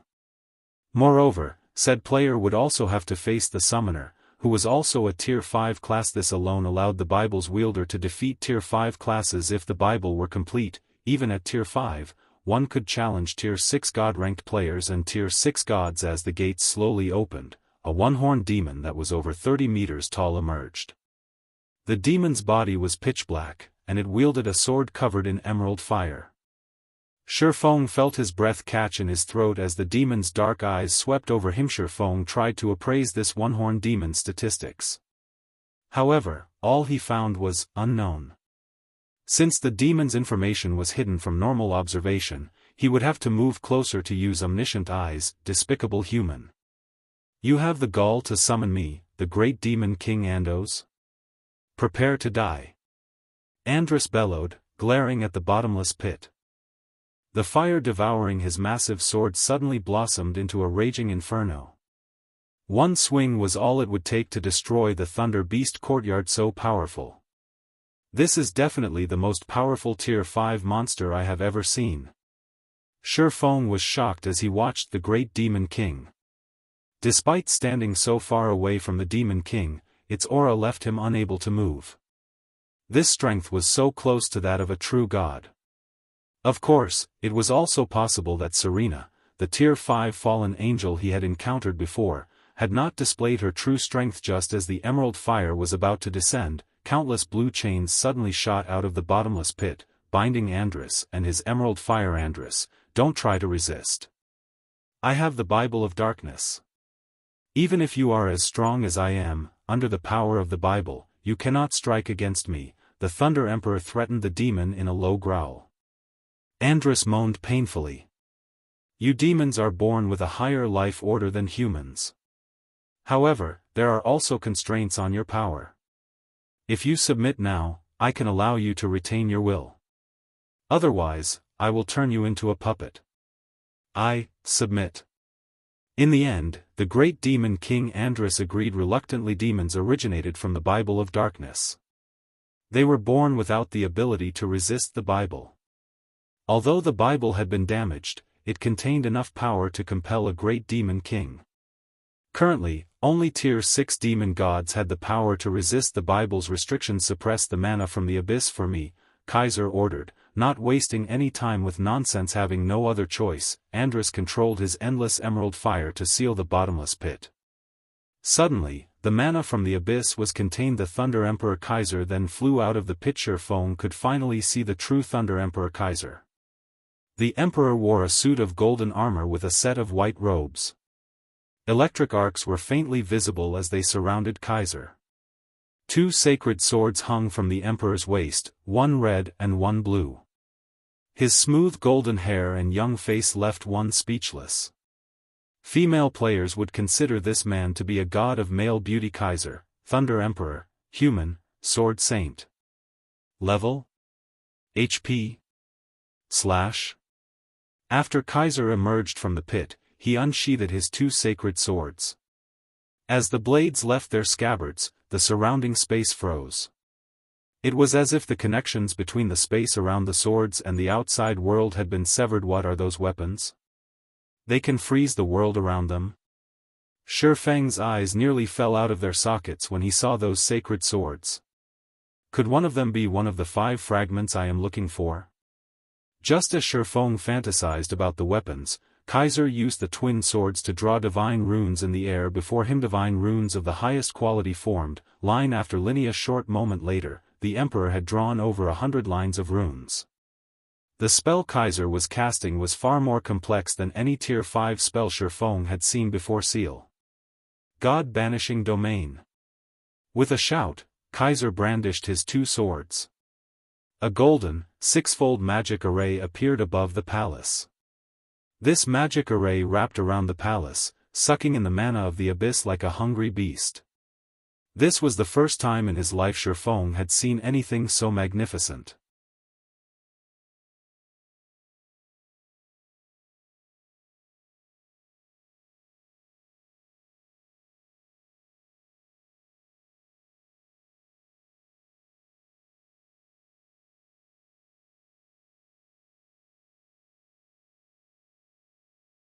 With an intermediate magic array, players could easily suppress such a boss, reducing the dungeon's difficulty tremendously. However, what excited Feng the most was that the intermediate magic array Carrion Walker had given him was a top-tier suppression-type magic array 9-star polar domain, intermediate magic array.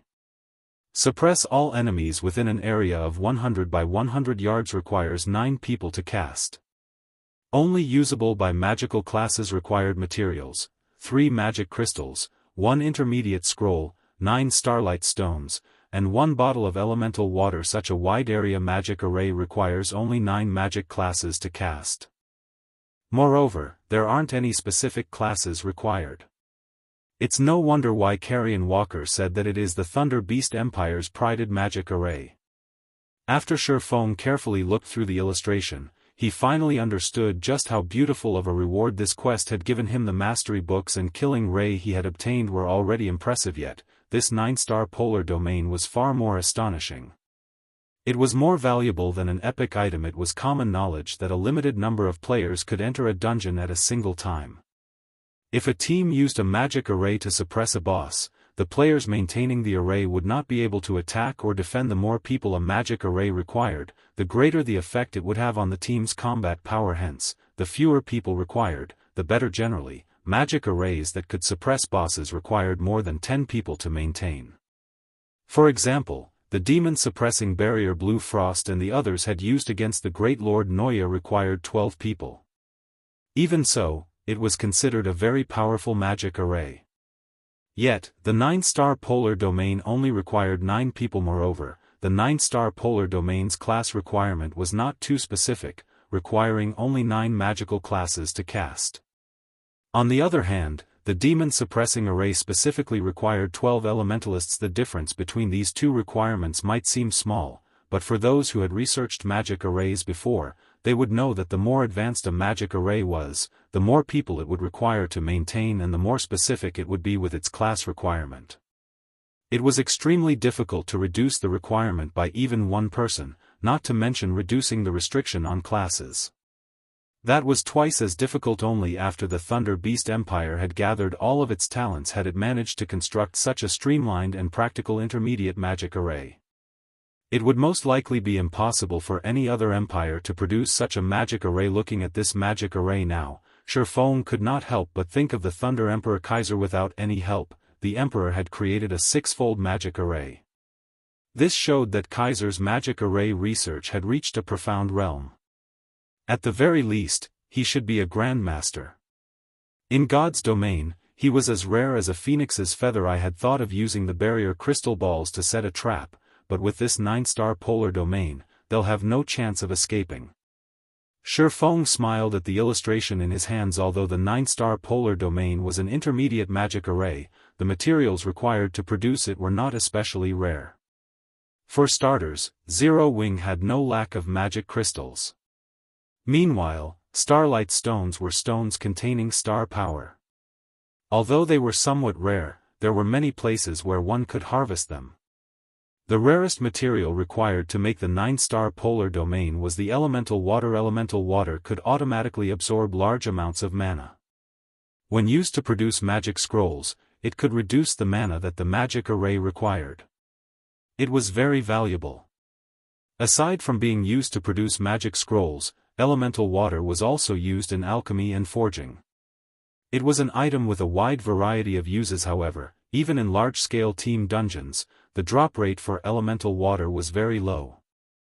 The various large guilds treated elemental water like a strategic item and would not sell any unless necessary. Of course, if Feng were willing to spend a little more money, he could obtain a significant amount. After Feng stored the 9-star polar domain magic array illustration, he bid Carrion Walker and the others farewell and used a return scroll to teleport back to White River City.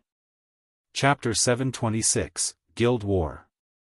Ever since Stone Forest Town had fallen under Zero Wing's control, the town developed faster by the day due to the Stoneclaw Mountains. Stone Forest Town had already become a haunt for elite players. Various facilities constantly emerged within the town undergoing endless changes and improvements. At this point, the town had 6 smithies. There were over 20 hotels. Even though more players had gathered than before, there were no longer the long queues there had been when the town had first fallen into Zero Wing's clutches. They no longer needed to wait several hours to repair equipment. However, ever since Zero Wing had given up on developing the Stoneclaw Mountains itself and shifted its focus towards conquering team dungeons and leveling up elsewhere, Stone Forest Town's atmosphere had grown extraordinarily intense. It felt as if a war would break out between the guilds at any time. Although Zero Wing had given up on developing the Stoneclaw Mountains, the number of guilds replenishing their supplies in Stone Forest Town had never diminished. On the contrary, more guilds arrived each day. This allowed Zero Wing's income of magic crystals to remain steady. The various large guilds were extremely envious, and they all hungered to replace Zero Wing as Stone Forest Town's manager. Inside the secret pavilion's guild residence. "Uncle Yuan, you called us here so suddenly, did something major happen?" a young man asked. This youth wore silver scale armor and carried a heavy greatsword on his back. His expression was indifferent, and he wore his red hair in a spiky style. The youth radiated a suffocating bloodthirst that prevented anyone from approaching him casually. Moreover, this youth's level was very high. He was a level 34 berserker. He could rank at the very top of Star Moon Kingdom's ranking list. Aside from this youth, there were also quite a few young men and women waiting in the guild hall. These men and women also had very high levels, with the lowest among them being level 33. The weakest piece of equipment they wore was level 30 fine gold rank. Even in first-rate guilds, such high-leveled and well-equipped individuals were extremely rare. However, almost 100 of such players stood in the secret pavilion's guild hall. Of course, something good has happened. Cold Autumn, don't tell me you've forgotten why the guild leader told you to come here? Yuan Tianxin, who had already reached level 35 and currently wore a set of long, black robes, said, chuckling. Every major power would nurture their own experts. Meanwhile, Cold Autumn was the most outstanding individual among the new generation of the secret pavilion. He was also a genius, recognized by many of the guild's elders and founding members. Has the Flower of Seven Sins finally started to take action? Cold Autumn asked excitedly. To let them, the guild's new generation, learn the strength of the Flower of Seven Sins, their guild leader had sent them on a trip to Stone Forest Town.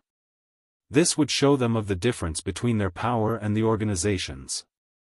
At the very least, they would not remain ignorant like frogs at the bottom of a well. Although the secret pavilion was a powerful force in the virtual gaming world, compared to the incomparably mysterious Flower of Seven Sins, the pavilion was almost nothing. After all, the Flower of Seven Sins was an organization that struck fear even in the hearts of super guilds. However, I've heard that after sustaining several attacks from the Flower of Seven Sins, Zero Wing's members have become more cautious and have kept a low profile. Both the guild's main force and the Dark God's Legion either held themselves up in the Divine Colosseum or went out to complete quests after disguising themselves. They have stopped forming teams to level up in the fields. Even the Flower of Seven Sins could not find an opportunity to attack. How could the organization have found a chance to make a move now? Could they be planning to trade their lives, ignoring their safety to kill their targets? Cold Autumn asked, wondering aloud. They had seen a few battles between Zero Wing and the Flower of Seven Sins assassins. However, Zero Wing's members had been defenseless. Before the organization's assassins could exert their full strength, the players from Zero Wing had died. However, Cold Autumn had to admit that there were some powerful experts among Zero Wing. In the last secret battle between the two organizations, Zero Wing had 10 members on their side.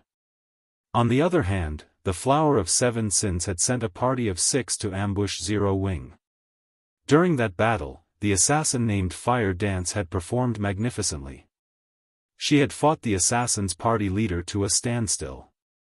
In the end, she had activated a berserk skill, killing one of the assassins and escaping with her life. However, at the end of that battle, Zero Wing had suffered 9 deaths, while one from the Flower of 7 Sins had died. Even so, this had been an amazing outcome as, during the previous exchanges between the two, Zero Wing had always suffered complete while the Flower of 7 Sins came out unharmed. These battles were not due to Zero Wing having weak members. Rather, it was because the Flower of 7 Sins was simply too strong. Cold Autumn had pondered his capabilities in such a situation. At best, he was confident in fighting toe-to-toe with an ordinary member from the Flower of 7 Sins.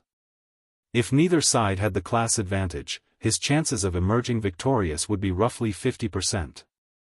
As for facing a party leader, the difference in strength was too vast. He would not even have the chance to survive or flee this time. The Flower of 7 Sins had dispatched less than 50 members. Meanwhile, those capable of becoming a party leader in the organization would be, at least, a Flowing Water Realm expert. Cold Autumn himself was merely a half-step Refinement Realm expert. Without much of a difference in terms of basic attributes, he had 0 chances of winning against a Flowing Water Realm expert. Not to mention, his equipment was inferior to the Flower of 7 Sins party leaders. Not only could their equipment rank at the very top of God's domain, but the party leaders had also learned many rare skills. Every one of them possessed powerful berserk skills and were all inhumanely strong. Hence, Cold Autumn admired Fire Dance. The fact that Fire Dance could contend with a party leader and had even killed a party member before escaping showed that she was far stronger than he was. However, part of the reason that Fire Dance could achieve this feat was due to her attribute surpassing the Flower of 7 Sins party leader.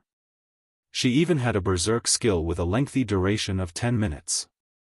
Without these advantages, she, too, would have shared the same fate as her team members. It's not the Flower of 7 Sins.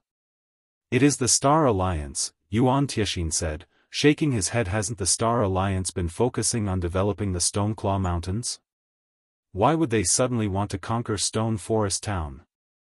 Cold Autumn did not believe that any power in God's domain was capable of occupying Stone Forest Town against current players. Level 150 NPC guards only needed 1 hit to finish the fight. Plenty of high-tiered NPC guards also protected the town. You'll understand once you see the official forums, Xianxia said. Cold Autumn immediately opened Star Moon Kingdom's forum. Sure enough, at the very top of the front page, massive letters attracted attention to a specific post. Moreover, the post had been created by none other than the Star Alliance's guild leader. Galaxy past the Star Alliance officially issues a challenge to Zero Wing. We will wait in the Stoneclaw Mountains. Do you dare accept? If Zero Wing does not have the courage to accept this challenge, you can hide in Stone Forest Town for the rest of your lives. Although the post had just been issued, the Star Alliance's many members had constantly upvoted it. They had also disparaged Zero Wing in the comments. Isn't Zero Wing supposed to be impressive? Do you guys dare accept our challenge? Black Flame, aren't you Star Moon Kingdom's #1 expert? If you're strong enough, stop hiding and fight me. Let's show the world how I beat you up into a pulp. Sure enough, Zero Wing's members are all cowards. The only thing they know how to do is to hide in the safe zone. So, this is the case. Cold Autumn immediately understood what was going on. It seems that the Star Alliance is not doing too well right now, either. Without the supplies that Stone Forest Town offers, even with funding, the Star Alliance's development in the Stoneclaw Mountains has lagged behind the other guilds. Naturally, the guild cannot allow this to continue. Now that the Flower of 7 Sins is dealing with Zero Wing's experts, it is the perfect chance for the Alliance to deal a massive blow to the guild. If the Alliance succeeds, once Stone Forest Town's protection period has ended, it will be a lot easier for the Alliance to take over, Xianxia explained. Hence, I have called you all here to prepare. I understand. I'll have everyone get ready. Hopefully, Zero Wing won't try to dodge this battle. Cold Autumn felt that Zero Wing's guild leader, Black Flame, was not so foolish as to get taken in by such a pitiful provocation. However, it was a different matter when it came to the guild. If Zero Wing wanted to retain its reputation, it would have no choice but to accept the Star Alliance's challenge.